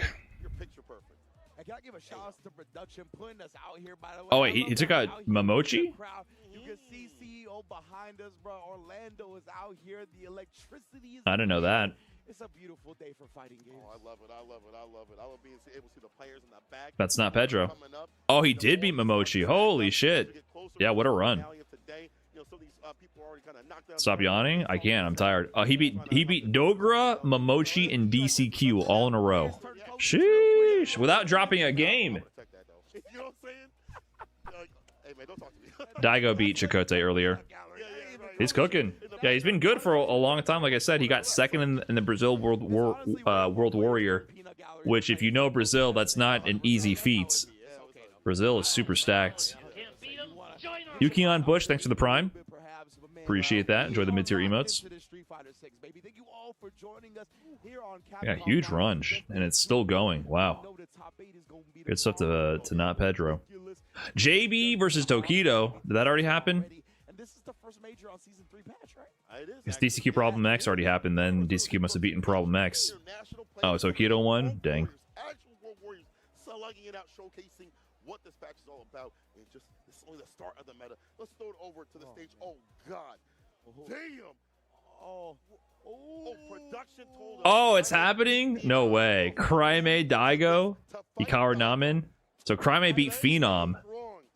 Dude, these Chilean children are changing the world. Okay, I didn't know where to go with that. There was some alliteration going on there. I was trying to keep it up.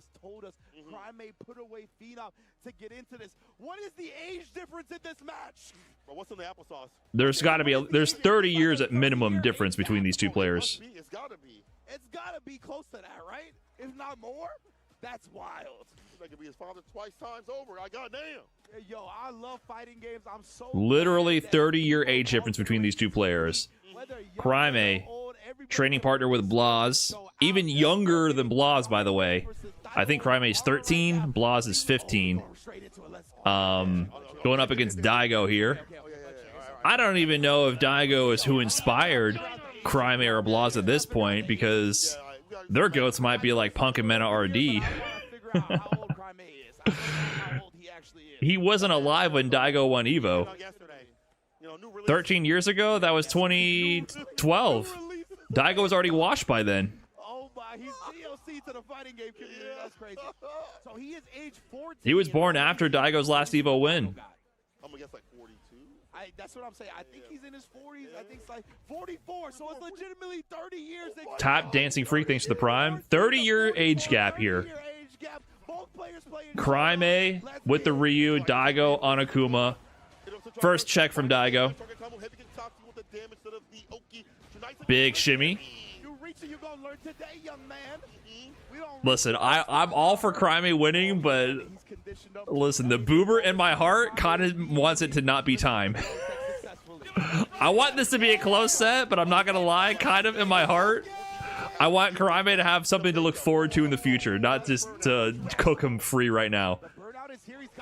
But Karame is a beast. No, Daigo, what are you doing? Don't throw for the children. What?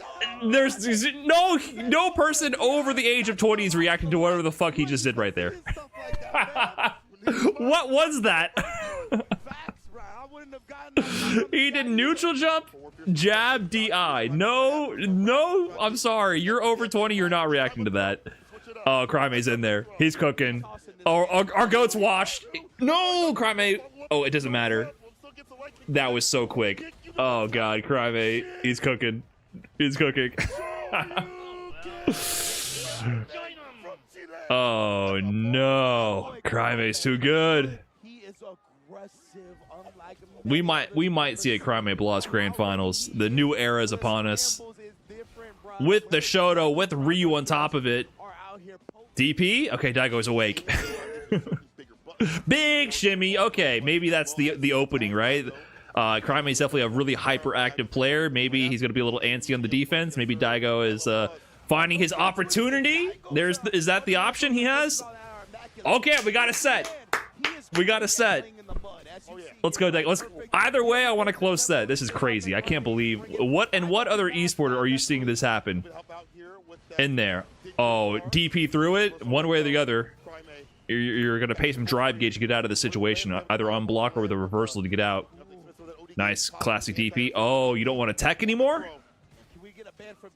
Okay, what does Crime have in return? Driver's jab in. Hashogeki. Oh, you thought it was gonna be your turn. DP's from Daigo. He's gonna get burnt out. He doesn't care anymore. Okay, level 2 on the side of Daigo. This match is so fast-paced. Crime is not giving Daigo time to think. Exactly. Oh my God, you're dead. Oh no! He's putting Grandpa to bed. He's putting Grandpa to bed. Oh, set point for Crime. The pace of the gameplay is so fast. You are constantly being asked questions. Is he gonna level 3? I almost feel like Daigo should have just let himself get burned out. I don't even know. Okay. This is not looking good for Daigo. Oh no. He has no, see what I'm saying? I almost feel like he should have just burnt out and stayed to level 3. Because this is one sequence, he's gonna be in checkmate. He's gonna have no super meter.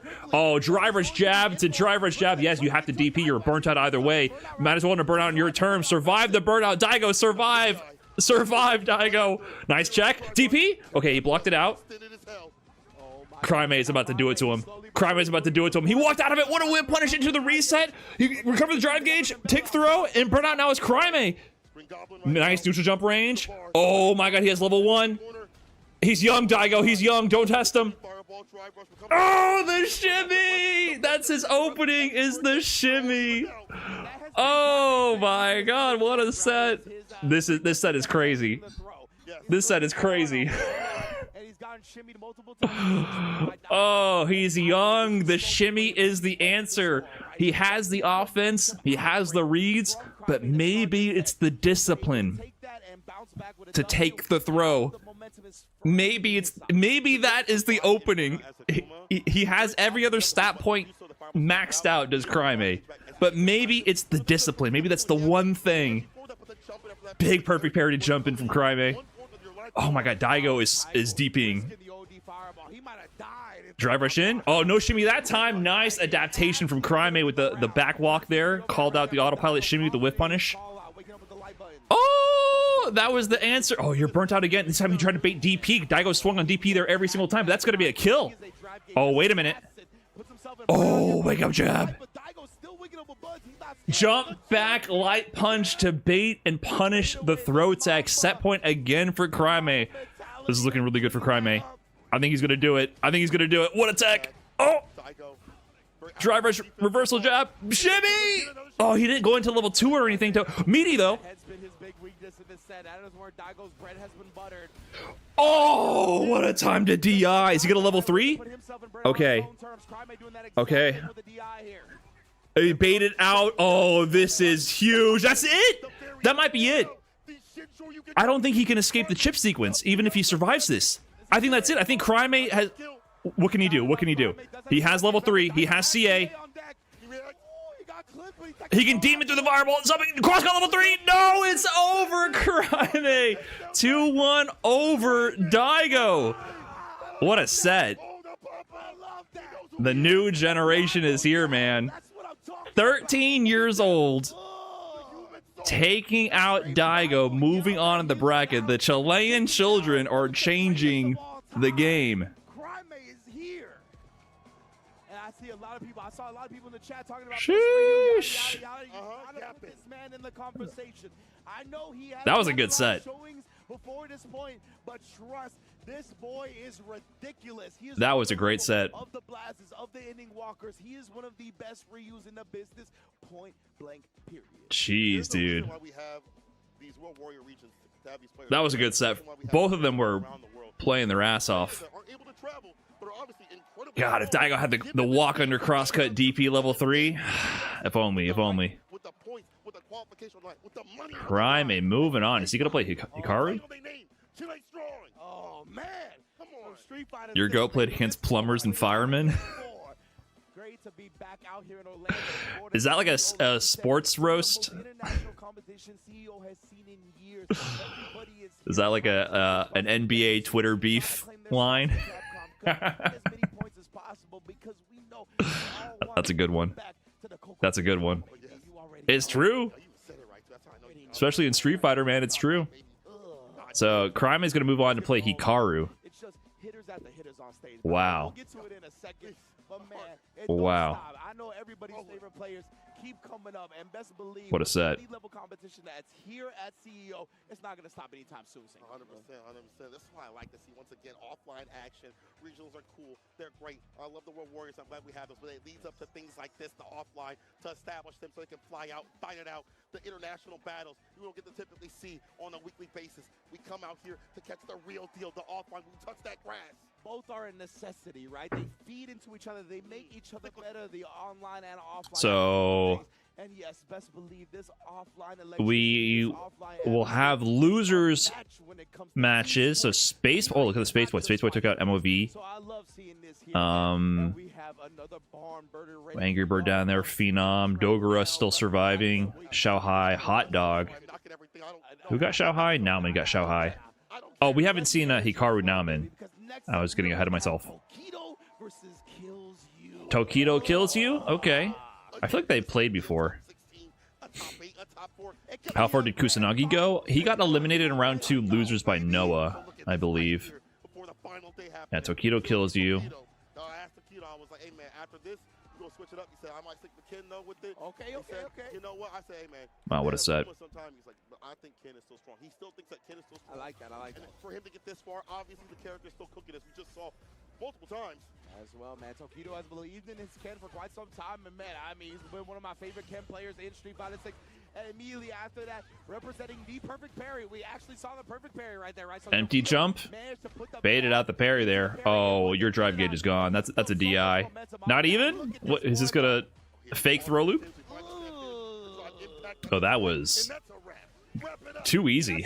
That was too easy. Responds with a level 1 right there. He has such a life lead, and the burnout timer was still gonna have so much time to go. That would have worked for Tokido either way. Drive rush, hits the brakes, gets the throw right after the jab. Stand fierce trying to find a home, as my boy Brandon would say. Oh, but it was too defensive right now. Dude, I'm still thinking about that Crime set. That was a really good set. Like, that wasn't just Crime beating Daigo. That was, like, both of them were playing really fucking good. I'm still thinking about that set. There was a lot of adaptation and back and forth and reads on both of their ends. That was a really, really good set. Found his mark here early, and a crouch heavy punch connects afterwards. And the throw, he's brought himself very much back into this match, even with level 3 as well. Yeah, Tokido, he's faking out the fireball. You see the buffers, but he doesn't want to commit to it right now. He understands the danger that could be happening. Back throw, up and over. Driver's crouching right kick. You think that could have killed? But the jab will on the side, so you could have died for that. Imagine dang. the corner against Tokido just piecing apart kills you right now. Tokido will take the risk and find success. First game to him. Legitimately so scary right there, but Tokido survives and takes the dub. What a way to start the set. Right, kills you, trying to find the proper range to poke with. It's hard because I feel like crouching medium punch, even though nerf is still a very strong element in this, but right now, kills you, gonna take him to the corner with the target combo, meaty crouch pierce, all the gutty works. Indeed, it kills you. Just try to establish the throw right there. Tokido more than willing to press right here. And look at him willing to walk forward on the Kami as well. Trying to get himself some space. Some really Counter hit conversion on that one. That's... Is that going to kill? Yeah, it's not going to kill. Hold up. Wait a minute. You got no super meter. Oh, okay. Nice backdash. Nice backdash. Mayday, mayday. Mayday, mayday. That was close. Oh, he scored a jump in. Regular jump in with Kami is super good. I mean, obviously the threat of dive kick scares him off the anti-airs. Not Pedro is playing Ken. He used to play Luke, though.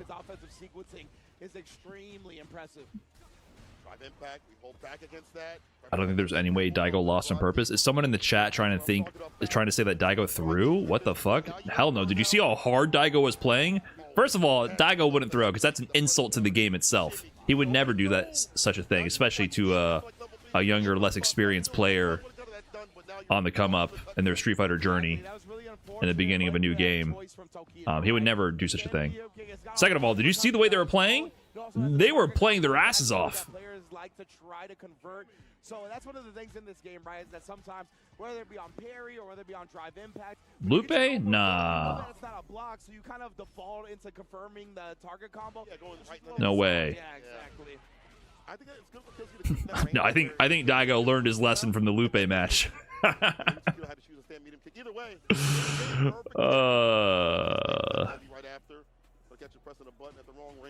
Nah, dude, it's competition, man. This is shit serious, and it's all throwing a match is the ultimate disrespect you can possibly do, and even like insinuating that it was a throw is disrespectful to Crime. That was a real fucking match.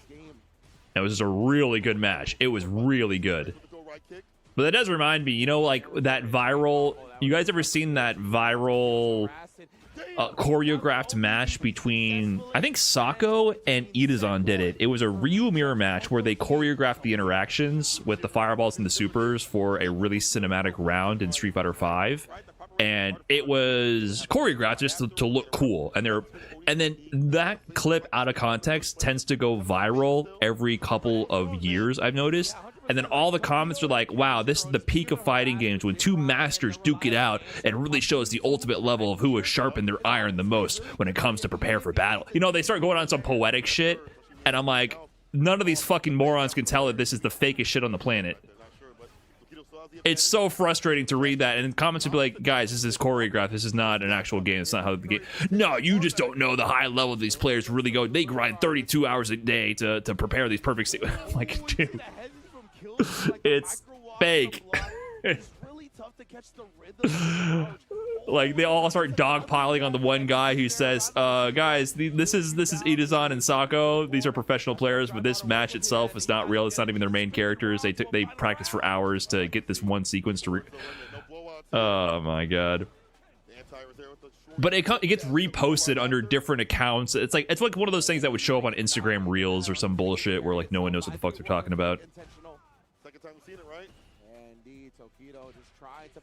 That's what a choreographed match looks like. That's what a fake match looks like.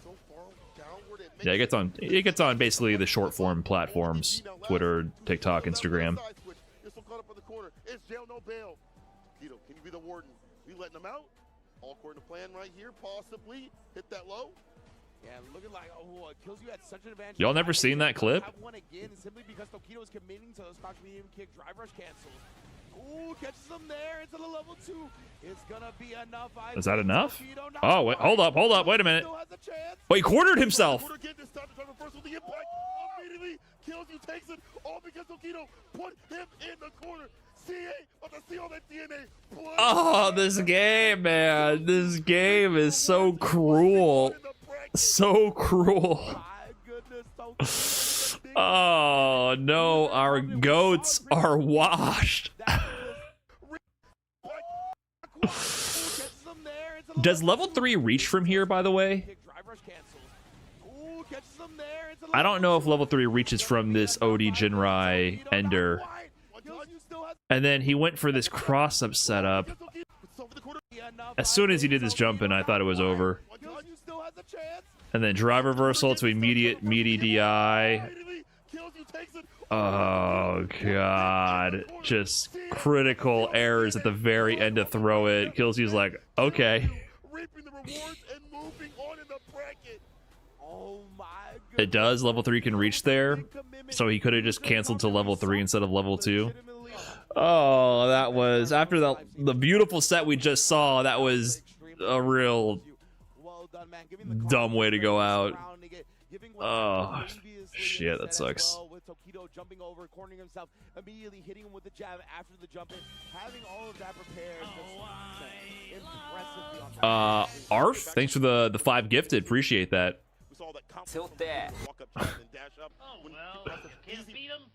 Here's a copy of it. Even this is like describing what I'm talking about, right? This is, look at the title, Street Fighter V, the ultimate Ryu mirror match, the sickest Ryu mirror match you'll ever see in Street Fighter V. And it's this.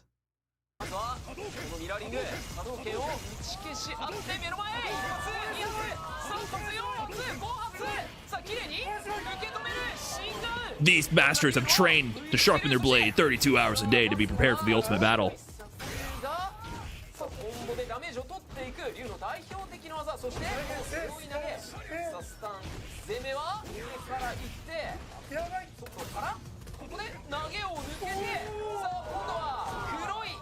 This part looks more believable, but the opening is like the fakest thing I've ever seen.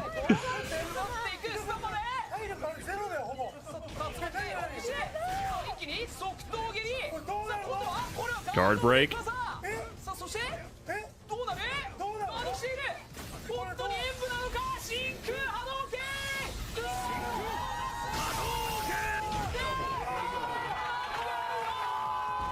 I can't believe that's real. This has legit like a 1 in a billion chance of occurring lol. Possibly my favorite match ever. It was so perfect that not only was it a double KO, it was an ultimate double KO.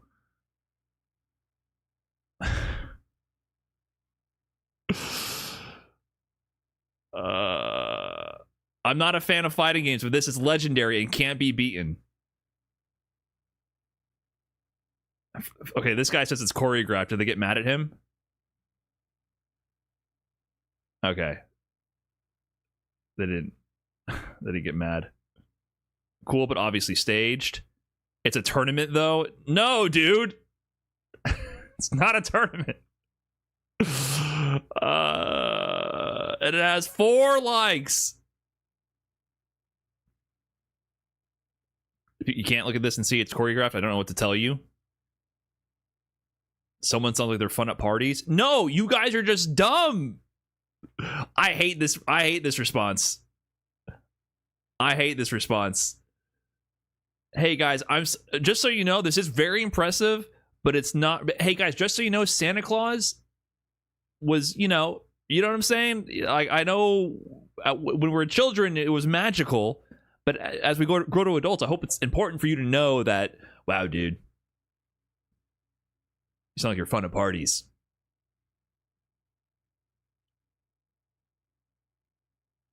Fake or real?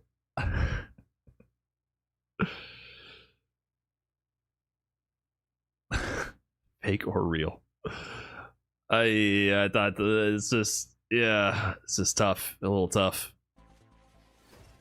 So those were actually some of the better comments on that repost of it. It's gone around, it's gone viral many times on like Twitter and other platforms, and you see the comments, and yeah, they're pretty brutal.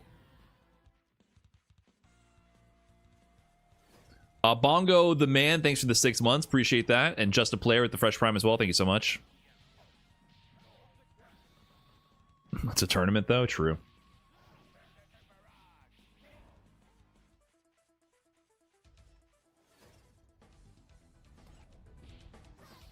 Like, it's one thing to think it's real and then to be informed that it's not, but it's another to think it's real, be informed that it's not, and then to get upset at the person telling you that it's not real. I feel like that interaction encapsulates so many problems that humans have societally. It really Mr. is indicative of that. Can I post the link to Max's reaction to the fight?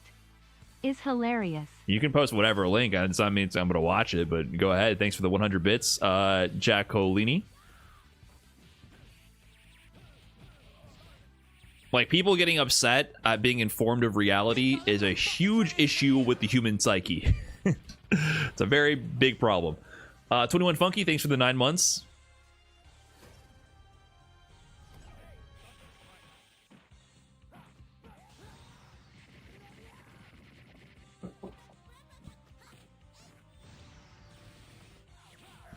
Do you really get informed by YouTube comments, though? That's where I get all my news and important opinions from.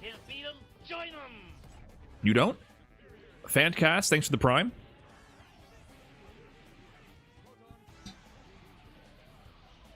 Has Marvel really had this many fighting games? Oh no, this is staged. This is a fake collection. They made up all these games.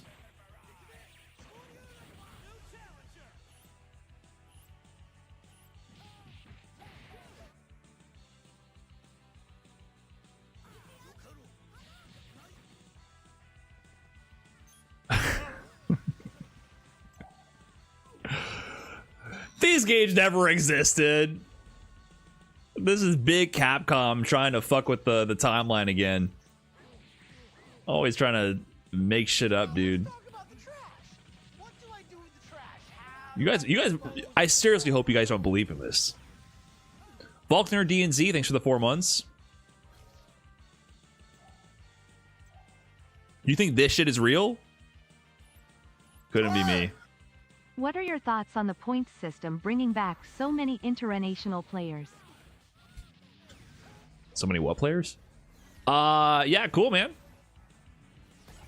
I don't know, I guess I've talked about it a bunch. I mean, I was advocating for the point system for a long time for exactly this. How else would we have gotten Crime A versus Daigo, right?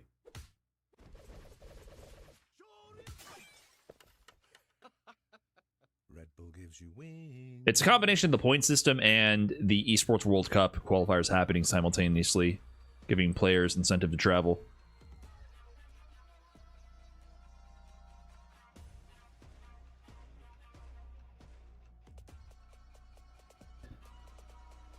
Have you happened to watch any City of the Wolves or just pure Street Fighter? I haven't watched any City of the Wolves this tournament, no.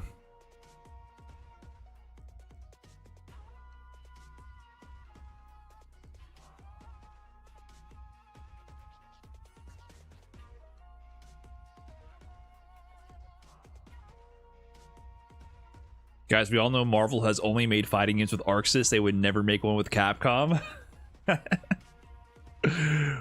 We gotta get the new Mandela effect. All past Marvel games were all developed by Arxis. You're gonna go back and look at the old arcade machines and Marvel versus Arxis. It's gonna be fucking Soul Bad Guy and Magneto beating the shit out of each other. What the fuck? Oh, we gotta rewrite the timeline. Nothing like the offline, baby. I'm love seeing it right now. No, I swear. I swear they had Ryu in this. Chasing to make sure they get in the Capcom Cup. Nah, man, we've already seen some incredible matches, right? To kick this off, we saw Angry Bird versus Daigo. Yes, sir. And then before we went to break, we saw Daigo fall to Crybaby, bro. Oh my God. That's wild, bro. These cats out here are fighting against you. I'm good. Points. that qualification, get that first place spot on the dot for EWC to be out there. I'm good. That, you know, for money. Woo. Dude, I'm still thinking about that Crime I set versus Daigo. That was nuts. Think about it like this. New patch, hard to adjust to the meta. Are you switching characters as we've seen? Christie took out John Takeuchi. Got to play against Momochi. Classic.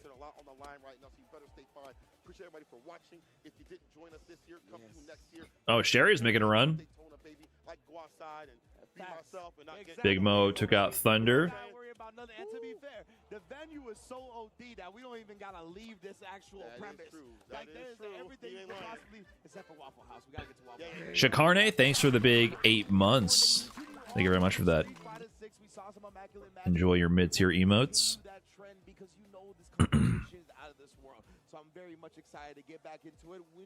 So maybe they'll show Hikaru Namin. Xiaohai beat Hot Dog. Gonna play the winner of Kosa and Musa. Gut. I don't know how to say his name ever. Gut 0W. Gutto. Took out Spaceboy. Gonna play Angry Bird. Phenom Dogura down there. Too many stacked matchups. Arrows with the 10 months as well. Thank you so much. Is Momochi playing Ken? No, he either plays Ed or Mai, but I hope he stops playing Mai. He hasn't played Ken at all in Street Fighter 5, or Street Fighter 6 rather. That is very much a much more nuanced conversation than we see on X or Twitter, right? With the character limit and all that. Actually getting to talk to these people in person, ask these questions, get genuine, sincere responses out of people being in real life, rather than our little jaded internet world that we live in a lot of the time, right? Yeah. So yeah, best believe you could tell it. You could see the testimonies from a lot of people, how nice a lot of these players are and personalities are in person, how willing they are to have. Chakotay still in? I believe so, in Losers. So yeah, man, it is a dope world offline. If you can make it, please do. Obviously, those of you that couldn't make it to this one, maybe you can make it to Blink Respawn. Who did Mochi play before Ed? July 18th, and I promise it will be. Why am I forgetting who he played in Season 1? If you make it out to the Dominican Republic, but yes, indeed, Cole, we are. He played Rashid. He was character hopping. He played Rashid at the first Evo. Next match is going to be happening very soon. And Rashid came out like right 2 weeks before the first Evo. So in Season 1, he was did he play Ken on release? He kind of didn't like lock in to the same degree until Ed. He had a good run with Rashid. He almost got top 8. I mean, he got like top 24 or something like that with Rashid. Chakotay still in Lily. That's all he plays in this game.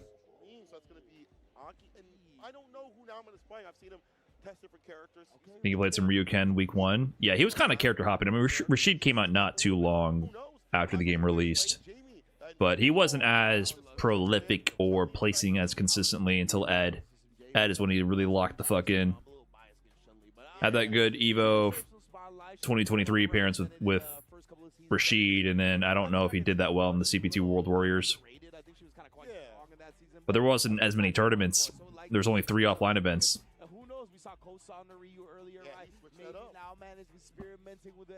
Who did Chakotay play in 5 of the Mexican grappler? They don't have to be he just plays the grappler. He played Mika, man. He was terrorizing with Mika. My first Street Fighter main, Balrog. I mean, I played Ryu like day 1, obviously, but Balrog. The forefront, whether it be of the tech, whether it be of the conversions, whether it be just how to play the character in neutral, he's a pioneer. But Namin also on his side of things, his defense when he wants to bust out, whether it be like a reversal BP or a super, is so nuanced, and when he commits to it, I feel like he is really about reading the person rather than like the player or the situations. Like I know this player likes to do this, this, and this. And that's gonna y'all didn't even see the Street Fighter 4 Balrog era. Maybe a handful of you. Every once in a while, I get jump scared by someone who's been watching the stream for 10 years.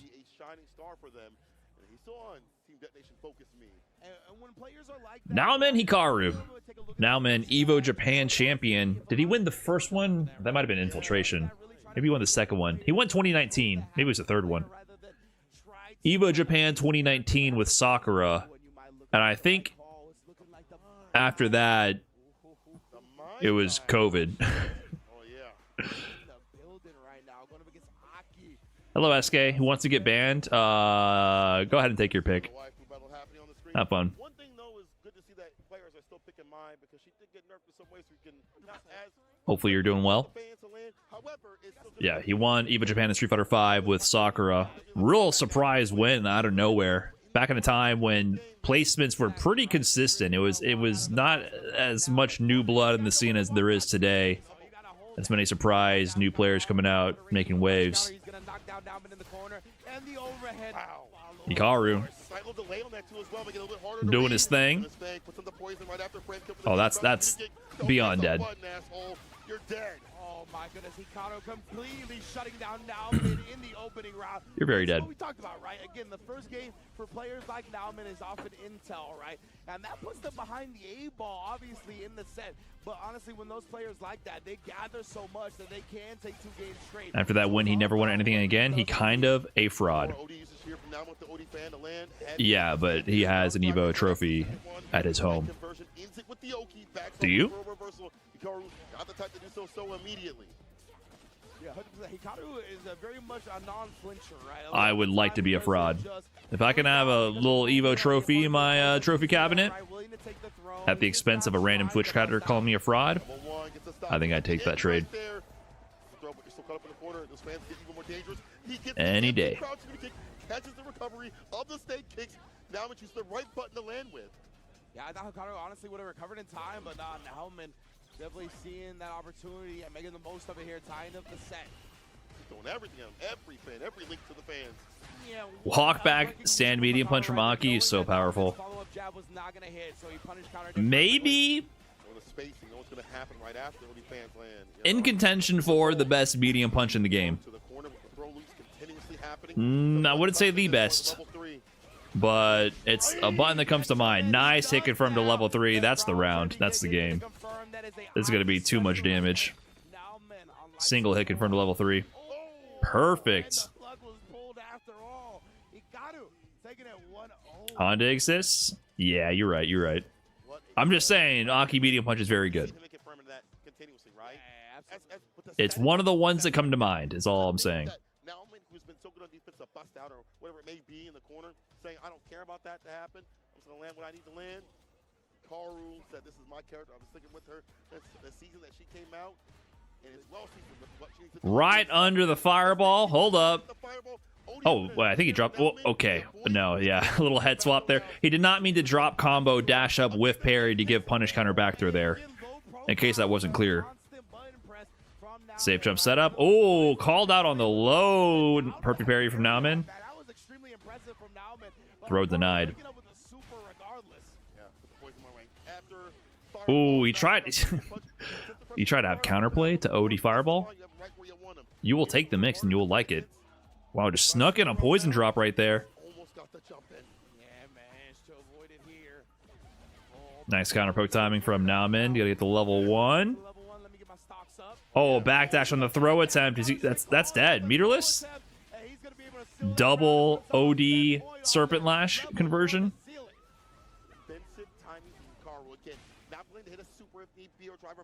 It's nice that you feel more positive seeing a perfect parry. You're talking about me specifically or in general? Yeah, when I see an actual perfect parry, I care more about it now, by far. I definitely feel more positive about it. Before, I just didn't give a shit. It was just like, oh, shit happened. When I see an actual perfect parry, I'm like, oh, I feel like there was a little bit of thought involved with that. Like, you have to specifically call out if they're going to go low or not. I definitely feel more positive regarding it. I'm more impressed with the player doing it as well.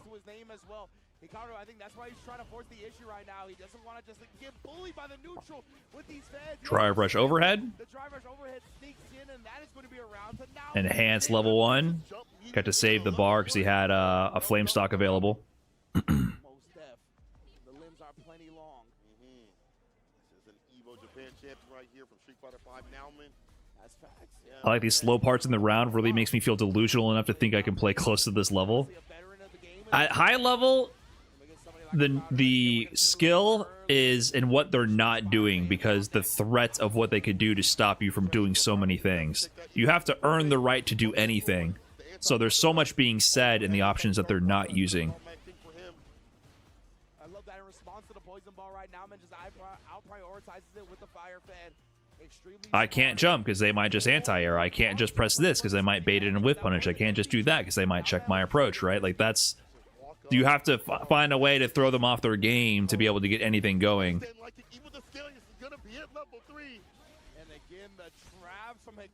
Nice level 3 conversion. Hikaru's locked in. He likes to stay locked in and watch the level 3 animation. Both of them staring at it like, hey, this might not kill. Oh, never mind. I respect that, though. Much more than the early pop-off and look away. There, who knows? I'm saying, man, there could be a glitch out of nowhere. Maybe the PS5 is cooked enough so that suddenly the opponent just falls out of the cinematic for no reason while the camera glitches out, and then, you know, Mai gets up during the zoomed-in camera and starts hitting Aki. You never know. There could be a 1 in a billion chance. So both of them were staring at that level 3. Like that 1 in a billion might happen right then. Whenever I get the chance to actually watch this dude, it's always a treat. So I'm glad to see him. Much better than the other extreme where they pop off too early and it doesn't kill or something happens. Play it out here in the States. It's super sick. I know it's stressful for them to come out here and the time change and all that good stuff, but again, it's back to how it used to be. Tournaments from around the world. We keep saying it because it's important. Seeing people offline, grinding it out, playing it out. The results of the fruits of their labor showing out ain't nothing better, bro. And again, as you mentioned, the online had to enable that. Absolutely, good online play, be able to grind consistently, playing in regional tournaments, playing in tournaments maybe a little bit further out too as well. They have a strong scene out there that they can play in the Spirit Zero tournaments. There's obviously like Topangas and stuff like that, but the result is to come out here and play for these points. Yes, as far as I'm concerned, the online and offline is one ecosystem that feed into each other 100%, right? Yes. So it's beautiful to see all of these players that maybe started out getting some prominence online come into the offline side of things. And I mean, yeah, we get to see players like the Crimes, the Blazes, right? Not just at like tournaments that are closer to their region, like Blink Respawn. But okay, so Hikaru is moving on. So Crime will play against Hikaru, which will be, that'll be tomorrow, right? I think they're doing all top 48 through the end of the tournament tomorrow. So whoever wins the tournament has a long day ahead of them. There's so much to think about. Even outside of the CPT, outside of the World Warriors, we have other tournaments that are going on a weekly basis, from the online to the offline. So yeah, starts at 11 a.m. tomorrow. Damn, 11 a.m. 1 p.m. Well, I'm gonna miss a lot of this actually. That sucks. I got things to do tomorrow in the afternoon.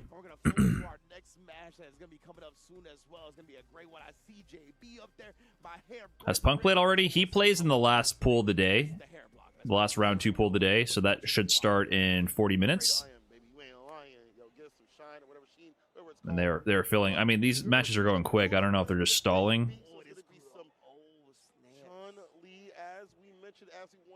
They still have Xiaohai, Kosa, and Angry Bird Dogura. So Dogura beat Phenom. There is a non-0% chance we can actually see a little bit of Elena. Dogura is like top 10 ranked in the world and using Elena.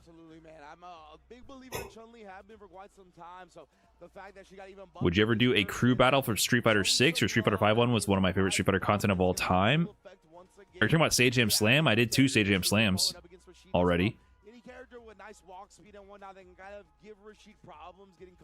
So I've already done that twice.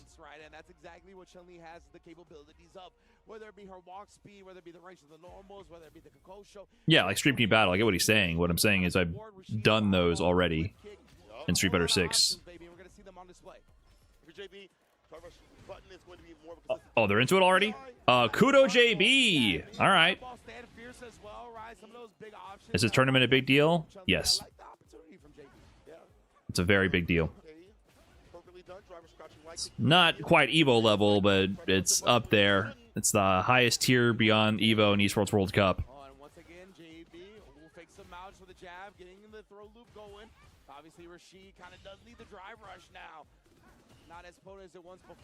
This is an all USA match as far as I'm concerned. Snuck the jump in over JB. First time I've seen JB on stream. I think he got sent to losers by Tokido, but I didn't see that match. Level 2? What do you got? What do you got? What do you got? Oh, he was going to take his prescribed throws, which means block string pressure. Wow, just pressing the medium. Didn't convert. That could have been the game already, or the round rather, for JB. Nice jump back air to air. Kudo can confirm. Button to level 2. Sword normals. Oh, he messed up the buffer. That is actually a big win for JB. Gets the round and takes 2 bars off the table from Kudo. Gachikun's not here. Everyone's here, though. Like, there's the most international player presence here at any event we've had besides EVO. Name a Japanese player, they're probably here.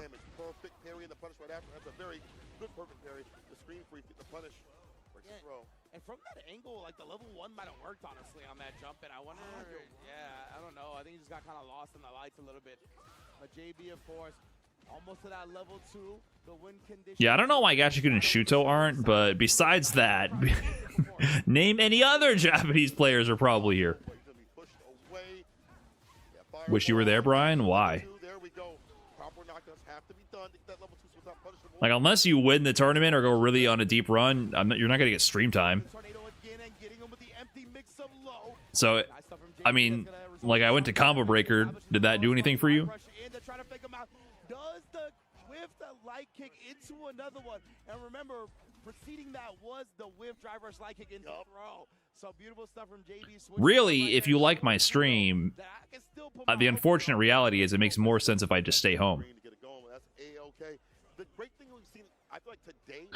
Yeah, Kakadu's not here either, is he? Shuto got DQ'd. He didn't show up. Kakadu being here would have been nice. First game to him. Kudo adjust. Yeah, 100%. I think he kind of needs to win the early part of the rounds, right? Before JB starts getting the 2 bars, before Kakadu's qualified? Yeah, he's qualified. He doesn't need to go. Comes to that super, and right now, with JB winning this early, already building up this meter, it is long for Mans. But it would just be cool. Kakadu went to EVO Japan, but he got cooked by Modern Ken. We got DQ'd Shuto. Shuto was in the bracket. He was one of the top seeds, but he didn't show up, so he just got DQ'd.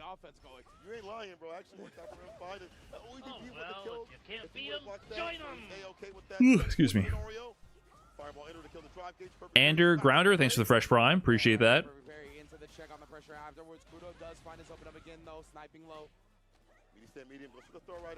JB on set point over Kudo. Landed the jumping, but didn't believe. Kudo walked away from the throw pressure. That's going to be a round. Can he do it with 1 bar? Oh, he doesn't spend any bar? Uh-oh. Okay. Uh-oh. Yeah, sorry I'm yawning a ton. I feel ready for nap time. Feel ready. Overhead reset straight into the level 2.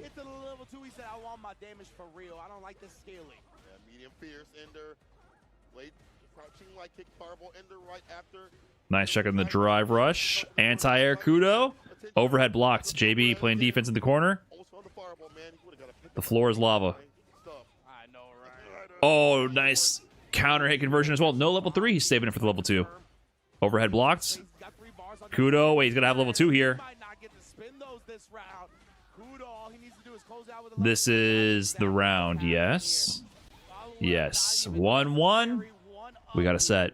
Dokura does play Elena, but I heard he was playing Bison this tournament. I don't know if he used Elena for any of his matches. He's legend rank with Elena in Japan. Chocote eliminated Problem X. Nice. And dang.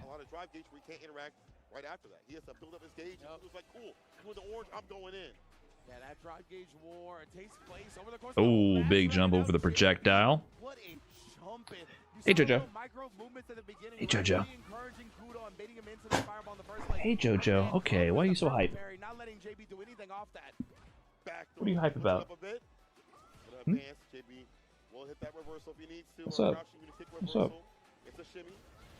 What's up? Oh, fuck. Don't step there. You gotta be careful with that. Okay. I don't have much more to lose. Gotta be careful. Okay. Oh, too much. Too much.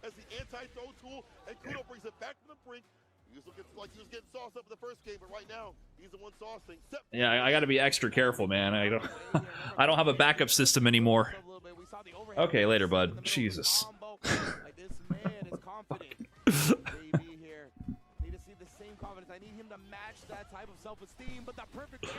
I got no backup.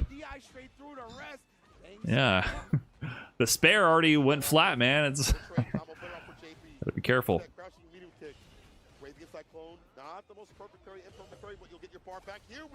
Nice perfect parry DI punish. Hold up. Oh, he's going hype over there. Get a transplants? I could have got an implants. I opted out of that. He's trying to play compact. He's trying to play confident. Please don't throw out fireballs, man.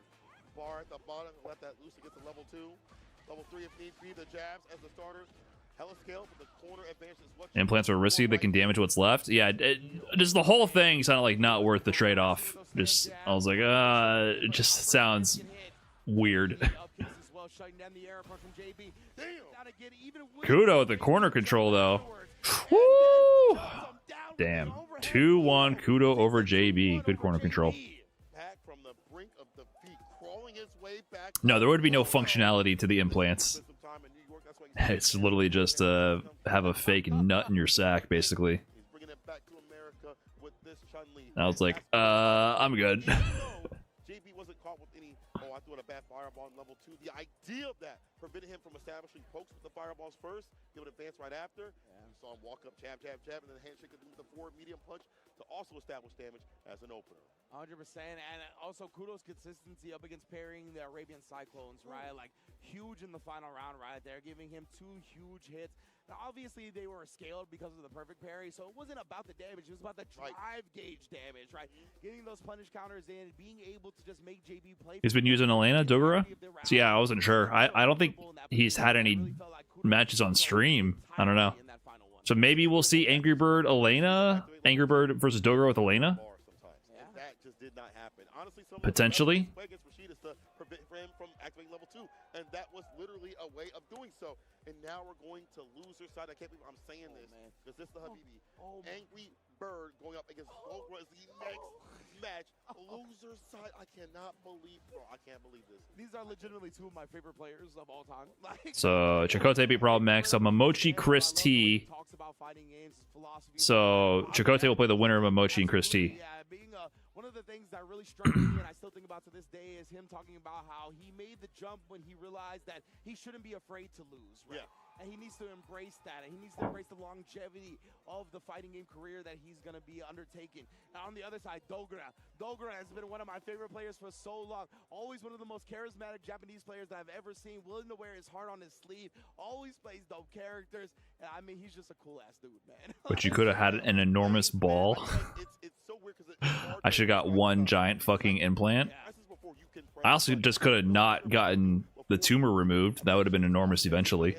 A good battle sense. And it's impossible to have that as a learned talent. It's something you just have innately as a talent to grow up with. And maybe it's from playing a lot of fighting games. Apparently it was pretty big. But it comes out in this play and he's able to scratch. Not that I could tell. Significant ones we've seen in League and other games. Yeah. And out here in Street Fighter 6, he's trying to move on the bracket. I feel like this is one of the better brackets. I think it was like inside though. I don't know. It was like a little bit bulging out. But now when he does, he's out here. Doctor was gassing you up. No, because the cancer classification is like stage A1 or A2. I forget the exact classification. And I was considered A2 because it hadn't spread, but the size of the tumor was beyond a certain point. Angry Bird Dogura, so he is going Elena. No, you don't need TRT if you got one nut. My good one was one remaining anyways. Your levels actually stay the same. Usually. Maybe some people have complications, but I had 0 issues, fortunately. Nice conversion. Overhead, +3 on block. Nice conversion. Oh, big shimmy. That's the first game. Yeah. Clean play from Dogura. And you can't overstate just the lack of comfortability in playing a new matchup, right? You might just not be aware of the animations. It's just going to be a little uncomfortable. So that could be to Dogura's advantage here. Forever's overhead. Interesting how he didn't go Ken in this matchup.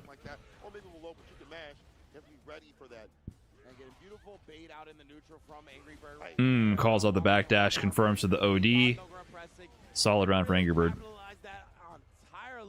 As we get some of the contingent here, rooting for Angry Bird, trying to make some noise. Oh, I hear him. Drive rush over is how we start things off.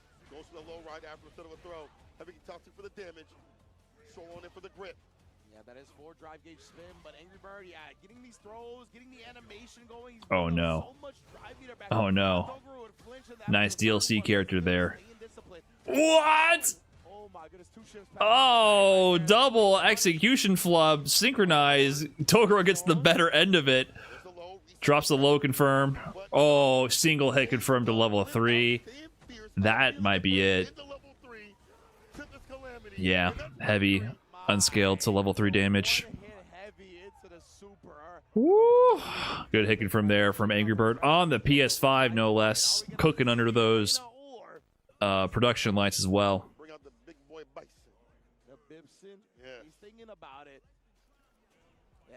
Oh, back to the Bison. Dang. It's time to grind out, bro. Like, I ain't spend money out here, you know what I'm saying? 18-hour flight. Yeah. Get my ass kicked 0-2. 100%. She just seems like a character that's going to take some time for people to really optimize and play effectively at a high level. Doing what he's got to do. He's not going up against any schlub here. Yes. Oh, this is very sick to see him back on this. See if he can make it happen. Obviously, Bison got some changes as well, but still a potent character in my eyes. His offense got up because of Barry change, but also defense a little bit on the worst side because of that too as well. So you got to go in to get your win. Drive rush, overhead, the target combo follow up. Nice confirm. Where it's going to land. Dash up though, not the same sort of Oki these days. We have to switch up a little bit. Whoa. Angry Bird was trying to end him right there. He did the drive rush to the adamant fist for the shimmy. Dogura just hit him with the perfect parry OD. Psycho Crusher. Shimmy attempt. No go. Plus frames on this. Can Dogura take advantage? Walked under. Nice spacing on that. Gets the bomb planted. Overhead blocked. Calls out the shimmy. Short to jab to level 1. He knew he was... I mean, Dogura was very plus there. Angry Bird made the hard read right there on the walk back. Really great call out and great confirm to the level 1 there. Nice! Oh my god, good perfect parry to OD Psycho Crusher. Even better reaction with the light DP. Jeez. High level countering high level gameplay right there. That was clean. Jumps away from the throw setup. Angry Bird potentially one solid hit away from ending it right now. DPOS, forces the burnout. Dogura might be okay with that, but he needs to get something started. Scissors counter hit, bomb planted. No, just Psycho Crusher for Oki. Oh, he just jumped. He's out of there. Oh, hard call with the sweep. Okay, wait a minute. Bomb planted. Oh, he calls out the movements. Just couldn't get anything started. Solid play from Angry Bird eliminating Dogura. We got a little bit of Elena on stream. Defensive choices with his heart, with everything else that he puts on the table, that man is just putting it down, all right? The fact that he did crouching like it when the bomb is on, ODP, to DP normally against an OD Psycho Crusher, like, you gotta be... Who put Angry Bird in losers? Daigo. Daigo was cooking until he got cooked by Crimey. They are mandated by the powers that be. Crazy set still. Definitely the best set I've seen so far in the tournament. Even beyond the stakes of the match, it was just the gameplay was insane. The pace they were playing at was nuts. It was going to be be like a light himself, probably maybe a medium could actually beat that, but it wasn't going to be enough As damage. Blazin winners, yes. Right. He decided to take that risk because if it works out, he gets the kill. So are they going to show Shanghai Kosa? I'm assuming they got to fill because there's still another 25 minutes before the next wave of pulls. Chakotay, Momochi, I guess that's coming up next, and then Shanghai Kosa. Chakotay up against Momochi. So Momochi then beat Christie, yeah. Dual Kevin is in the tournament. He lost in round 2 to Knuckle Dew in winners. I think he made it through in losers. Is Grand Finals going to happen tomorrow? Yeah, they're doing all of top 48 and all the way through. The tournament ends on Sunday, right? So top 48 is going to start early. And then they're going to wrap it up by the end of the evening.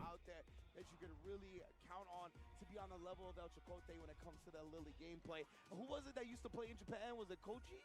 Koji was also one of them, but Hibiki. Hibiki. There you go. Yes. Thank you. Yeah, Hibiki. I think he's still on the Lily or not? Oh, he is. Yeah. Okay. So the fact that they still have Hibiki means a little bit trouble for El Choco. Tournament full of upsets? I don't know if that's true. There's just a lot of killers. I mean, I guess you could call Crime A Daigo an upset, but even then, was it an upset? Daigo Angry Bird was more of an upset, almost. Daigo beating Angry Bird is almost more of an upset. Crime A, it's like the time was coming. What was missing was the opportunity.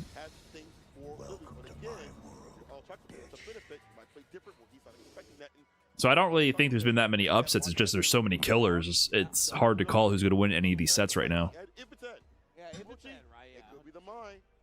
Who does Crime A play? He played Ryu in that set, but it's also like Blaz. He plays all the Shoto-esque characters. He generally, or at least in last season, he picked a lot more Ken in the CPT World Warrior events. But he's definitely like Blaz, where like any Shoto character he's playing at least a bit. He's been one of the premier frontrunners on that character. And I mean, he's a legendary Ken as well. We don't see him play that character much in this game, but he is Program files, thanks for the 4 months, by the way. Appreciate that. Chakotay up against Momochi. This could be a big game for Chakotay here.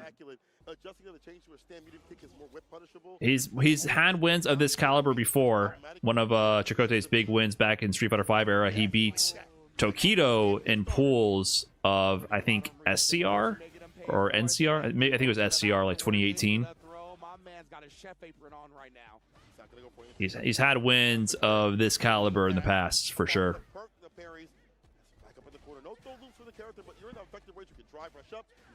Drive rush throw loop. Clean start from Momochi, though, can't lie. Hands and arms inside the vehicle. Sorry. You might lose him. I'm sorry. Oh, nice job there. Able to shut down the drive rush attempt. But you gotta have goldfish memory. Brush that off. Perfect parry. Already 2 perfect parries here in this match. I don't know if we've seen 2 perfect parries in the rest of this block. Oh no, he's getting scooped. Oh, he is getting so scooped right now. Doesn't get shimmied there though. Oh, they didn't get the light confirm. A little bit of a drop there from Chakotay. Could have turned that into a super confirm or something. Big whiff punch from Momochi, but this is not going to kill. He's going to spend it though. So he has 0 super meter.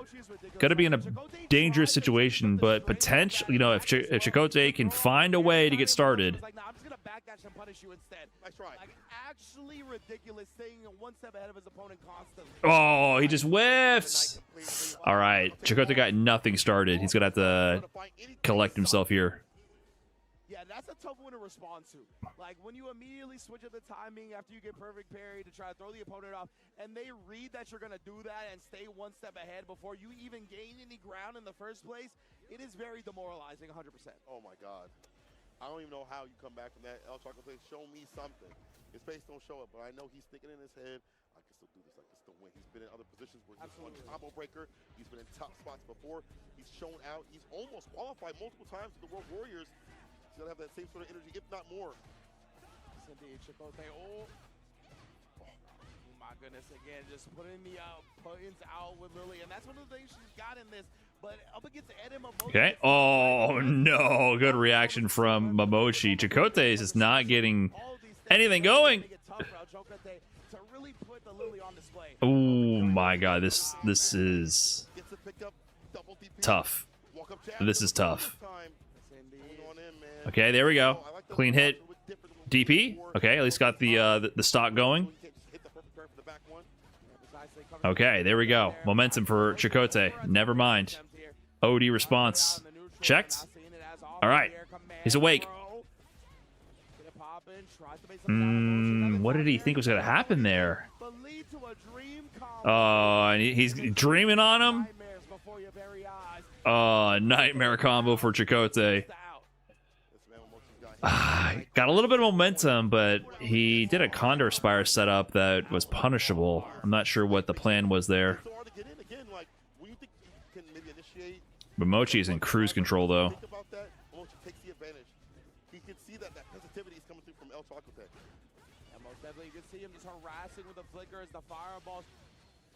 Oh, that's not good. Punish counter starter with the flicker. New combos with the extended command dash after the flicker there as well. Oh my god, this is looking bad. He went for a backdash shimmy there. Chakotay calls it out. Anti-air? He keeps whiffing that. Okay, was that a setup? I don't know. Okay, shimmy. Hold on. Okay, level 2. Okay. Baited. All right, we got a round. This could be momentum. Hold on. Hold on. Wait a minute. This was looking all for naught. Okay. Ooh, safe jump setup. Another DP. Okay, that worked out great for Chakotay. Has corner. Doesn't get to keep it, though. Momochi jumping away from the situation. Life lead, maybe? Pretty even. But situation advantage Momochi for sure with the drive gauge and the range. Can he get a store going? Oh, whip punish on the stand MK. Misses the meaty wake up jab from Momochi. Nightmare time. He lands it. Momochi lands these. Next to Lashar, the most consistent of the dream combos. Throw will not kill, but he's going to be in a bad spot. Actually, throw might kill. I can't tell. Backdash on it. Punish counter conversion, but he burned himself out. CA, it's not going to be enough, right? And it's not going to burn out either. Yeah, okay, so how's he going to make this happen? This is a tough position. He's in chip range. Actually, he can survive. Yes, he's going to get out of burnout. Oh my god, we got a match. He has a store, by the way. He can OD Condor Spire in through projectiles. That's it! Oh my god, this is a set. Instant rematch. Momochi was on cruise control to win this free. Suddenly, Chakotay staying alive here. Oh, greedy. Oh, you let it rip? He was out of range. He was trying to bait him to walk into that, but he got 3 stocks out of that. It might not be worth it. This is back to game 1 right here.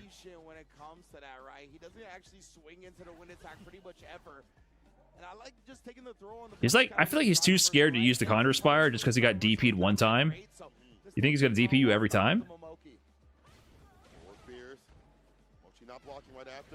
Okay, Mochi keeps getting hit there for some reason. Crosscut? Okay, that works, I guess. Nice stagger. That's going to be the round.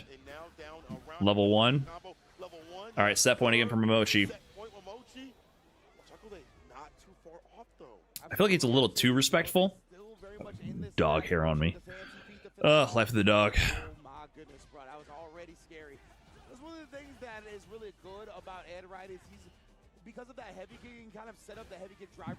Maybe I'm wrong, but I feel like he could sneak in more of the Spires. So I gotta DP every single one of them.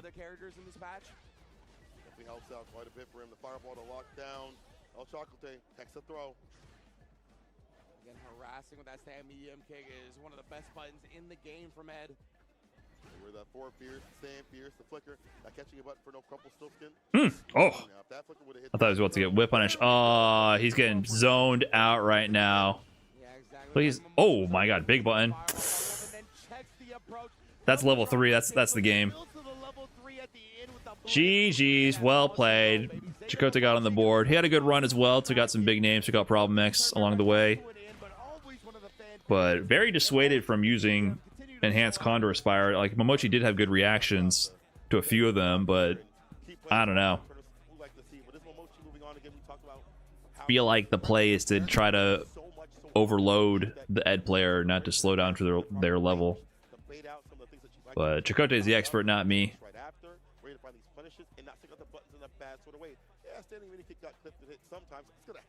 Absolutely, 100%. And that's what we talked about. Something we highlighted at the very beginning was the fact that a lot of the time when Chakotay goes up against opponents, he has that advantage of the character being underrepresented, right? So he kind of has, like, usually a better semblance of what the matchup looks like, but that actually doesn't apply to Momochi, right? Yeah. As Hibiki in Japan, has played against the Lily plenty, and we saw it on display. Him just waiting for the wind attack, just completely backdashing, getting into the perfect spacing to whiff punish it. He had been immaculate with pretty much every angle in regards to the Lily matchup. So big ups to Momochi, big ups to Chakotay as well. Always a big fan. 100%. Good to see that variation in terms of characters that we see in this CPT. He lost to Daigo, Momochi. That's nothing to weep about. I mean, those are two of the biggest names in the biz, but obviously he wants to beat them. Maybe not moving through, maybe sometimes moving through. We've seen modern. Obviously. We're not going to stop in terms of variation. So are we done fully with this round? Did they run... Oh no, they're still doing Xiaohai and Kosa, I think.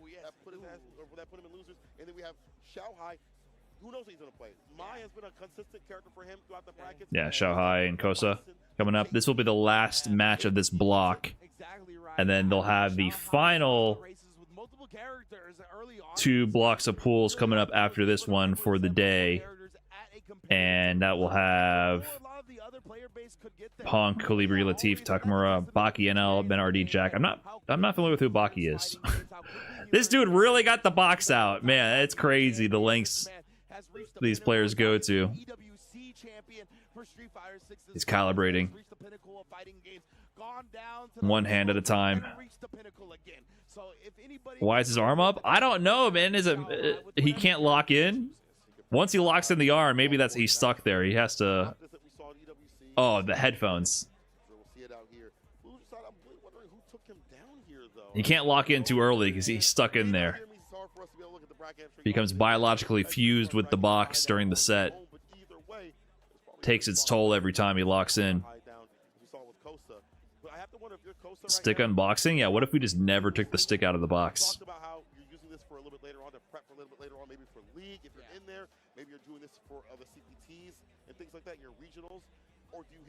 I can understand the box at Evo or Capcom, but Cup, but CEO.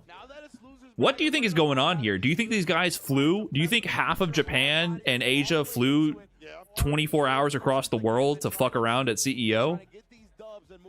What do you think's happening here? If you win this, you get into Capcom Cup, by the way. And if you win this, you go to Esports World Cup. What do you think they just don't care? What are you talking about? He had openings. It shouldn't lead to a lot, right? In terms of like the win condition for the character, stuck with the Dinjin, he's stuck with the fireballs. Do you think this is just for fun? Oh man, that's a crowd too behind us. People are stacked up to watch. This is a CPT premiere with points on the line. It's kind of a big deal. This is not just CEO, man. This is pre-COVID premiere event. This shit's fucking serious. Maybe people who didn't watch CPT prior to the COVID era, prior to Street Fighter 6, don't know, but this shit is fucking serious. I didn't know that CEO was in CPT before. Yeah, it's dead serious. I mean, I can understand not knowing that, but also I feel like some context clues would clue you in. Like, why is Xiaohai playing Kosa in Orlando? Why is the dude from China playing the Japanese dude in Orlando? All right. there's clues along the way. Nice counter DI. Like, why was Momochi just playing against Chakotay, right? So this shit's dead serious right now. This is not just CPT. This is CPT with points. It's a whole different beast.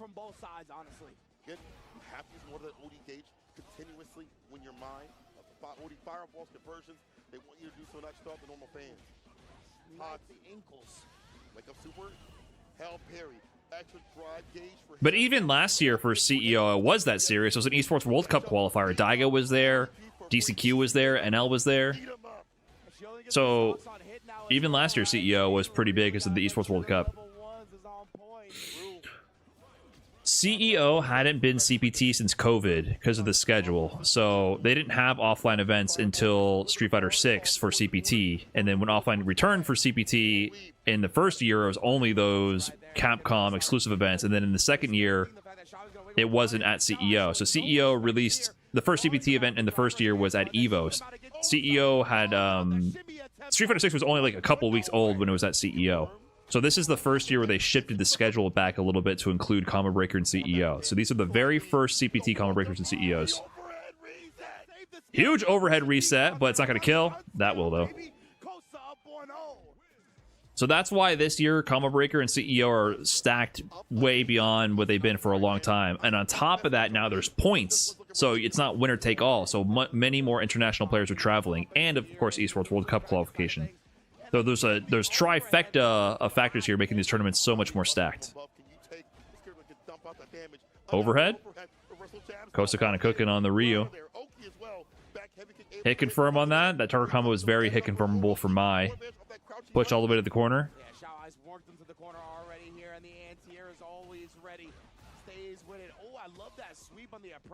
Yeah, common option after dealing with Mai's fans is to go for sweep.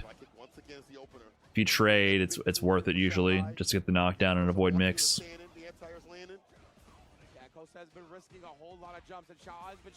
Did he get the counter hit on the medium confirmation? Kosa burning himself out for it. Oh, nice conversion on the backdash. He saw it. He saw it. I mean, Xiaohai's like, we take those every day. The fan bounce actually locked him there, so you can get the follow-up right after the crouching medium kick. Xiaohai, well done to recognize that he was in the proper range to do so. Definitely. Crouch fierce. Someone hating or just confused? I think they're just confused, but it makes me sad because to act like CEO is not a big deal just hurts my soul. CEO has historically, for many years, been one of the most prestigious events in the entire FGC circuit. So to say that CEO is not a big deal just makes me sad. It just makes me sad. It is a big deal. Like, our events are a big deal, and if we don't care that they're a big deal, then what's the point, right? Like, that's one of those things where it's like, you know, it's only a big deal because we think it's a big deal. So that's why I care about that. He's still through the OD fire fan to recover as much as possible, as people like to jump after throw text. Oh, but Kosa is there, knocking on the dome again, giving her a noogie in the process. Set point for Kosa.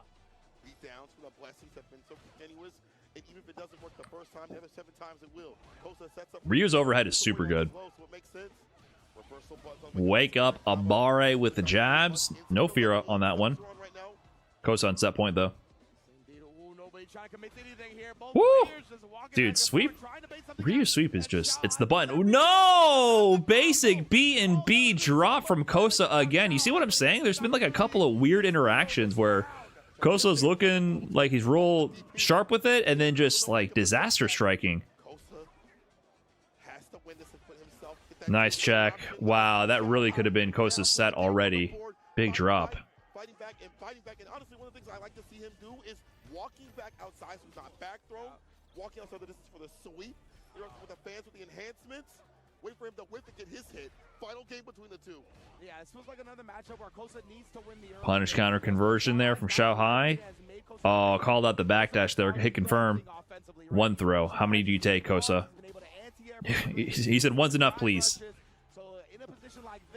Calls out the shimmy attempt. Xiaohai. Great awareness of what options Kosa's going to want to go for. Wake up, stand medium. You gotta, your RPS game got to be strong in Street Fighter 6. Ooh, missed the confirm. Kosa. On the brink of brilliance is Kosa. Then just some mistakes.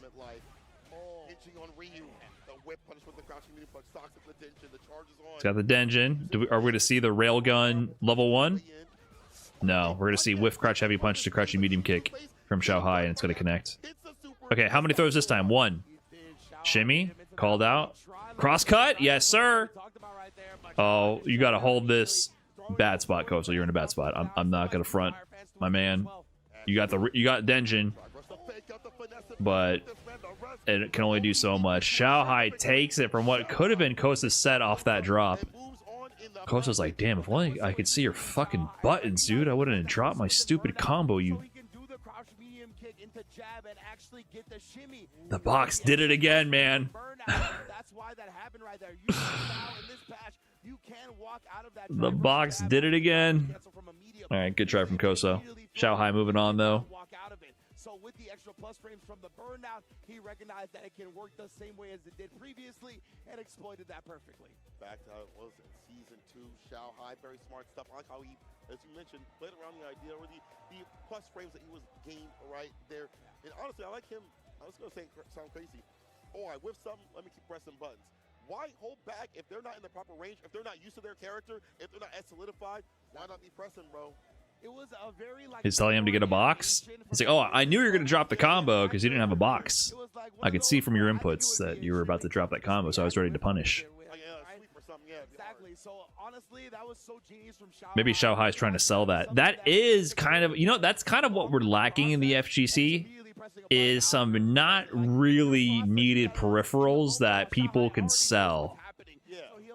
That's what we're kind of lacking, because we have controllers, and even then we haven't gotten to like the signature controller market, which is crazy to me. I still feel like we need to have a Daigo model custom controller at some point, and that needs to be a mass-produced product that people buy.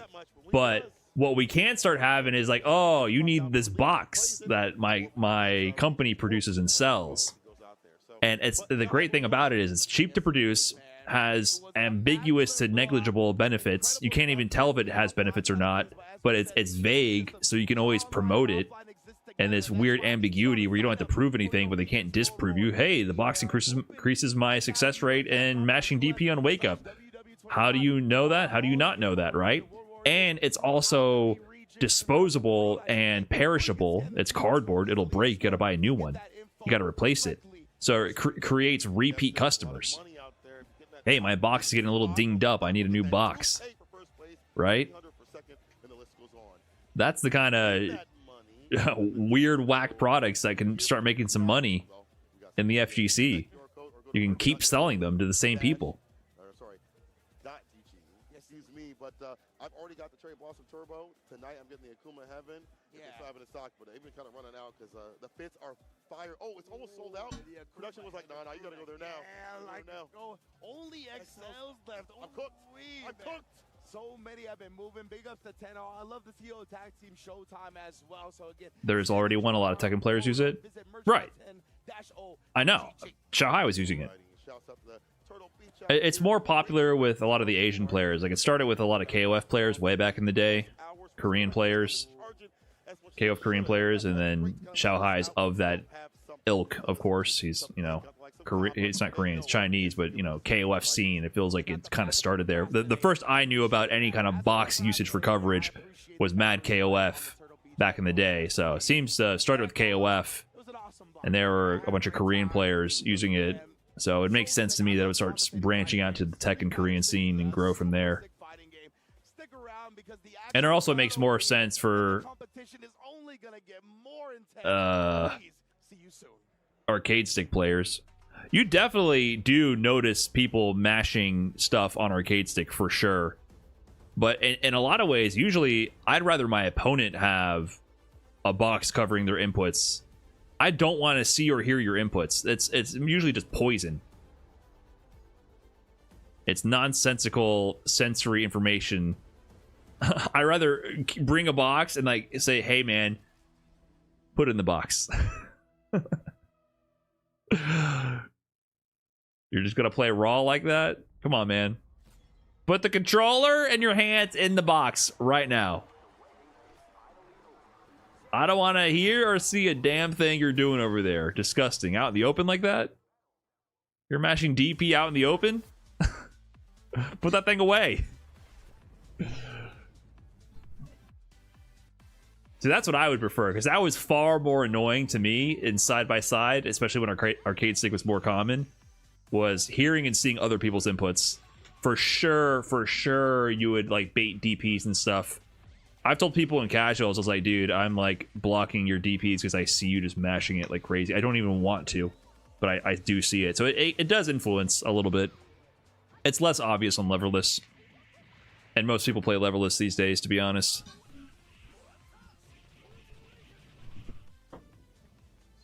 Stick is noisier than leverless. It's more that you just can't tell what they're doing on leverless. This is a bunch of nonsense, gibberish sounds. Both the buttons and you can't tell if they're mashing jab or mashing DP. It's the same thing.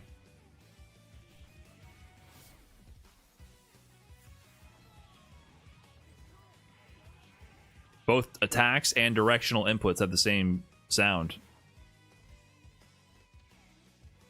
Yeah, you can't really conclude what they're doing.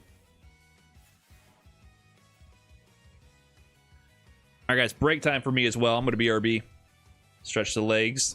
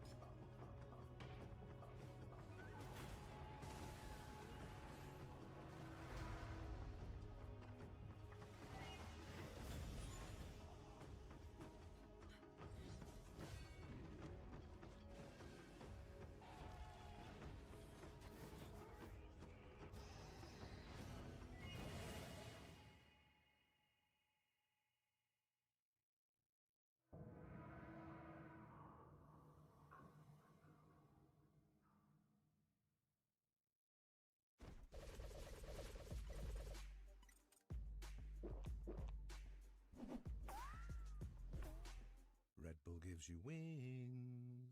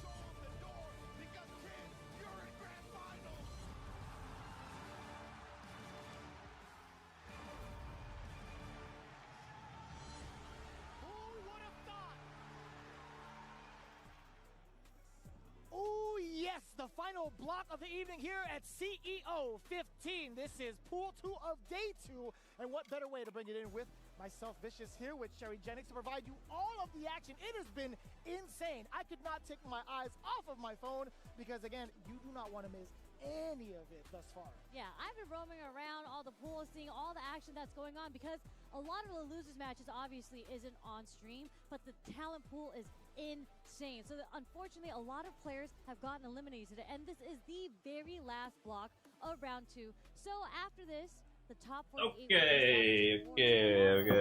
And it's been so unpredictable, right? There have been a little bit of nerves kind of happening with some of the players earlier up on stage. We saw Koza kind of drop a pretty significant combo to get into at least another round in the game with Xiao Hai. However, it could have been a different story. I think it could have been a possible different story. Yeah, for sure, especially in Street Fighter 6 when you've used all your resources, right?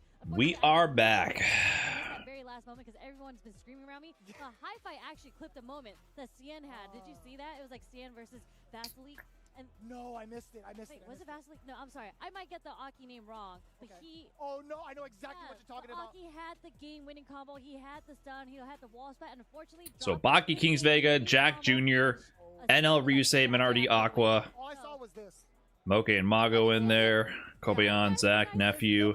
Nice guys, you do the pat, you move on, and he was Punk Kusanagi, Takamura, Yurio, Calibri, Boost Lee, Latif, Suyuji. Not familiar with them. Gama's in there, Squall, Jiwa, Leakman's Barnett. Bruno's still kicking. No, I'm sorry, LB1 and MA1. There you go. Okay, I didn't even know there were numbers. So this would have been Emperor's Seed. I guess he DQ'd as well. Oh, I got you. I was just reading off this. I was like, it says K1 and K2. Am I completely off? No. It's just the way that it's structured on my Gotcha. It's a little bit different. But we do have players up on the stage already. Hopefully ready to fight it out. We are going to figure it out soon. We got Boostly. I'm glad that he changed the name or actually added a little bit more because before... It was just Boost, right? Artist formerly known as Boost. Yes. Is correct. Now he's Boostly. It had to happen. Boost at it. Everybody was already calling him that. It's one of those names that are given to you and you're just like, you know what? Up against Calibri. Now Calibri actually put Kobayan out here cooking as well in losers. Super strong Ryu. She's been doing work for a long time. I heard about that in one of the standings.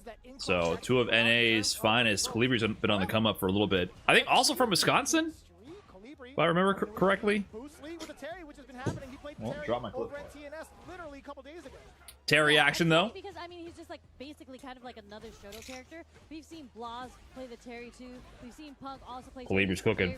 Oh, big shimmy. But Calibri starting out so strong. Woo! Calibri actually started off this round with drive rush overhead. Sweet Jesus. Yeah, Boost used to play pretty much Ken. He's had a Terry since he released, but he's been playing him more and more. We're seeing how strong overheads are right now. Oh, we'll just take it. We'll definitely take the back throw, I guess. That Fierce is going to do a hefty amount of damage, but the carry is going to be pretty important. Oh, the uppercut. Screen Calibri. Overhead again. Do it one more time. Boost is blocking, though. The double overhead reset. I get hit by that every time. I mean, he still has the meter, but not the greatest situation. Oh, there's a dump into the level 3. Damn. Bang! Look at the bicep flex. That's not Jabali, that's Ryu. The Rio players have been doing work this tournament. That was your biceps. I'm working on it. Oh, wait up. Rocking to earth. Gets the driver. This is kind of bad. Is that going to work? Nope. No! That was a scramble for That was the game. Did we do this? You just needed OD Fireball. Did you mean OD Fireball? I mean, that was very, very... Uh-oh, wait a minute. That might be a meltdown. Let's see. I don't know what that was. It was just like a hell of a scramble. Honestly, I couldn't tell you. But either way, looking at the resources right now, Calibri still on the offensive. Nice exchange for the drive to at least get that throw opener against Boost. Driving up on in there. That was a counter hit. Did get the back throw. Okay, keeping him in the corner. Nice lights. Just straight into the walk-up throw. And Calibri, get off of me with the wake-up ODDP reversal. Managing to get a Denjin, and now in trouble. At least getting the side switch, recharge it one more time. We got 2 batteries on him.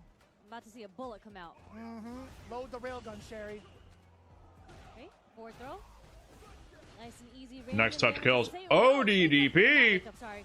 But interruption on the string. Wait a minute. Spent it all on that. Wait, it's going to hit. No level 3 cancel. He's got Oh, there it is. Wow. Was that gonna chip? Boost committed to that cancel, which would have been unsafe on block, I think. Yeah. I mean, that bird knuckle was already pretty. I wonder if he just committed to that to chip with CA. That should have been Calibri's game. This is very scrambly right now. It is. Like, they're not playing it slow whatsoever. They are both very aggro right now. I like that. And they have the same color scheme going on. Did you notice that? They do. I like that. They called each other the night before. I like a nice matching set. I agree with you. I agree with you. And one of my favorite colors. Checking the low, target combo. You do get the charge into the rising tackle. Now, Boost, how do you apply the pressure even further? That was a nice whip. Didn't believe in the whip punish? Not going to be enough to contain Calibri. Yeah, no conversion there. And Terry, I feel like the low forward is so strong on Terry because of how far it goes, even though it's not the fastest. That is facts. That is facts. Interesting double dash Oki setup. It is Ryu, right? Drop the combo. Yeah, the drive rush combos have manual timing. That could have been drive rush, medium punch, medium tackle into level 1, level 2 if needed. Drop from Boost there on that round for sure. I mean, it sounds like Terry. I don't think he's got Kalibi checking the drive rush. Nice perfect parry timing from Boost. Ryu is international, but Plus, good old US of A. Oh man. Calibri is not scared to let DP fly. So aggressive, they've hit. They're 3 for 3 at this moment. Yeah, that's true. I'll definitely chalk it up to that stat because Calibri, without having that type of fear, it's hard for Boost to really get established, right? You're still implanting that fear into his mind to a certain degree. Yeah, Calibri whipping the Oh, that's game. Take this damage. Nice and easy. This theoretically could have been 2-0 Calibri already. The air just can't escape him. He's just like, does he do that? For Terry? Yeah, there's I need to see it again. I'll freeze frame it for you. Okay, thank you. I appreciate it. Bruh, it just puffs up. That first impact, when Ryu does the grit after the wind pose, it has me feeling a certain type of way, I'll tell you what. We're going to stick with the Terry? Are we not going to go? Who's thinking about it? Oh, he's got to put on the jersey. Give it to me.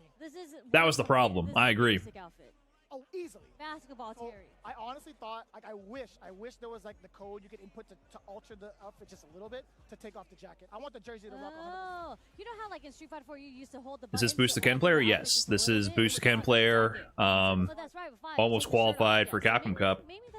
Had a CPT East. Was in top 8 of East Coast Throwdown. In Street Fighter League as well. That's true, yeah. We've been out in Orlando for a very long time. Yeah, it's been a while, that is for sure. It wasn't an exchange off of the drive rush, but still, not in the safe space to throw out the dome kick. Oh, meaty medium punch. DP coming. Parry this time. Oh, that's the game. Or round. Meaty heavy punch. Boost just guessed correctly on every Oki decision right there. Oh. Yes. Sticky toe almost hit him. Going for the heavy kick whip punish on the heavy punch. Nothing's connecting right now. Nice jab. And nice OD tackle. Oh, it's going to get the drive rush conversion to the heavy round wave. Oh, look at the crouch fear string there to force the burnout. I like that. Meaty crouching, meaty punch to crouching heavy punch. Oh, you could have been level 1 right there. That would have been a really good level 1. Dangerous position for Calibri. Boost Lee on the verge of closing out the set. Oh, perfect parry. Imperfect parry. Wait a minute. Wait a minute. Wait a minute. No CA. Saves the drive gauge. Saves the super meter. Oh, that's it. That's it. Good set. Well played to Calibri. Terry gets a set win on stream. Jersey diff. That's what I said. I said you gotta have the jersey. Not bad at all. I really enjoyed it. Punk Takamura gonna be cinema. Oh, are they having a rematch? Oh, Takamura is who got out of groups and winners from Punk's pool at Capcom Cup. And Takamura, did Takamura beat Punk?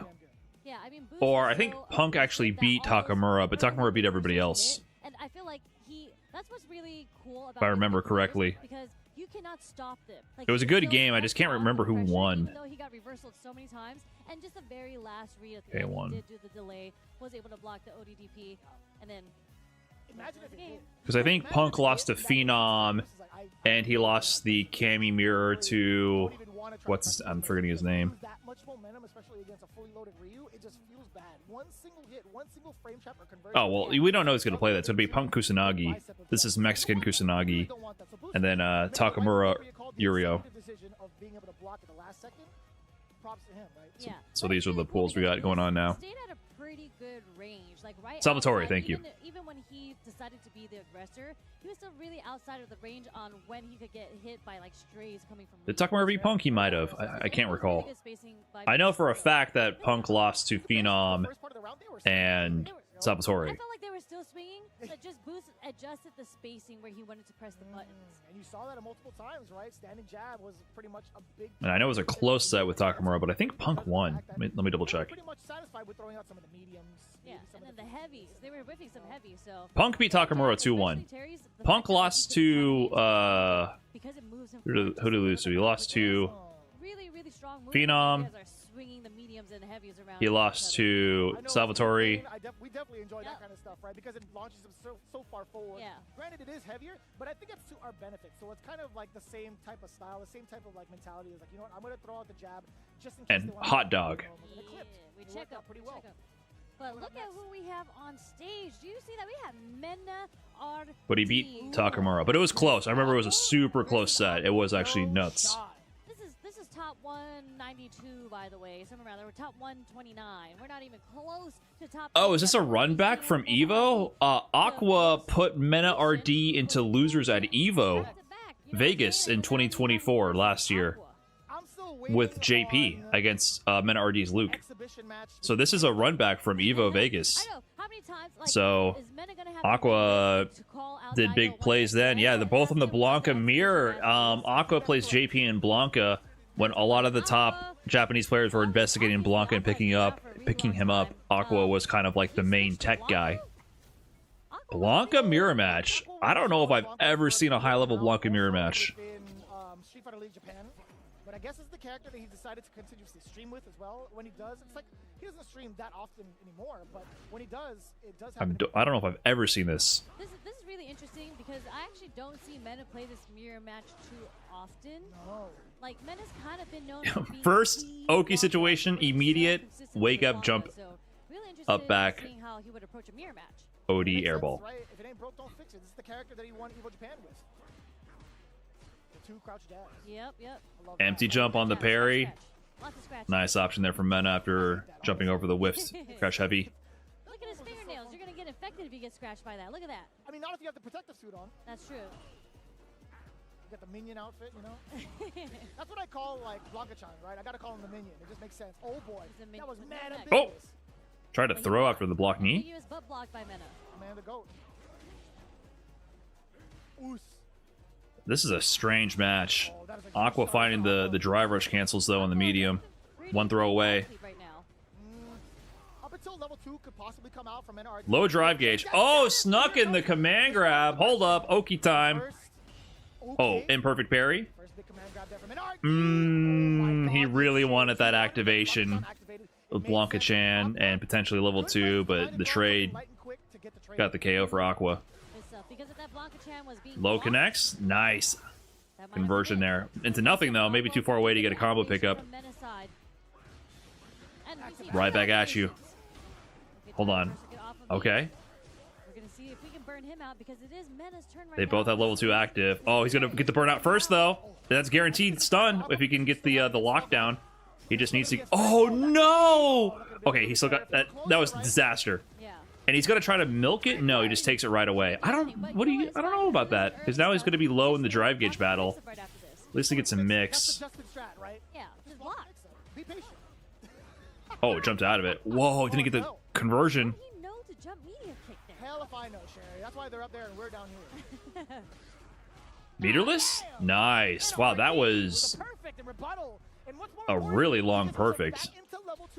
46-second perfect.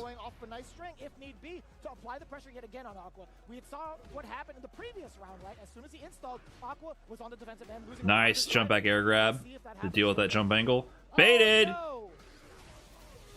Baited! Level 2 activation. MenaRD. Is he working on a double P? Blanca-chan down. Guess for your life. Up ball. Perfect parry. Jump forward. SpaghettiOs. That was a little awkward, no?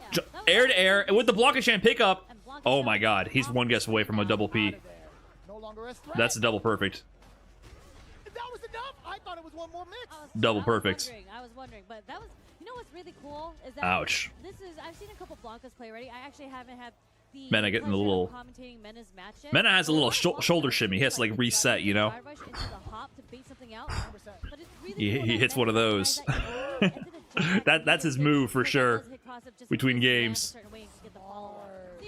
Two steps ahead. Like even Mena just went for the drive rush hop to get out of the situation. Went for the You got to reload the shoulders. Is that what it is? Damn, this is raw aggression from Aqua. Oh, he didn't maintain the charge. Actually, it's kind of tricky because of the side switch. Yeah. Not enough time, Oh, what a pick. And the drive rush to the launcher there. MenaRD. That was interesting. The height on that. Right now, back into the neutral for a little bit. Okay. OD Blanca ball.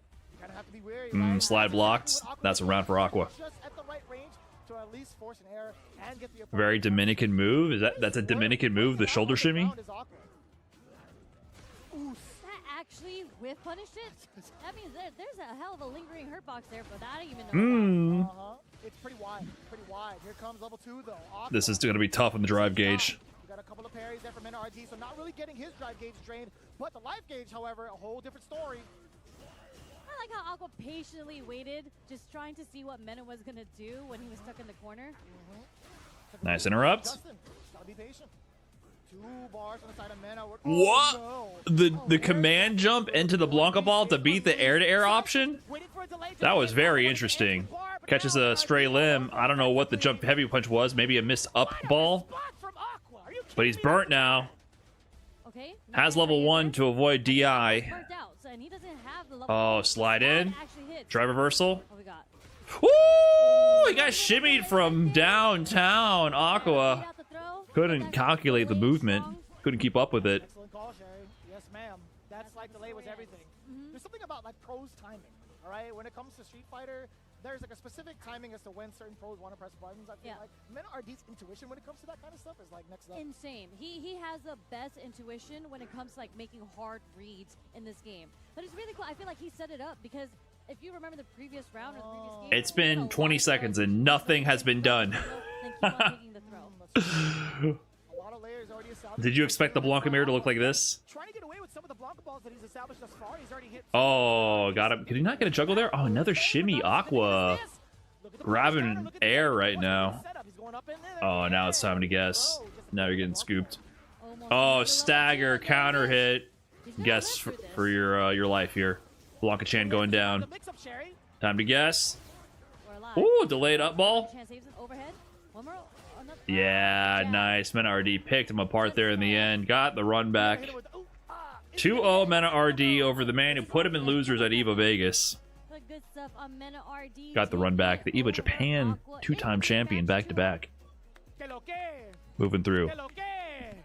I've never seen this matchup in 3 years of Street Fighter 6. I don't think I've seen it either.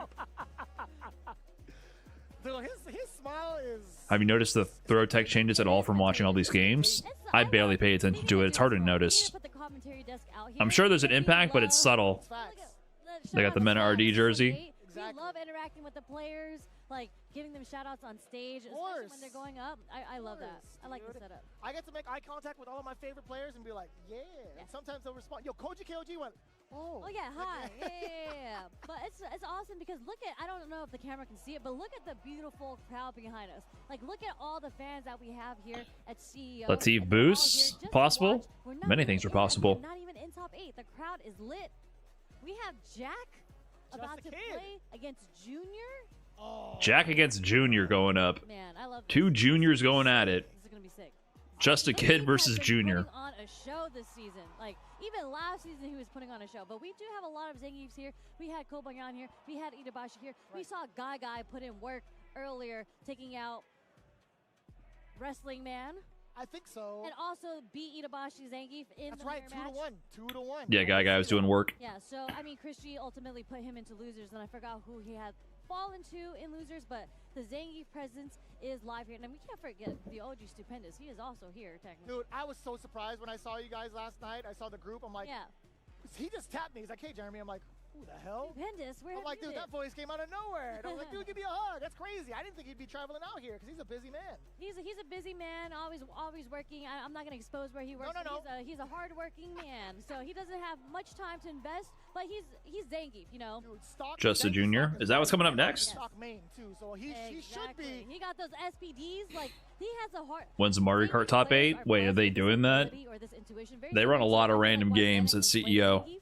Because they can just recognize defensive patterns immediately and knows when to SPD or when to go for the headbutt or the low. Makes sense. It makes a lot of sense. There's like a little bit of a killer's instinct when it comes to like smelling the fear of another player, so they can continuously steal turns. Don't look at me and say it like that. I was like, so continuously stealing turns is exactly what a Zangief player wants to do. Did Diaphone make it into top 24? Alright, he's in there. Punk's in there. We're gonna get that underway. We have Junior going up against Just. Is Cloud in there? It's so funny because when I was reading, Damn, did Cloud get eliminated? His name is cut off on Star GG. So you see Riddle and you see Junior, and I got confused for a second. I was like, does Riddle's It happens like all the time to me. Junior? It happens all the time. No, Riddle Order is his sponsor. Junior is his tag. What You up, are gonna see him Airage? versus the beloved Big raid. What's going on? recently top 8 at Combo Breaker. So he's been cooking. And you know what? Was good. Hope you had a good stream. Jack is pretty experienced. We got Diaphone. Shao Hai. 2-1. Close. We have Ramsey, who is like one of the best. Was good. Oh, you got more Zangief right now. What's going on, everybody? We're watching CEO. This is Junior versus Jack, aka Just a Kid, aka my junior, just my son. Just a Kid up here. I had to disown him because now he plays my. Junior's been doing a lot of work in Japan with Zangief. Early double knees, by the way. Oh no, the first SPD. Mike Schmurda, thanks for the fresh prime. By the way, appreciate that. Jack can get his party started. No, the whiff punish on the roundhouse too. That was a change to Mai as well. Made a bit more Jack, the stair guy, unfortunately. I also had to disown him for that.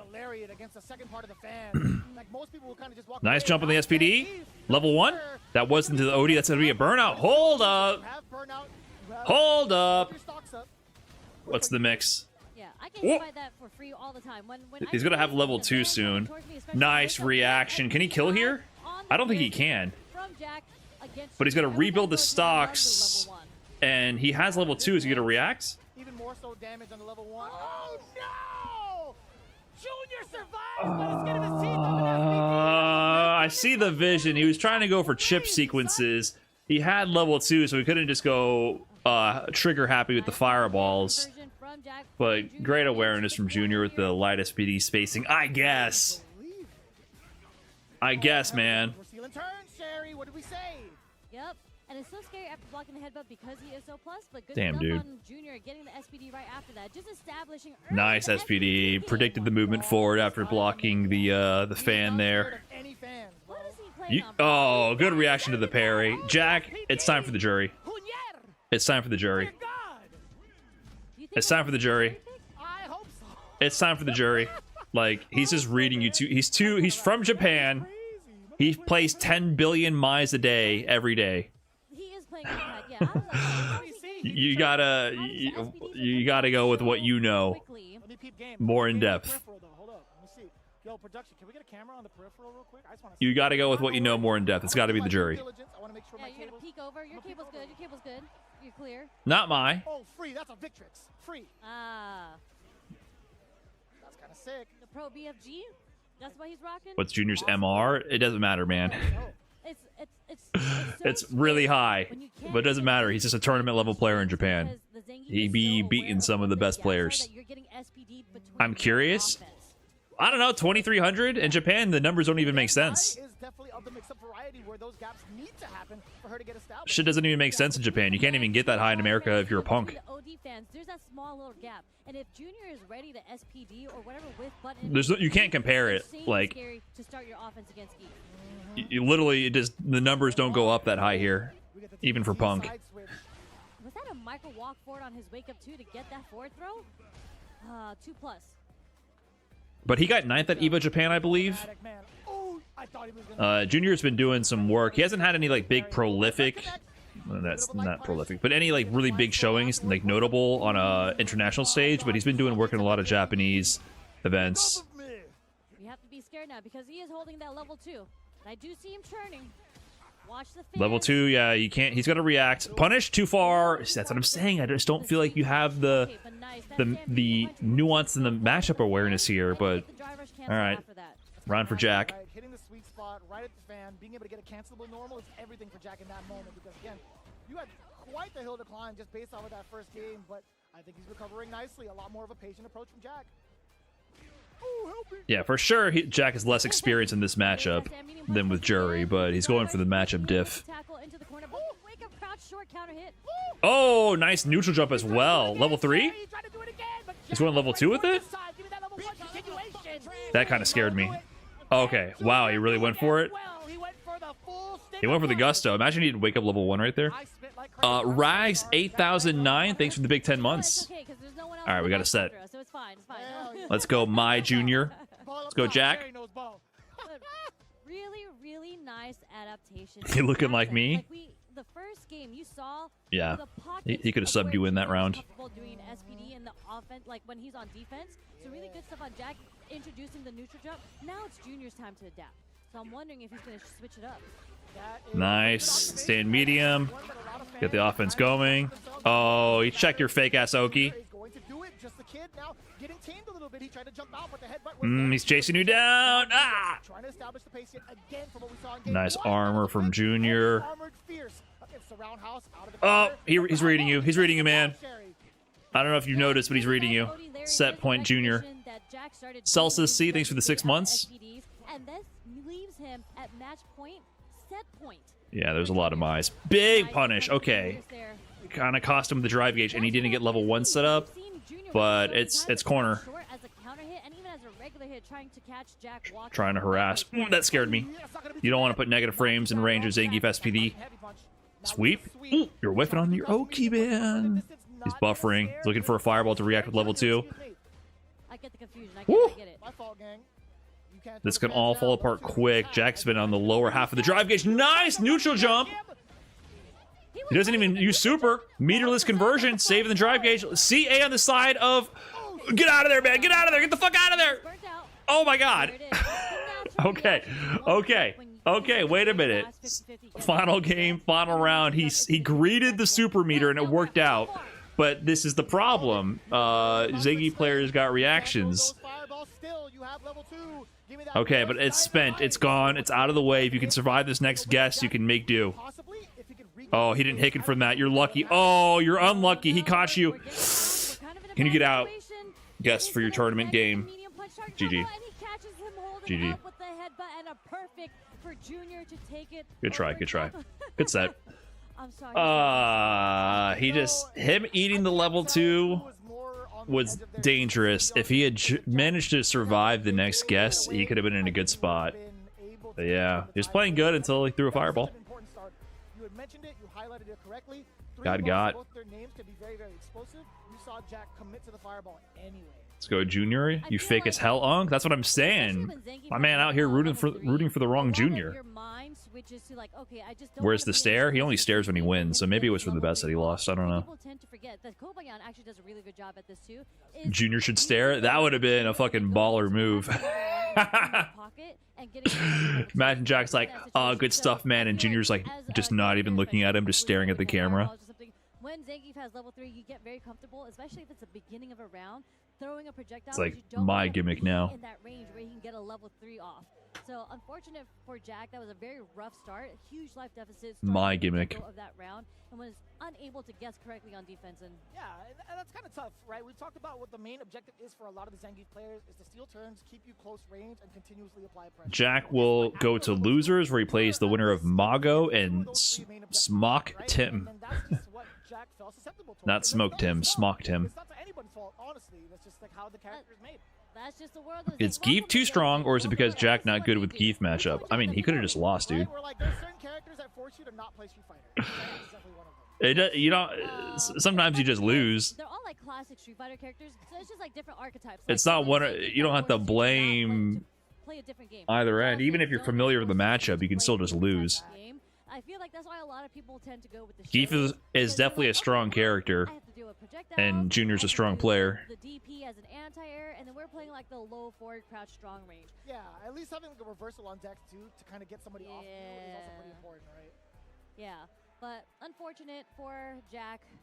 The my pick didn't work out for him. I understand. Totally understand. Jack did really good, honestly. More players up on deck, right? If I Junior is a beast. Pump to God. Yes. Going up against Takamura. No Okay. way. Yes, this is gonna be super. There we go. Big match coming up here. Is Geef being considered top 1 in Japan a meme? No, dude. Every single time they nerf Geef in the patch, I see top Japanese players put Geef like 1 or 2 placements higher in the tier list. After this last patch, they increased the hurt box for Zangief on everything, so he essentially is fatter and has less range relative to where his pokes are, and you can more easily hit him. And so all the Western every Zangief that speaks English is dooming on Twitter, and then Japan tier lists come out, and they're like, oh, another 3 tier placements bumped for Zangief. Put him up in the tier list. Every single time. I'm not even exaggerating. Every single time Zangief gets nerfed, he goes up in the tier list. But it's the Zangiefs in Japan do mad work. I mean, they definitely know that character. So anyways, this is a run back from Capcom Cup. In Punk's group in Capcom Cup, he had to play Takamura. He ended up losing in pools in the group stage with a 2-3 record, but he actually beat Takamura. Takamura got out of that group in winners, and the set versus Punk and Takamura was down to the wire. Super close set, but Punk won that one. So Takamura ended up winning, but Punk beat him there. Oh, another shimmy? This is going to be it. We're going to go dump it out into level 1 because we want to close out the round. Level 1. And I appreciate that from fundamentals. Meter, Has Geef ever won a major? Yeah. What do you mean? Yeah, plenty. Oh my God. No, with finish? That's wild. We both reeled back in our seats. The big opener from Takamura. We're going to get the big... Itabashi won ECT last season. Kobayan won Topanga League last year. Depends what you call a major. Snake Eyes won CEO in 2017.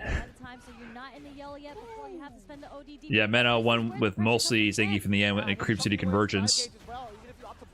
Whoa! I've never seen that turret combo whiff like that. Takamura whiffed a parry in response. That was very strange. Has Geef ever won an Evo? It depends on what you define as an Evo. In 2009, I think it was, Snake Eyes won the Super Turbo HD Remix. So there's kind of a lot of asterisks there. 2010, excuse me. So that's an Evo win, but it's not a main game, modern main game Evo win. It's a little more fuzzy to compare, but it's definitely an Evo win. Unfortunately, it did not work out for him, but nice whiff punish from Punk. And this is what we saw in the first round, too. He started his round off with the perfect parry on a fireball and got the punish, and he cooked that Nice round. punish on the Jinrai. I feel like this might be history once again. Woo! Footsies. Takamura getting the better of that whiff. Sides flop. Level 2 coming on in. Takamura now being able to establish a little bit of pressure. Dashes on up. Punk doesn't give a damn. That's level 1. Sheesh. Get off of me, sir. Really Punk doesn't give a damn. Oh, nice perfect parry. You gotta actually hold back this time. You can't hold down back and get that. They're swinging. Oh, nice drive rush perfect parry there as well. Oh, and perfect parry. Drive rush jab connects though. They are swinging. Wake up jump dive kick does not land. Punish on that? No, level 3. I think he meant to super on that stand light kick, or maybe not. I don't know. But Punk normally does things like light kicking the super. Takamura with the pixel is a dangerous man. Next hit wins for either party. Woo! Got into range of the crouching medium kick and baited it out with an instant jump dive kick. Cammy dive kick. The OD dive kick against the Shoto's that was actually like footsies right there. Super smart by Punk. Getting into that range specifically to bait out the low forward press. I really like that. It's a very, very smart decision by Punk, though, to do that wake up super level 1. Because I feel like when Punk has been there this whole time. Yeah.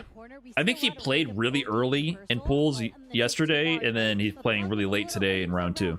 So if he had spent that and it didn't read right, he would have been burnt out. Right. Instead, you can get punish countered. You can still save some drive bar if you Am I still spend the alive? super and it doesn't work out. But the super did work out in his favor. So really, really smart stuff on Punk. That's a good call. If you look back at it, there was just about, what, 2 and some change on the bar, the drive gauge of Punk. So the math definitely checks out. No? Dang. I mean, that was a very, very close first game. Unfortunate. This is a 2 out of 3, though. So Takamura better wake up. First low forward connects for Takamura here. Oh, damn.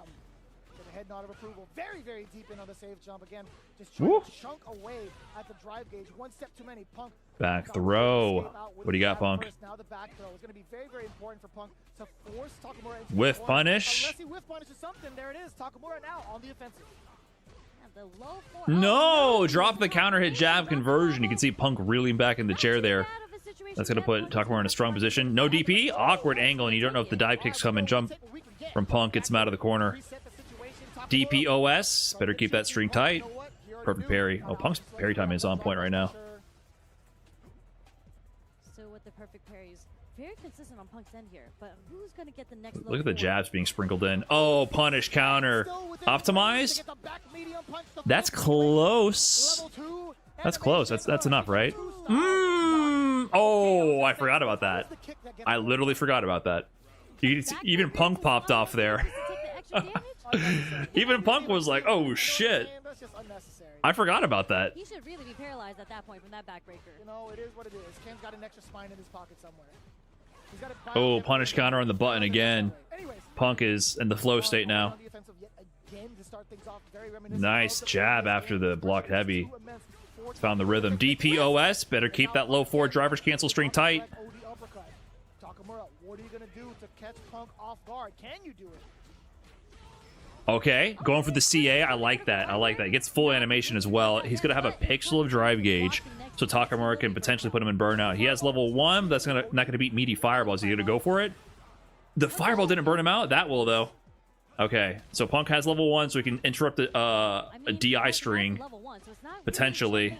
But he can catch him off guard. Is he going to go for it? No. Stagger jabs. I don't think so. I think Punk's waiting for it. Oh, jab driver's cancel. Meaty fireball? Can he get meaty fireball?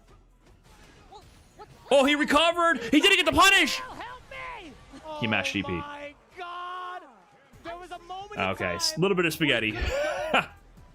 So this Ender... This Ender is very negative. I don't remember how negative it is exactly, but that's like double-digit negative, but the spacing on it was awkward. Punk wanted a simple punish with the sweep, but it was not in enough range. What is that on block? Yo, you got mad Labubu, son. Oh, he does. Hold up. You got a lot of Labubus on there. Oh, he's got like 4. He's got like the whole Labubus. What's going on here? 3. There's 3 on one chain, and then he got a 4th one. This guy's nuts. He just walks off just like that, but Is that negative 20 you know on block? Punk plays this matchup so Was that the just the OD Genrai heavy Ender? punishing with the stand short into That might have been the negative spiral, 20. Against Ken's it was either a short or stand medium kick. I don't remember. So, Against one of the Genrai don't tell me you don't know what a Labubu is. I've never heard But either way, the phrase Labubu uttered in my entire life, and I feel like I would have been better off for it. that's why I was like, how did that even happen? I actually might be mistaken. There was Labubu. It was just normal. And I We're think sitting here in it's Twitch usually, chat talking about Labubu. Yes. So stand medium kick is actually pretty negative. It's just at the tip of the toe. It's pretty difficult for most characters to punish, but because Cammy stands short goes really far, she can actually punish it. But I need... Labubu is Chinese, a brand of collectible plush toy monster elves created by Hong Kong designer Kasin Lung and marketed and sold exclusively at China-based retailer Pop Mart. I don't know of any of these things.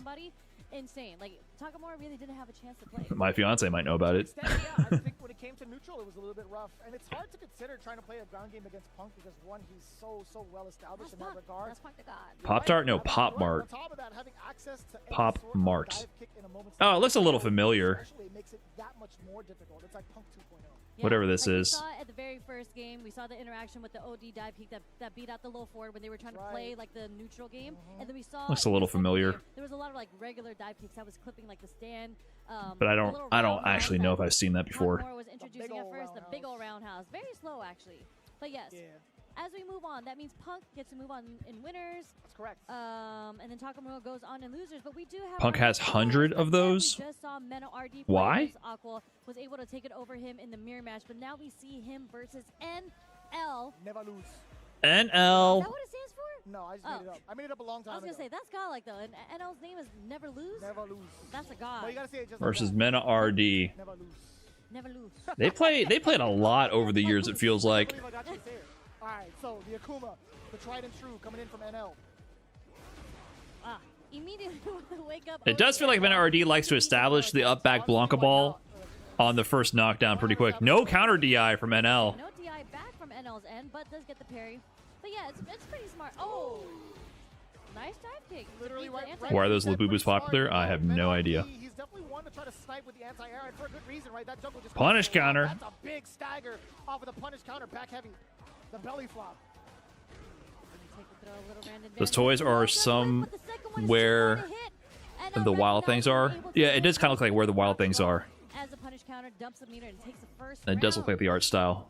The smile. Call from both ends, MenaRD just a little bit shy on the range. Damn, son. Okay, firing on all cylinders for both ends, right? MenaRD, he challenged with the slide as a punish counter. He got the whip punish, but now the lightning beast does Drive come out. gauge, under attack. Oh, he went down low to bait out a parry attempt from NL, but NL was just going to hold that drive gauge damage. So he escapes the situation. He's getting closer. He's now within range for a slide. Lightning beast now on the offensive. Okay. Ooh, he went for a button to DI. Interesting. His level 2 is over. So He's testing NL's reactions here. His beloved crouch strong gets him out, but nope. Back throw. Now we gotta hold on to all this pressure. A lot of jabs coming in. DP. Nice DP level 3. There's a lot of damage, not gonna kill. Shoto fundamentals there. Jesus, it sounds like a car accident. Will he OD DP or OD up ball? Oh, stand medium punch. Near burnout as well. Get out of my way. Go forward. First game to NL. Okay, what's the plan? Change stage. Okay, you gotta change the stage. Elegantly, that man is sprinting when he's walking. He is gliding. He does want to be reminded that he's not picking Elena on Elena's stage. They could be mutually exclusive, right? I mean, they could still get some Maybe a little shoulder shimmy. Yeah, there we go. A little. There we go. Let's get a little. Release some tension. Yeah, but Elena, I will say, is very elegant and floaty. Very nice animations Dude, when she's when walking back. you and Yipes were commentating, and he was hitting the banner. Yeah. I was dying, son. I was even doing the dance. Doger played Elena on stream against Angry Bird, lost, switched to M Bison, then lost again. Stinky toe again. Mena. Ooh. Stuck in the corner. NL is in there right now, man. MenaRD hasn't got anything started. That was what, a 4 medium kick, right? Yeah. The below. We'll take that. Oof. Trying to Slide connects. down below. Mid-screen shimmy, not working. He's not afraid of it. NL trying to catch a frame trap, trying to catch MenaRD. There we go, counter hit, no conversion. He could have linked to level 1 if he so chose something. Pretty sure level 1 works there on counter hit as well. Trying to poke back. Works for sure on punish counter. Ooh, dive kick blocked, high up. Yeah. That was a little scary. A little scary. I think Mena was just pressing that not to do it as an anti-air though. But nice up back. Trying to get away from the pressure of the air fireball and the mix-up that's behind it. Yeah, you're talking about the poke game too. And Nice connection. He's going to build level 2 here now. Safe jump setup. Yeah, that let him build. The safe jump setup let him build a little bit more meter. There we go, and the shimmy there. Great meter awareness from MenaRD. He did that combo, stopped the damage short for a safe jump setup so that the block string pressure would build him level 2 so he can activate and set up the mix. There we go, MenaRD coming alive. Safe jump again, my man. That was clearly a safe jump. That's kind of strange from NL. Ooh, big shimmy. Woo! Multiple block of chance here. Fake jump on that one. Perfect. There we go. I'm trying to figure He's out loosened up. what Mena just activated in his mind real quick. And I think he opened the 15. Yes. Ready to go. Little shoulder bounce. That's right. I actually think Mena, I think he started introducing more like whiff heavies like the roundhouse. It doesn't have a lingering hurt box, and he was able to get it started because NL tried to whiff punish it, but you can't. Like it recovers very quickly. It's kind of a tricky button to whiff punish against. It felt like it always has been, honestly. Damn, that was all NL, but at the cost of all his drive gauge. If he can maintain the corner, it'll work out for him. Meaty fireballs. Keep going up, but MenaRD got options. It's Blanca. Wake up level 1. It's not going to kill. It will. If it didn't kill, he was in a bad spot. Point for NL. Never lose. Never lose. does never lies. Oh boy. There's that crouch strong. On the way down, that is a punish. Whiff down, dive kick. Gets the punish. Come with some risks. There is a pause in the air. Level 2 activation. Level 2 activated. And this is kind of where Mena shines, but if NL is able to defend against all of this... Ball pickup. To a degree, he Blanca chance set down. Meaty pressure. Command grab. No, you gotta jump, I think, forward to get away from that. It's fucked up. I think you can get away from it if you jump forward, but it gets covered. I forget specifically what your options are for that setup, but it's pretty gnarly. I guess, but man, that's so devious. Nice block on the overhead. Because he knows he's hitting. That's why he's smiling. He's like, hey. I think you forward jump and then you don't get a guaranteed punish. Oh, help me. It's a little scary. Forward jump button DI. Why do you got a button DI? He's nowhere close to having one for this round, so he's just gonna have to fight this Like straight up. heavy punch to hit him and then combo to a DI to armor the Blanca Chan. But yeah, you gotta for sure forward jump to avoid getting punished. MenaRD doesn't get out of the corner within these next couple of touches. It might be doomsday. Set point though between the two players. Works for Mena, puts NL into the corner. But NL slowly fighting back. Okay, OD ball doesn't bite on it now. Woo! Stand roundhouse was? Oh, that was really high up. He didn't build the level 2 yet. He whiffed! He whiffed! He whiffed the string level 3. Oh, that's gonna do it. NL takes it over MenaRD to move on in winners. Big plays from NL there. What happened here? Hold on, let me see what happened here. So MenaRD's trying to build level 2, right? So he gets the trade here. He builds the level 2. He wanted this as a block string sequence on the trade, but it was out of range. He just wanted more block string pressure. Or maybe just wanted to raw activate level 2 from the crouching medium punch. I'm not sure.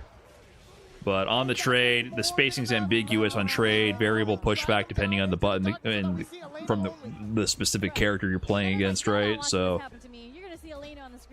ambiguous situation did not work out for MenaRD. NL gets a better end of that trade interaction and is moving on in winners.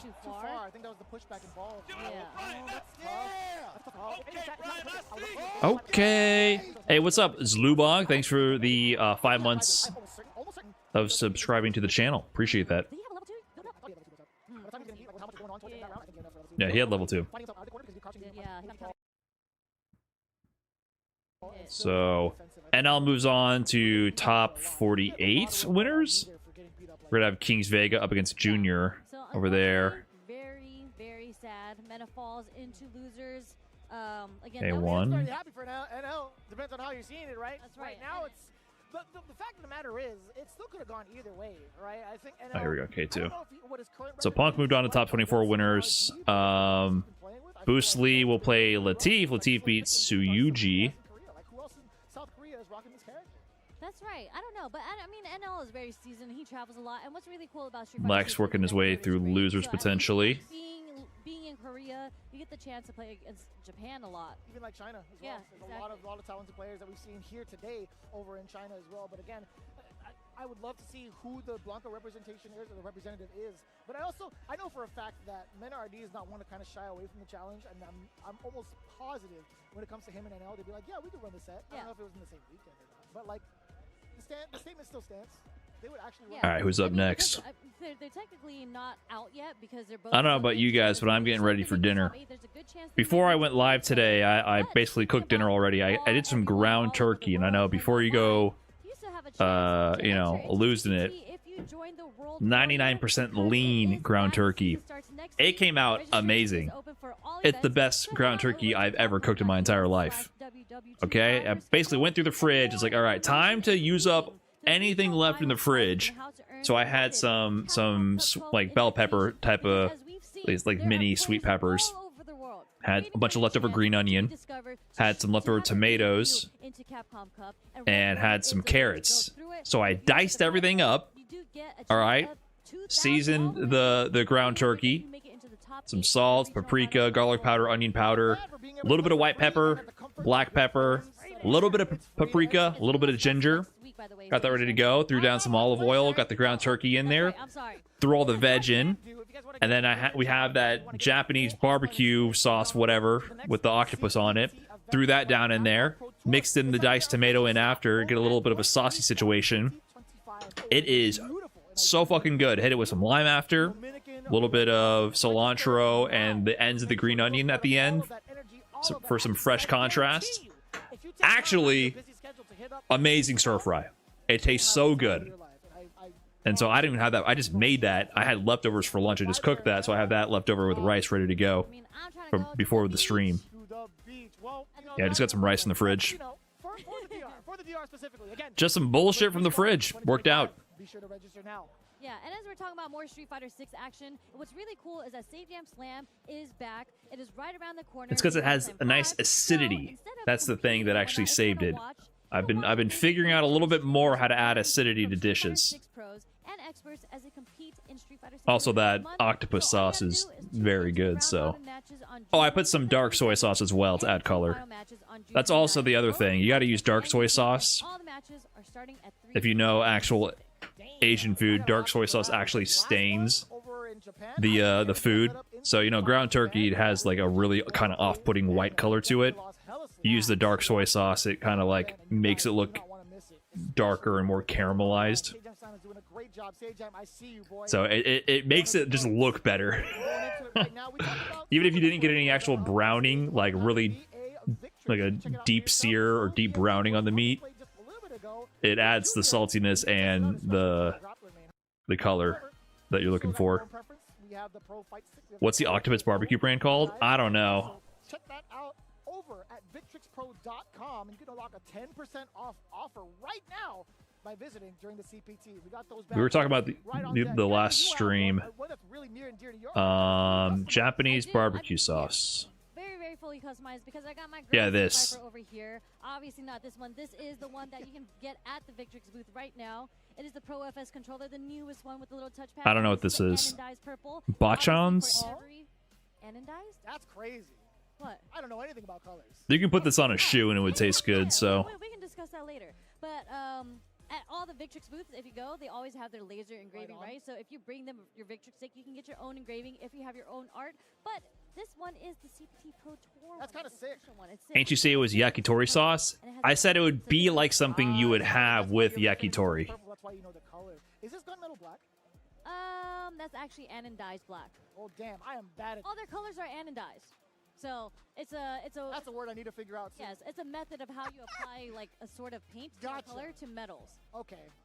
Well, I'll figure it out. Because it's just barbecue sauce. Because if I hold this again and they don't say anodized, you're gonna fire me. But I'll tell you what, man, we still got so much more to go throughout the bracket. Isn't that right, Sherry? Yes, we do. So you guys don't. Too bad bitches don't gotta fight. Thank you. I just wanted to hold it again. I like the buttons. I didn't realize it. Sorry. You go ahead. Yes. We're only halfway through the Street Fighter 6 matches, and this is the last block of tonight. So the remaining matches, everyone's going to try to qualify for. They're stalling. And this is it for round 2. So you want to make sure you don't go anywhere. So King's Vega Jr. Stay tuned for more. Jack. So Jack will be playing against Mago. Baki versus Kobion. I don't know who Baki is. Still not familiar with their game. Oh, Kobion took out Louis Man, by the way. Louis Man, Dr. Dalsum. So Kobion's been working through losers after getting sent to losers early. Nephew's got to play Lazy Boredom. Winner of that fights Aqua. Ryuse still down here. Maxzilla, Team Black. It must be from Chile. Beat Flash Metroid.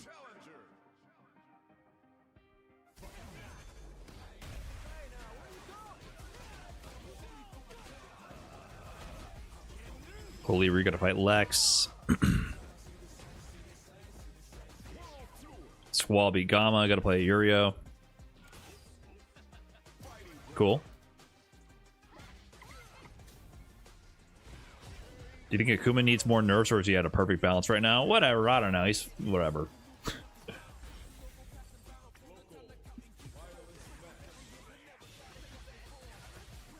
The one things I would nerf, which wouldn't hurt good Akuma players, is to make OD Adamant Fist -3 million.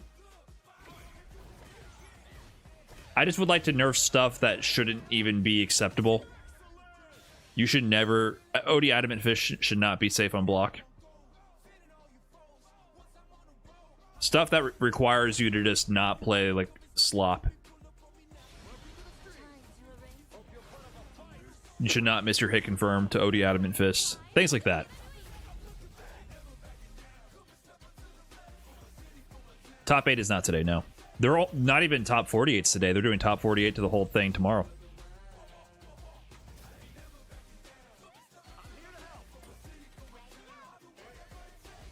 Do you think Ryu's a problem or really strong? Depends on what you classify as a problem. If you're going to tournaments, Ryu's going to be a problem for you. For sure. That character is crazy good. Hashogeki is nuts.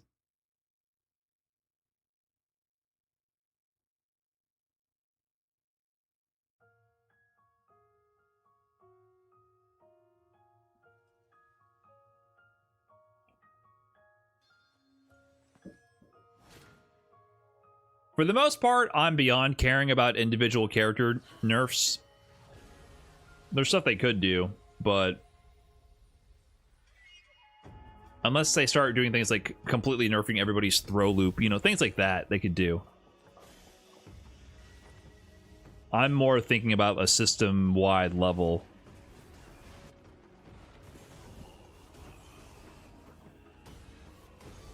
Until you start changing stuff like that, the game won't change much. In my opinion.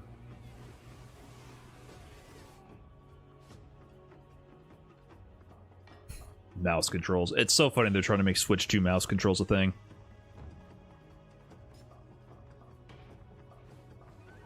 Dude, I gotta expand my cooking bag. It's too shallow right now. Pretty much all I watch on YouTube is cooking content.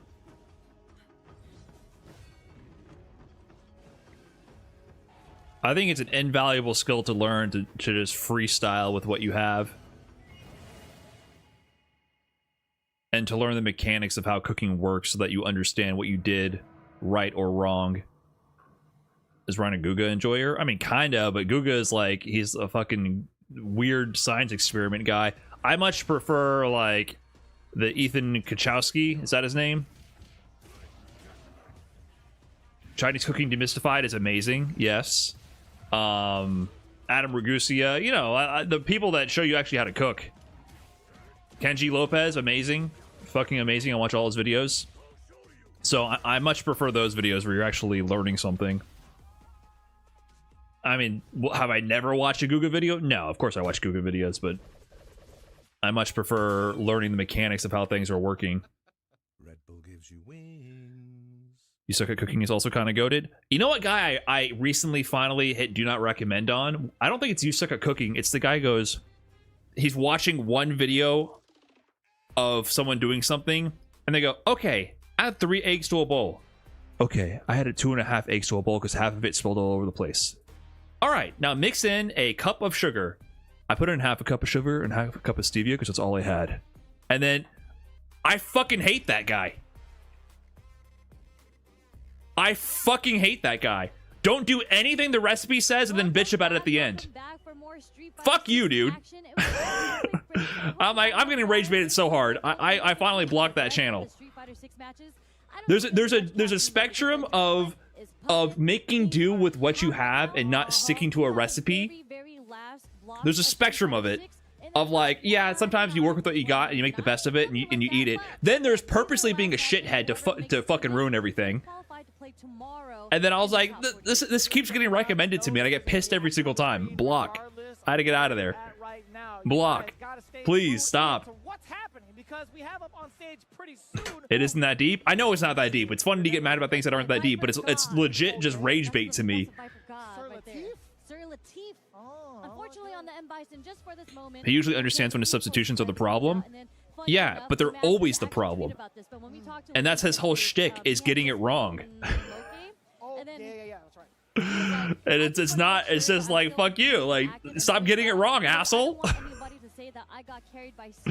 You've been wrong thousands of times. You know, I saw him win on day 1 and clutch it out, and I walked up to him. Oh yeah. I was like, "You're carried, you're carried." Like, it's just like reveling in your mediocrity. I'm not. I don't. It's just at a certain point. I'm not. I was maybe entertained once or twice. I'm like, ah, okay, whatever, you get it. But after the videos come up in my shorts too many times, I'm like, hey, dude, you're perpetually just fucking up. No, I mean like. And the shit gets old. Yes. I mean, everyone else is like, yeah, that's so me when I don't follow any of the instructions in the recipe and it comes out like ass and I never try to improve. And that kind of mentality just, it kills me. It's meant to be funny, relatable, to never improve at things. Like there's extremes, of course. Like sometimes you got to make do with what you got, and then you have to eat whatever shit you make too. And don't be a perfectionist. But also, you could make a little bit of an effort. And I really think it feeds into the mentality of comforting people for sucking at things and never trying to improve, which, as you probably know from watching the stream, is something that irks me.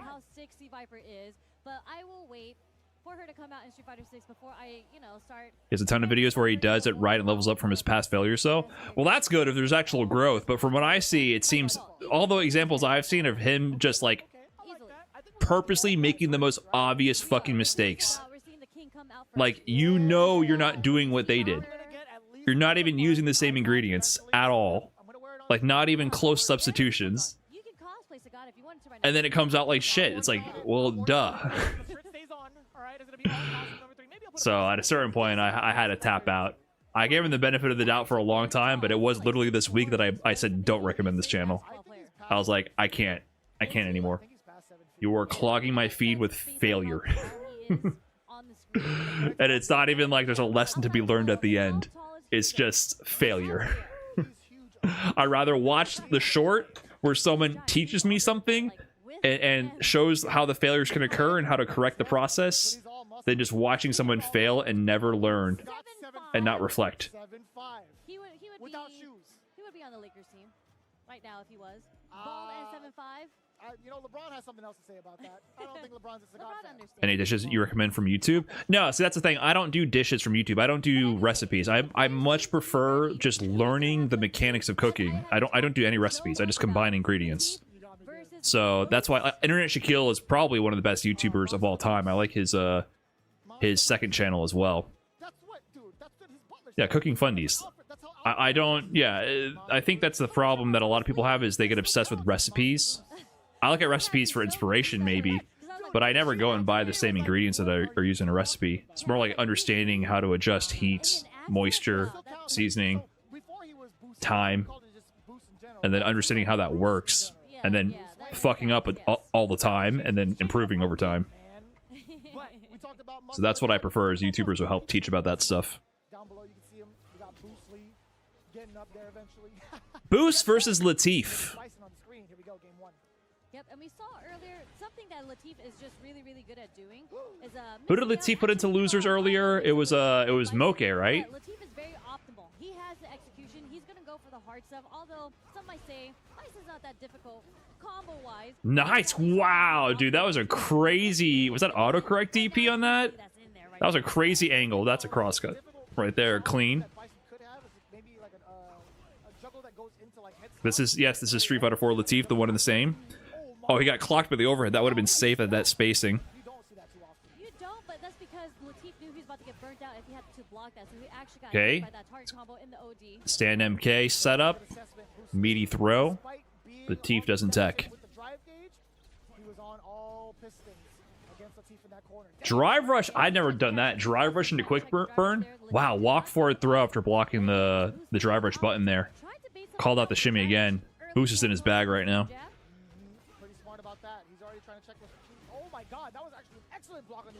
Ooh, good. Perfect parry on the heavy punch. Interesting setup.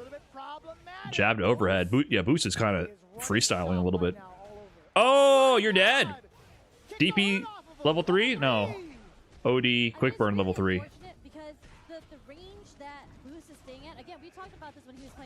Clean, dude.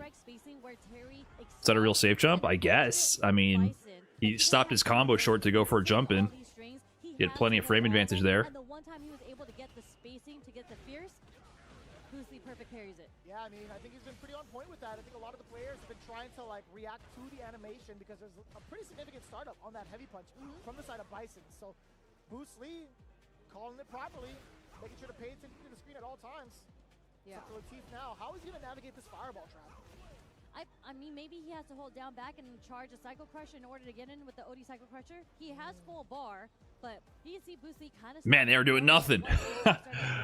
They're jostling for positioning right now. Drive Rush Light. Oh, as soon as he goes for something, it connects. Drive Rush Light connects to the combo. Try to get the shimmy there, but immediate throw tech. Gets it. Nice DP. Boost is really clean with the anti-airs. Space, that's going to be safe. Yeah, if you press a button there, you'd be spacing trapped. -5, but the spacing makes it safe. Can't reach. Latif able to escape. Still hasn't had a chance to open up Boost. Okay, we take the throw. What's the last guess? Wake up heavy punch there. Ooh, he did wake up heavy punch there. Really sad not seeing Boost on Ken. I don't think it's sad at all.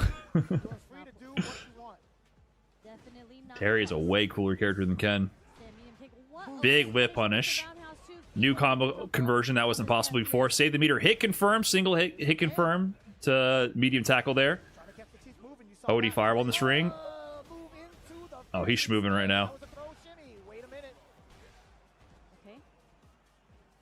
Just resets the situation with the jump back. Space for the plus frames. Woo! He'll take that trade. He'll take that trade. Set point for Boost. Check the drive rush. Does Latif. Bomb planted. Wake up parry drive rush. What a game. Bomb planted again. Uh-oh. That's game. That's it. That's very dead. Well, that was looking very good for Boost until suddenly he died. Nice adjustment from Latif there. Yeah, I think it was Boostly trying to get a little bit antsy. Back-to-back drive rushes, continuously checked, allowing himself to apply the mine, and then one big mistake of going into OD uppercut was all Latif needed, right? I think that was mostly Latif playing a lot more patient, right? Towards a very, very aggressive Boost. I don't even think Boost needed to be that aggressive.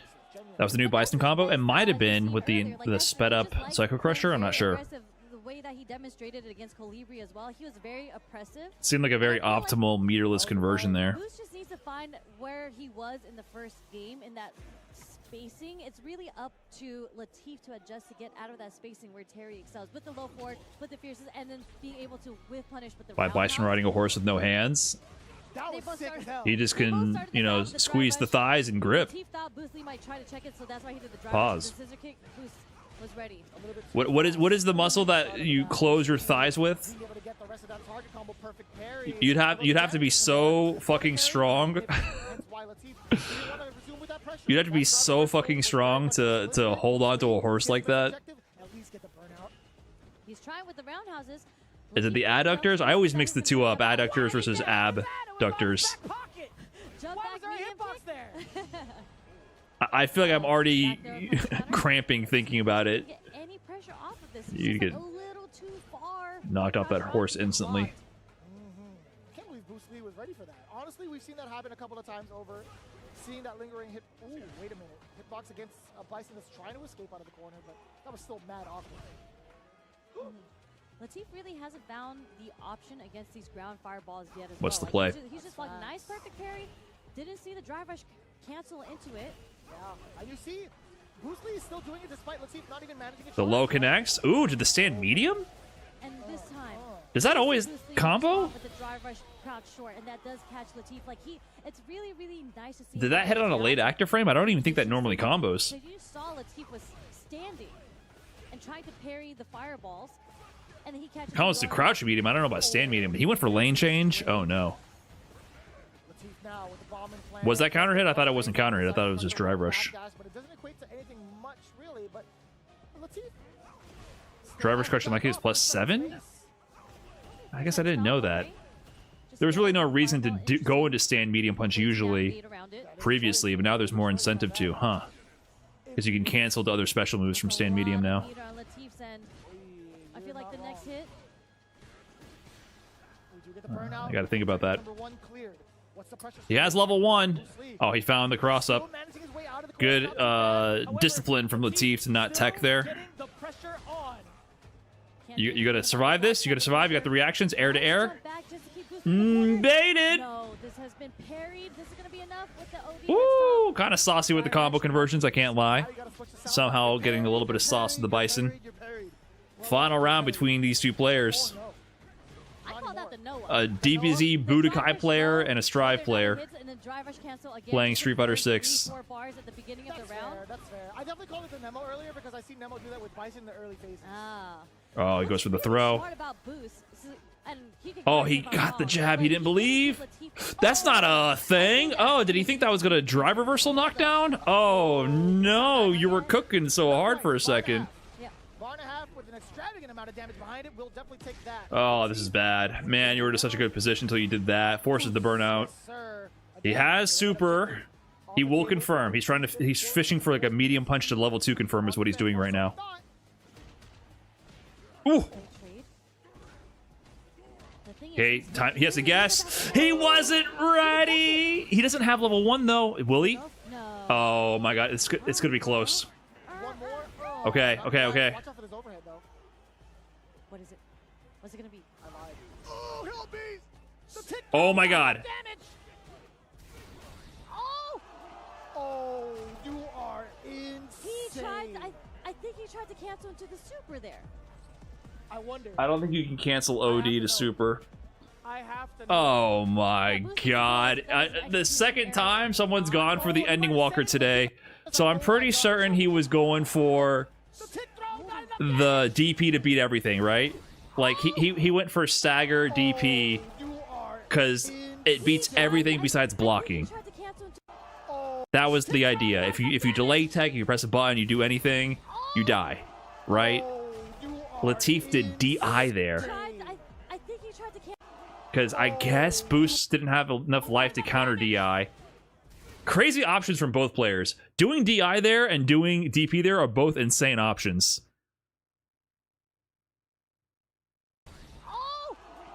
The XDP would have broken through last patch. I know they nerfed a lot of the DPs that break through the DI by shifting the hitbox. I don't think Terry had that note. Maybe he did. I know Ken did. Akuma did and Rashid did. I don't know about Terry's. I don't know if that ever worked. Maybe they did change that. But yeah, that was the change. They made DIs. They made DPs whiff on the third hit against DIs. I have to know. Yeah, Boost needs to tell us if that was an execution error or not. No, I'm fairly certain he went for the hard read right there. Fairly certain that was the hard read he went for. He should have level 3'd if he was going balls to the wall, but hindsight a bitch. That's not how it works. The reason why the DP works is because there's no screen freeze, so you can end up accidentally pushing the button after they activate the DP. If you do level 3, even if someone delay text, they might press the button right after the flash, and then the flash protects that button from coming out. So that's why doing those situations, it's much stronger to use non-super moves, because there's no screen freeze. So, and during those handful of frames when the move is starting up before it connects, if you do anything besides block, you die. That's why they're better. There's plenty of times where people go for supers and you press the button during the screen freeze and it saved your ass. DP into super? I don't think you can do OD DP into super. DI was probably drive reversal. Maybe. What's up, Narukami? That could have been an execution error on Latif's part, where he just meant to do drive reversal, but he wasn't in block stun, and he got lucky. We can say it, but we can't apply it. That could have been that. That makes more sense because that DI timing was really strange. Very two different options during the scramble. Obviously, Bison doesn't have a reversal, so he went for the DI in the scramble, and it was Boost who went for the DP. So maybe it was luck for Latif. I don't know, man. That was nuts. That happened in Street Fighter Fighter 6. I don't think specifically to Terry, but there were a lot of characters like Odie Mixer from Rashid. Because it was multiple hits, it was actually breaking the armor of DI as a reversal. The option's like DI drive reversal. Yeah, you'll call it that You're gonna have to either to cover up for the flub. super in order to beat DI. So I think they took that away from the characters. The grab wasn't punish counter? It wasn't? So that wasn't even a punish? Not even managing a charge, right?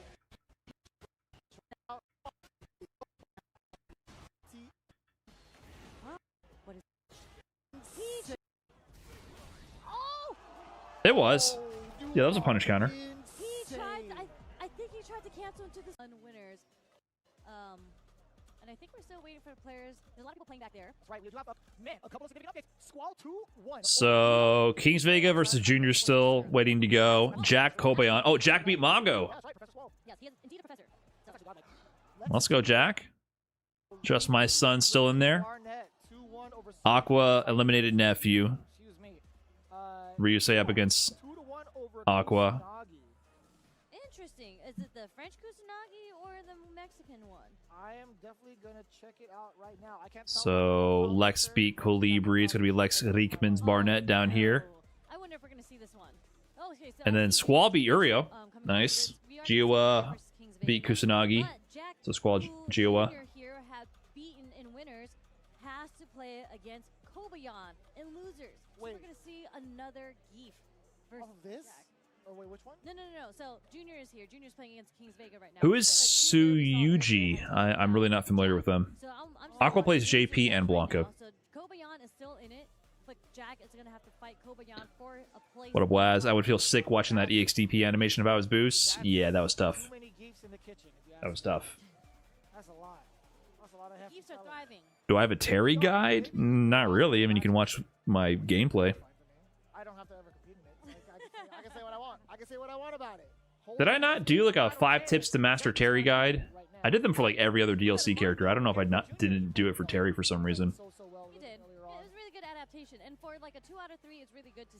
Suyuji is a young Japanese guile player. Oh, okay. As soon as you possibly can. Interesting. Yeah.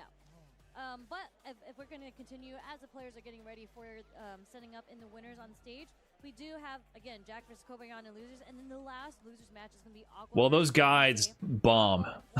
That guide fucking bombs on YouTube, unfortunately. Load him. It makes it like not even worth the squeeze. Yeah, good for Aqua, sad for us. But again, we're going to see Aqua versus Ryuse, so it's actually going to be a battle of 2 Japanese players. Interesting. Say that one more time versus what you say? You said Aqua versus Aqua? Ryuse, right? Yeah. I wanted to double check. I heard that correctly. That's kind of rough. I think that's something. Do you have a Primal Rage guide?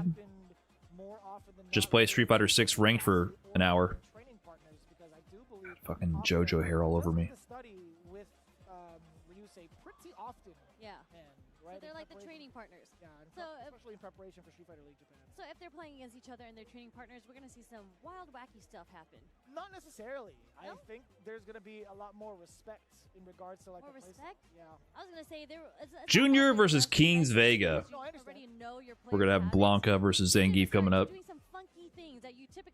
Your guide is helping me though. That's good. I mean, I'm speaking a little pessimistically, but in general, those niche but high value to a small audience things, they're kind of bad for YouTube, unfortunately. For sure. I think when it comes to them two, though, Just for like, you know, I gotta pay for editing costs and all that, right? Like you literally and spend time. I had to spend time away from streaming, away from that, so it adds a lot of value to the people, which is nice, and it builds, you know, your rapport, I think, for helping out people specifically who are looking for that sort of thing, but it has a really niche appeal and therefore doesn't get recommended in the algorithm. And even editing it so succinctly so that it was only barely over 8 minutes reduces the watch time and therefore actually hurts its performance worse. If instead I was kind of aloof and rambling in my explanations of what to do, and the video ended up being like 25 minutes instead, I could quadruple the watch time and get it recommended more heavily. So, good guides for things like that tend to be really bad for YouTube. This is how it is. Doesn't really incentivize you to put in the work for that sort of thing. Very actively competing in Topanga as well. Wins and losses. All right, Junior versus Kings Vega. Kings Vega has been doing some work in Japan recently on the come up. Kings Vega, Junior, game one. Immediate. Junior always goes for a reset after, not always, but in the past couple of matches, he always, in the past couple of matches, he has gone for short light and headbutter SPD. Tends to favor the resets. Players, you got me. You let me know. I haven't been able to test out the normal myself, but I'll tell you what's further.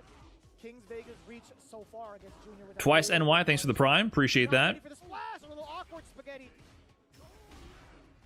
And it's funny because the stand medium punch is actually pretty difficult to whiff punish against Zangief. That doesn't make sense to me. People are more compelled to watch the whole thing if it's full of fluff. It's not that it's full of fluff. It's just that other guys, what I did is I just did it live without having a script. And it's not fluff, but it's not as concise either, I would say. And that just increases the length of time, and I'm showing more examples. And so it's not as concise as possible, whereas the Elena guide I did was literally as concise as possible, to the point of a fault algorithmically for YouTube performance. People like raw videos more. Yeah, there's also an appeal to just like my cadence when talking naturally, and it feels more hangout vibe. So I've experimented with both. Yeah, not at all. Especially when you're holding the level 3. Because people who aren't even trying to learn can watch it and just be like, oh, that's cool, whatever. But the Elena guide is like, you better get your fucking notepad out and write this down real quick. Gets you a juggle, but anyways, Kings Vega activating the level 3 just to build some bar back and just put him a little bit of a life lead against Junior. Maybe a lot of a life lead. The Elena vid really did that badly. Oh, it's by far my worst performing video in months, maybe even in years. Not gonna do anything though. A lot of blockage and a lot of stunnage. Are we gonna get it this time? There it is. I lied. Forward dash, jump back. That's how you know I'm not a Zangief player. Safe jump, or so we thought. What happened there, Sherry? Man, it was just too early on that. Was able to get the back throw punish counter, and that's very, very unfortunate for Junior. It's 2 mistakes so far in this game that almost led to him losing. Well, he wasn't gonna lose. He had to spend his bar basically to seal out the first match, and that he didn't have access to in the second round. Yeah, Elena's just a more niche topic, and like I said, I was late on the topic, and I think the format contributed to that. Activate little buddy. You know it. Gotta follow his suit behind him. The platter. Raw level 2 activation while in burnout. He's got to get no super meter build during this, but he's going to be able to get out of burnout. Slowly draining down the timing of level 2. Yeah, it's kind of rough to justify it, right? I felt like he used it as a means to regain. Hold on. Nice wake up level 3. Right, but the thing is, like, in order to do a well-made guide, I have to take more time to do it, therefore it comes out later, therefore it becomes less relevant, and on top of that, less people care at that point, and less people watch because of the format, and it gets less watch time because of the format, even from people who care. So generally what I'm saying is, you're much more incentivized to do something day one with less investigation, and less scripting, and less clarity, and less conciseness. Get it out sooner than later, and it'll just do better. Like, what I'm saying is, on every incentive, you're incentivized to just do it faster and do it less produced. It'll perform better. But it being a little bit too far out because of the pushback as well, not able to sustain. Oh no, Junior's got his hands. It's definitely, and also, like, I think having too much sheen on production is a turnoff to people on YouTube. That's the algorithm. Well, that's not the algorithm. That's people's behavior. The algorithm is just people's behavior. One does whiff, but he felt like it was a little close enough, and he committed to the target combo, and there's so much recovery on it. First game, really, if it was played without being a little sloppy, Junior would have taken it, and he knows that. That's why he's feeling this way. But, you know, we continue. We move on as pro players. That's what you're supposed to do, but right now, Kings Vega taking full advantage of that. I feel like the momentum, is on his side despite being at the dark gauge deficit. Look at that air ball in a good way. And with this, he's able to gain his gauge back, like his meter back already. So. I'm just saying, it's just in general, if you try to do stuff that's really high value information for a niche audience, it's just how it is. That's how YouTube works. Most people aren't trying to learn how to play well. Very good stuff on Kings Vega. So it's just antithetical to doing a large YouTube channel type of content. But it gives you street cred. Whether it did earlier or not, Kings Vega still, oh, that's so cool. Still manages to maintain bar, build himself another one. That's why the community fuck with you. Yeah, it does give you some street cred. Like, you're like, oh, this guy helped me with something. You know, like, that's important to do here and there, I feel like. Bird out in the first 6 seconds? Good. I like that. Shades of Noah. Kings Vega, I see you. Yeah, Kings Vega has actually been burnt out for, I think, every single round so far. Junior, I think this is his first SBD he was able to get. Oh, up back air ball beat that. Nice anti-air, but now you're burnt, my man. We're applying pressure now. Oh, can't DI out there. You 100% saw that. Junior was getting cooked. Fighting back against the cause of defeat. Yeah, he's fighting for his. He turned up the pressure that round. Wait, I lied. No, this is winners. That's just still tournament life. He just has a second chance. Whoever. Nice hit confirm on the down forward medium, whatever it's called. Any day of the week, dash up. Got the knees. That was plus. Oh, here we I go. lied. Knees are not plus. My mistake. Back medium kick is plus. But either way, set up little fella. Is Riddle Jr. from Japan? Hellstab, yes. Junior is from Japan. His sponsor is Riddle Order. It's kind of funny that his sponsor name is like 6 times longer than his actual tag. Junior's gonna have to find a way. Oh, help me. Oh, a little bit of bar left for Kings Vega. He's pumping the brakes just a little bit right. He's trying to look for a counter poke. Riddle, sorry, Junior. Dang it, man. Nice sweep. Oh, counter hit. No! What did he want there? He messed it up. Okay, you got the SPD there. You got a little, little chest tap there. Oh, he's doing the shoulder shrug. All right, let's go. He's loosening it up too, taking a page out of Mena's book. I've been trying to get you in this for days. I mean, he was a little nervous there because I think he knew that he dropped the combo into the OD Larry to get the level 3 off, but luckily was still able to SPD the dry rush that was coming at him. So he lives to fight another round, another game. Sad that YouTube's inner workings discourage people from making short and efficient videos. Well, yeah, but it's not. When people say YouTube's inner workings, they make it sound like some kind of conspiracy. It's people's behavior.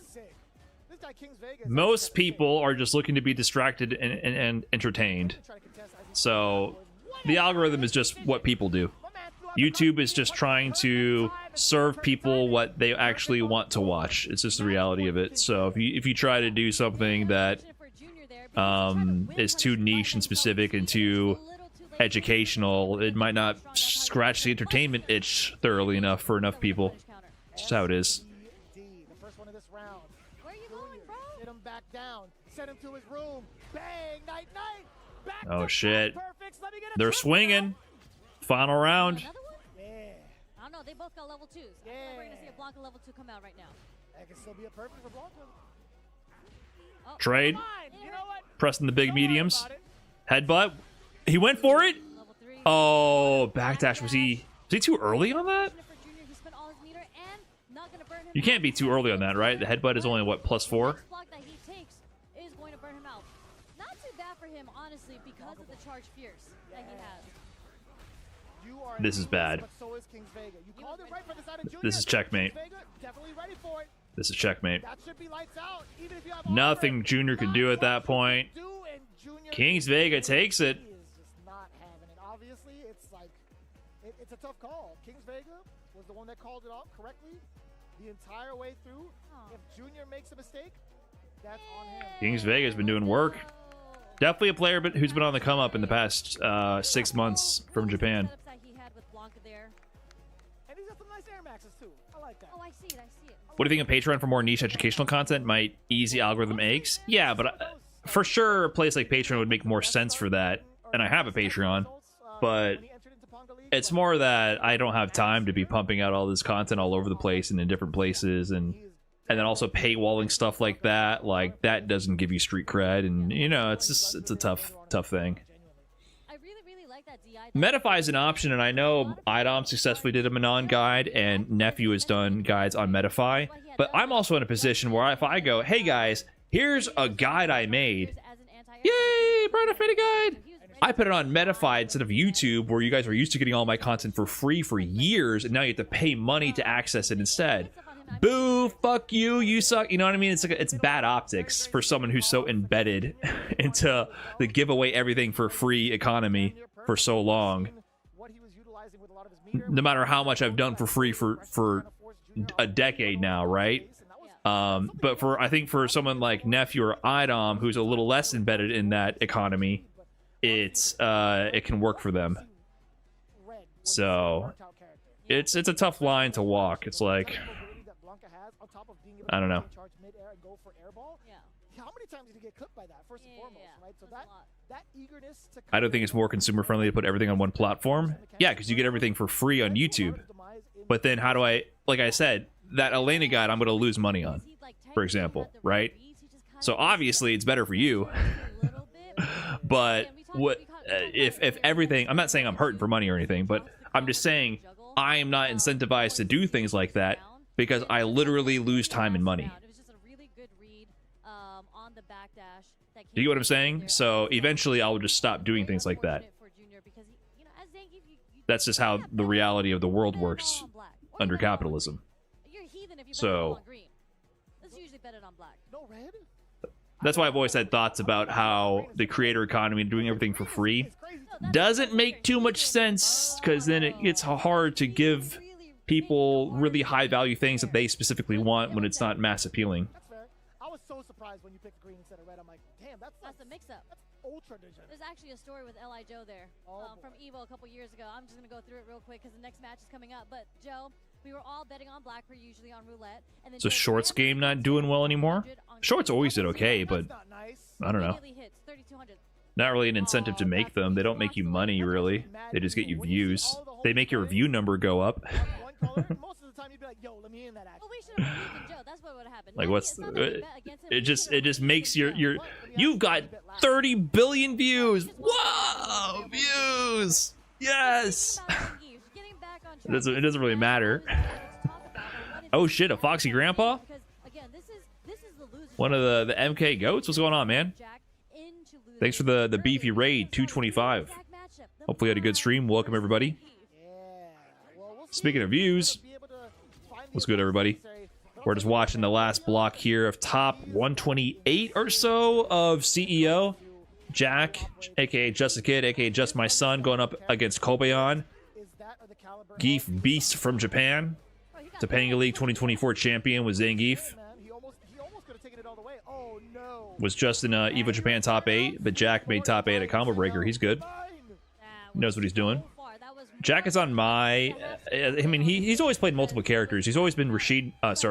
Jury main, and he had Rashid as a pocket character. Kind of swapped out Rashid for Mai as his pocket character. Lost last game, last round to Riddles, Zangief. Not Riddles, I keep doing that. Junior Zangief. And now he's going up against Kobayan, who went to losers early to Colibri, I believe. So that might be Wisconsin double jeopardy. Jack is from Wisconsin, and so is Colibri. Nice up back from Kobayan to get away from the pressure there. Very important. We still have 3 stocks on Jack's end. You got a frame trap. We saw a counter hit. More than enough damage, perhaps. Yes, nice routing. Nice routing. Okay, let's go, Jack. Jack clutching it out with a very... Kalibri's Ryu was unhinged. I think playing unhinged Ryu is probably the best way to play him. Uh-oh. Bang. That's 1. Makes me pretty nervous. No more fans available on the table, by the way. Oh, that worked to beat the Lariat? Nice. Okay, meaty jab conversion. Level 3 on the side of Kobayan, by the way. Oh, back throw. DP? Ah, you're in a bad spot. You gotta guess. You gotta guess. Oh, God. How does it feel? You're guessing, and you're guessing wrong. Striker throw. What can you do? Drive rush for the knee. Mad plus. What genuinely Is it finally time for jury? That was black or green, Sherry. Man, this is stressful. Jack also beat Mago off stream to get back here. I mean, are we really going to see the jury work, like, come out here? Because we've only seen the Mai come out against Zangief. But honestly, I don't think Jack likes this is losers. I was just about to ask, right? Jury time. Personal relationships now. What is it about Jack? When's your next commentating gig? I have never commentated once in my entire life. I mean, I think in the general matchup, you might be mistaking me for somebody else. Has to go on a neutral. Like, Jerry does a lot off low forwards. Just a hunch. Throwing the Fuhas, which are low, right? Zangief usually hops over it, able to get a conversion if there's a counter hit. Fair. But I can see that. In certain ranges, it's not going to be as effective towards the game plan you would want. You did 1 ATR to be fair, Brian. That is true. Okay, that is true. That could maybe... I did do 1 online commentary gig. Which standing desk do I have? What is the brand name? Vari. Vari. It was pretty pricey, but this shit's a tank. I like it a lot. Seemed like a good investment. Do I compete too? Yeah, I mean, for fun. I'm kind of ass right now, though. Vari's the desk. I think there's 2 tiers of models, or maybe 3. I think this is the second tier, if I remember correctly from when I did some research into it. This isn't the basic tier, or maybe it is. But it was like $500 maybe. It was between $300 and $500. It was pricey for sure. But if I was gonna get a standing desk, I wanted it to not fall apart and destroy all of my equipment. Seemed like something I should not cheap out on. Okay, there we go, Jack. That's dead, right? You didn't spend level 3? Okay, you know better. You're the one in the driver's seat, not me. Oh, he didn't hit confirm that. Whiff punish. That's what I'm talking about. Like, he's just more comfortable at these ranges, even though Mai, maybe on paper, is the better pick. There was a lot of instances where he would go to whiff punish or punish certain things on block, like blocking Zangief's sweep at range, and he would whiff his own punish in return. It's just like that matchup familiarity might not be there with Mai yet. Nice whiff punish. Or counter hit, rather. Woo! Okay, he's scrambling, getting out of the situation. Pick up from the fireball hit. Is Kobeon gonna get double Wisconsin? Oh, ooh, what a jump! Okay. Overhead. He's human. That's it. That's the round. Meterless. Okay, with a meter, whatever. Set point. Let's go, Jack. Let's go, Jack. What a change in pace. Ooh. Oh, that was a huge neutral jump. Jeez, look at all that damage. Oh, delay jump and imperfect parry. He's defending. Surviving. Survive. Get out of there. Mayday. Counter hit conversion? Can she counter hit convert that? Oh, ooh, your drive gauge is gone. He has level 2. That's gonna be his defense to get out from a DI is the level 2. He's gonna have level 3 soon as well. There's the level 3. He's gonna spend it. Meaty. Oh, he's holding up for his life. Ah, I should have just taken that level 3, man. Should have just taken the level 3. I feel like he should have just mauled him and 8 wake up level 3. Worked out. I mean, either way, the level 3 is off the table. Like, you basically want to make Zangief burn level 3 before going into the final round. That's kind of your whole goal. Big first start for Kobeon. Okay. Ooh, almost hit the pickup there.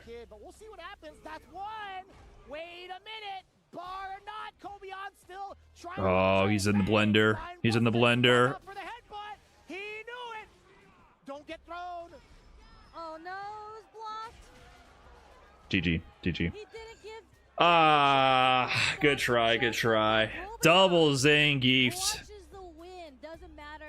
Last game, last round against both Japanese Zangief players. Kobeon moves on. It's like, maybe I should have just picked Mai the whole time, or Jury the whole time. I think the US has a beef problem, if I'm being honest. Sheesh. Sheesh. Good try, David. Maybe. We'd have to check the archives of Combo Breaker. All I know... I mean, Idom was in Grand Finals, right? Yeah, in the Midwest. But that still counts as US, fam. Yes. But I mean, like, when we're talking about, like, Chris CCH and, like, the other players... Got Mago, though. I just don't know if they have a bad record against Zangief as much as Duel Kevin. And now Jack so we have Aqua, Ryuse left. Is that it? Squall, Giowa, maybe a Mai mirror. Riekman's Barnett, Lex, Honda versus Guile, and Aqua, Ryuse. So it's going to be either Blanca JP or a JP mirror to round things out. How many Ryus are still in? A lot of them. Crime and Blaz. I guess just those two. Dual Kevin did I think beat Kevin Colibri's in out the now. finals, and that's where he got the one win in. But actually, Dual Kevin beat Kobayan at the LCQ for EWC.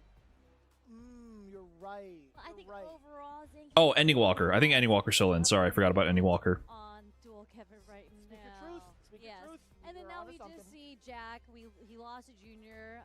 Lost to Kosa might Bonchan. be out now. It's a geef problem. There's a geef problem. Yeah, I mean, the bottom line is U.S. has got to step it up against Zangiefs. They do. Zangief, more US Zangiefs. I mean, Ramsey has been putting in work. Ramsey is the GOAT. I don't care what anybody says. That guy is actually mad creative when it comes to offensive pressure. He's like one of my favorites to watch.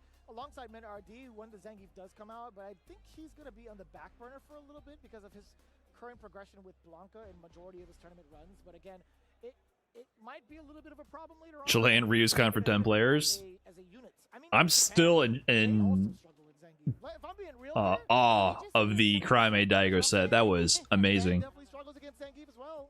So It's a struggle. All right, 3 more sets. Can we get through it? I want to go eat dinner. Come on. Life is hard, especially in a 2 out of 3. if you're a spectator though, you love that. Can we get through this? I love Spectators, I feel their pain. I've been there. Production. I feel their pain. Come on, team me up. 3 more I sets. have never been there in this game. I'll tell you what. I have never. Who do we got? Who do we got? Okay, it's gonna be Ryuse, Speaking of Aqua. Japan and their geef problem. Let's go back to the Japan part. We have Ryuse. Not Ryuse, but Ryuse.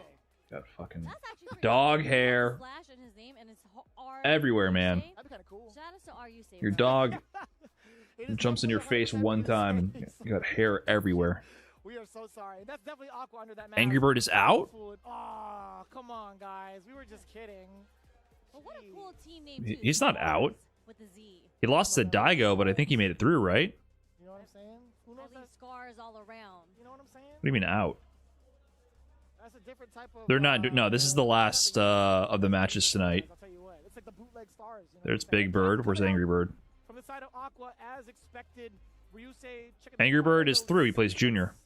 Training partner Aqua is gonna be JP. He's just Gonna like, need lint roller to the face. I'm gonna need lint roller my whole Don't throw a bad ghost. wardrobe, Ghost house, in general. carpet, ceiling, fan. Ghost. I say faint ghost. Faint ghost to get a whiff. Yeah, you guys should mix it up. What's really cool is that, like, just in case Blanca does want to go in on him and he wants to do, like, the hot mix-ups or even, like, the Blanca balls and he has a portal out, he can just teleport out of the corner to get out of that pressure. I see. He just trade positions. That makes sense. It definitely makes sense. Is Daigo doing good? Yeah, he beat Angry Bird and then he lost to Crime 13-year-old Ryu. It was an amazing set, though. He was playing good. They're both playing I amazing. have no idea what that does. That's an option? Yeah.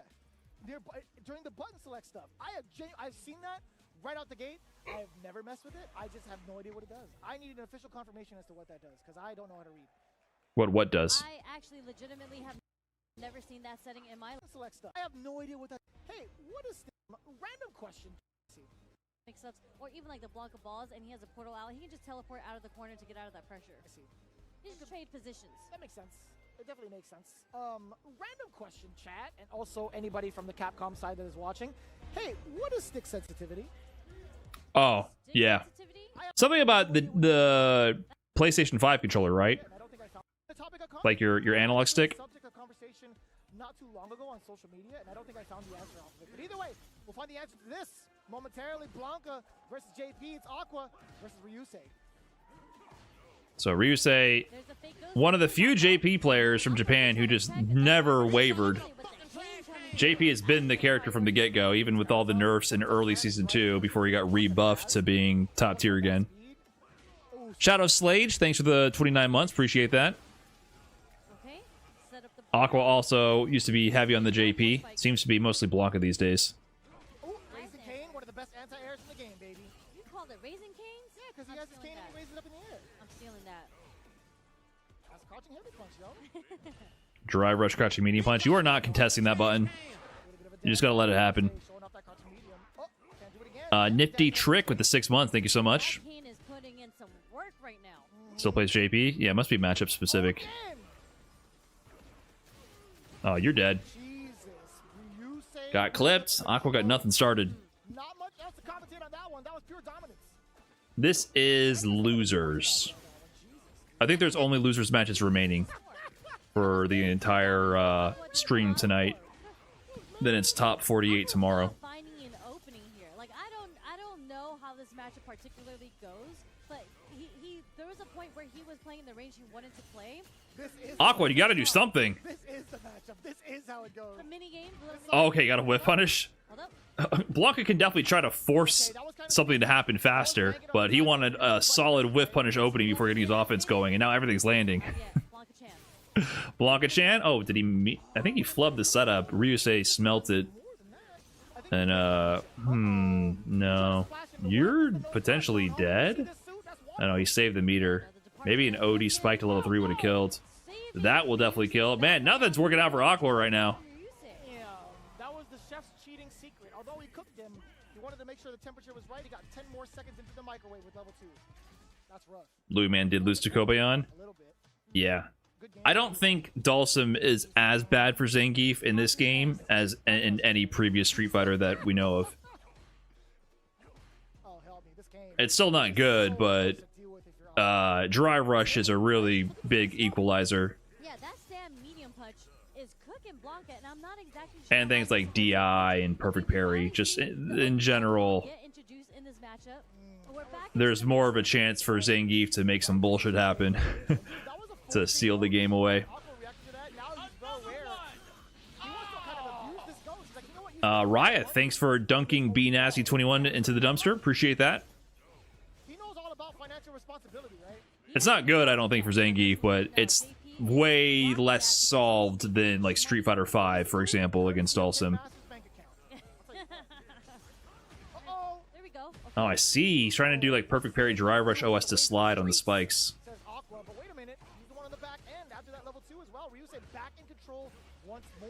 Pick up awareness. Level 2? What are you gonna do here, Aqua? You wrote the book on this. My man Aqua would block all that shit. He wrote the book in Japan on JP. He's like the tech monster that gave everyone the tech, but unfortunately still can't react to a button into DI, and so he's dead. Block the unblockable sequence with level 2 while in burnout, but can't react to button to DI with level 1.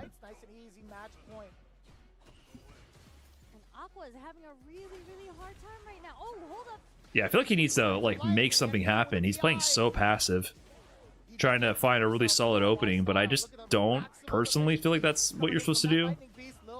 Gotta make some shit happen, right? Whoa, hold up. Kind of an early stun. Yeah, he gets a Blanca-chan on it.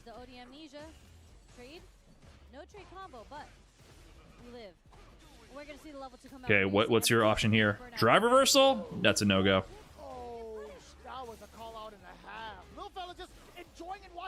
He has level 1. Nice block on the high-low mix. Gets the punish counter on the swipe. Ryuse messing up the sequence. His Aqua had a chance here. He's going to get out of burnout. Punish? Yes, sir. Signs of life. Signs of life here. What do you even do versus JP? You got to know the matchup, but there's definitely a lot you can do. You got to know the specific ranges and how to approach through his fireballs. You're definitely rewarded for knowing the JP matchup, in my opinion.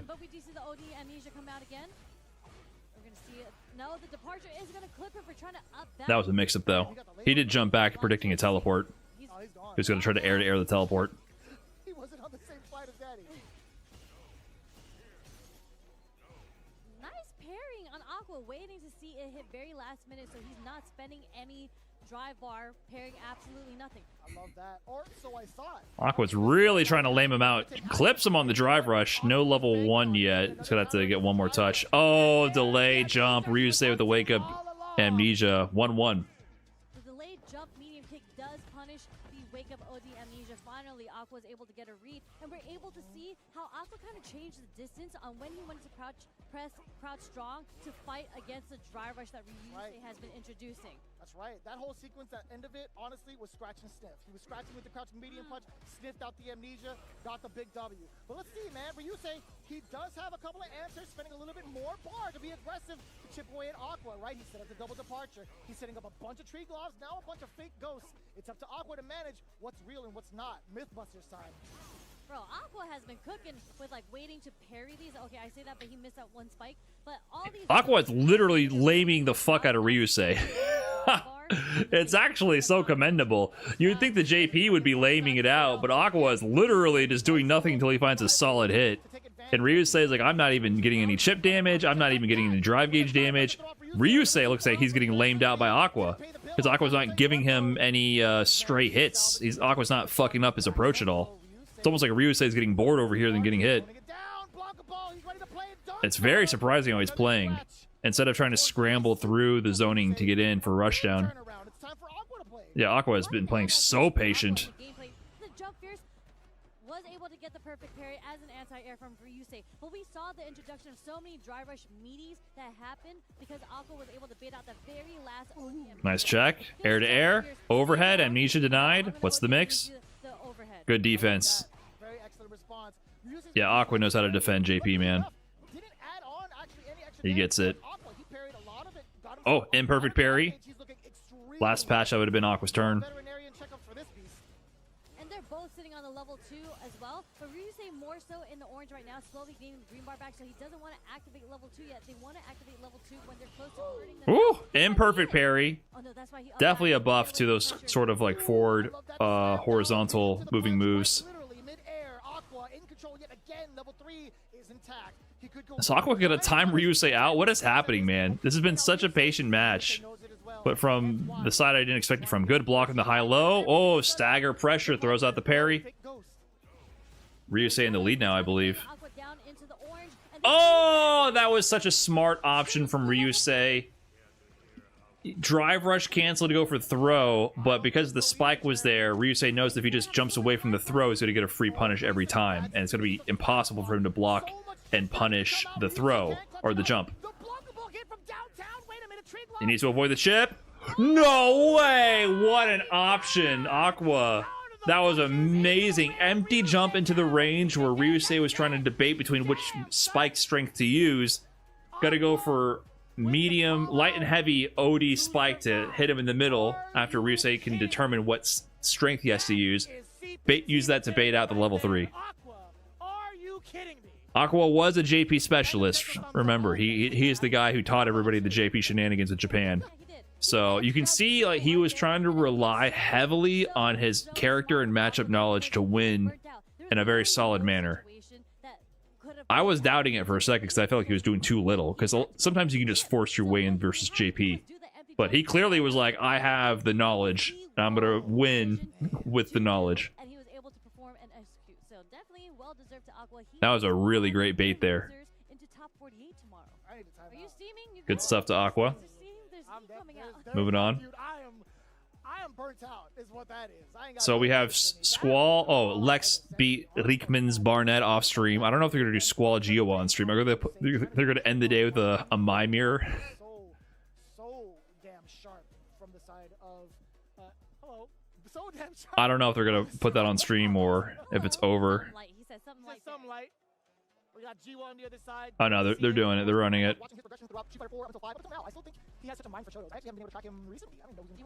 Uriel lost? Yeah, Squall beat Uriel. So Squall's on a run right now. Squall lived in Florida for a while. I don't know if he's still in Florida now. What up, Slime? Enjoying some Street Fighter action? Jack and Idom are at the bar. Gotta commiserate. That's what you do. Like, if you don't know the flowchart, you know, you travel all over the world trying to compete, trying to qualify for Capcom Cup, and then you fail, and then you contemplate ending it all, and then you go to the bar, and then, you know, that's where all the warriors who have fallen in battle congregate, and then, you know, you grab a drink or two, and then you go, I don't know if I can do it anymore, man, and you go, no, bro, you can keep doing it. Just gotta, yeah, the character's bullshit, gotta keep going. You know, you hype each other up. And then you do it again. Yeah, like when you watch Momochi play, when you watch the Char play, they will reverse. That's the flowchart. Like when you're in deep, really seriously trying to qualify for Capcom Cup, really trying to compete, that's the flowchart. You hit the bar up after. You're gonna get those stocks, and when you're playing against a Shoto with the fireball, and you have the threat of that level 2 that missile. It's like congregating around the fire after a failed hunt. Really, really difficult matchup for Shoto characters, and Squall actually took that advice to heart. Like he started doing a lot better because he started using so many more level 1s. So I'm really, really excited to see how he's going to perform against Jiwa. Obviously, Jiwa. I mean, what if Jiwa's on the mind? Fat Tuesdays in Evo Vegas, never again, dude. The amount of sugar in those things, insane. Insane. I'm totally kidding. You were about to like. Doing frozen mixed drinks with all that sugar, it gives you a hangover before you even finish the drink. Yeah, they're closing out the whole stream with the My Mirror. I mean, Squall's my guy. I want him to do well, but a My Mirror to end the stream. They could have done Riekman's Barnett and Lex instead. I would have preferred Honda Guile. What up, Noah? You ain't here? Nah. Nah. Sitting this one out. See you all tomorrow. I did not know the top 48 was going to be so early, so I'm probably not going to be restreaming top 48, unfortunately. I have an appointment at noon my time, 1 p.m. Eastern time. I gotta fucking weed eat the yard. It's been the rainy season. Rain's come through. The grass is going crazy. Top 48, I think, starts at 11 a.m. Eastern, maybe 10. So they're going to do early top 48, and then top 8 will obviously be at the end, the final block for the events, which will be maybe 6 p.m. Something later. Can't JoJo get rid of the weeds instead? He doesn't even want to go take a piss out there when the grass grows too high. It's so annoying. He rings the bell to go take a piss, and then I let him out, and he looks at me like... He looks at the tall grass and goes, huh? And I'm like, yeah, man, go take a piss. What do you... He stares at it from the porch like, I ain't going out there, man. I literally grab him and I put him in the grass. Then he's like, all right, fine, whatever. Barely enough for Squall to take it over G1 game 1. They are scrambling. I mean, when you're playing the same character, you're just like, there's no way she's gonna... Are JoJo paw pads at least all right now? What do you mean all right now?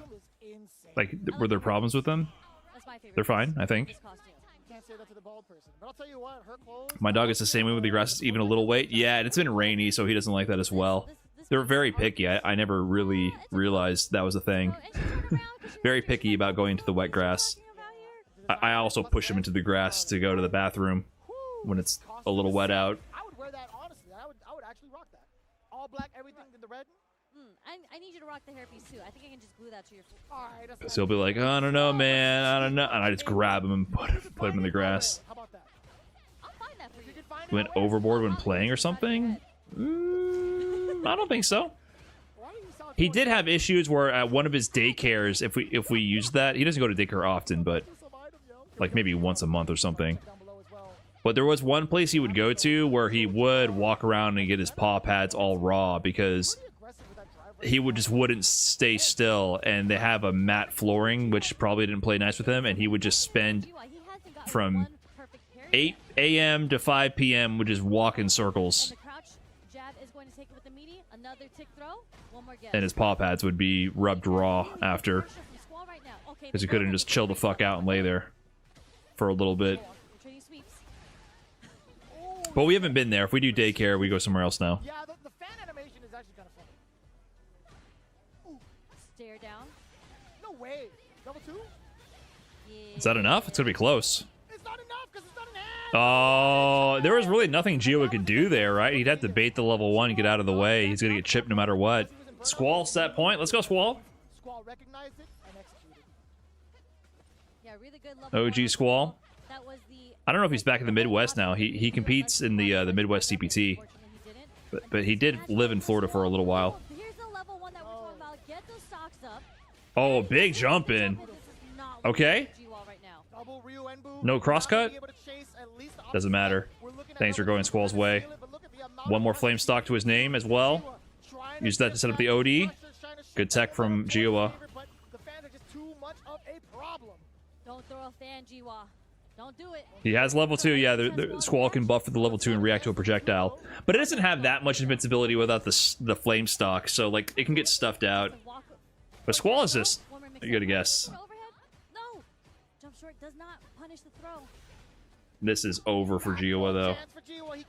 No, he missed the confirm. Damn, Jiwa did not want to go out like that. Squall takes it. Moving on. Good stuff to Squall. The Mimir is not that entertaining, but Squall's going crazy this tournament. Cabana Loco, Gamma, Yurio, and Jiwa. So a big run so far from Squall. What did he lose to? He lost to Mena. But he's doing work. Okay, I think that's it for today, guys. Cool, so I'm gonna get on out of here. It's been almost 7.5 hour shift, so that's enough streaming for me for today. So thanks for watching, guys. Like I said before, I got shit to do tomorrow, so I'm probably not gonna stream until maybe top 8. So I'm gonna miss out on a lot of super sick matches, unfortunately. But make sure to tune in to Capcom Fighters and the official streams. Top 48 is gonna start at like noon or earlier, and there's gonna be a lot of really good games. So I'll get streaming when I can. So I'll see you when I see you. Thanks for hanging around. Hopefully I enhanced your viewing experience to some degree. And I'm out of here. Thanks for watching, YouTube.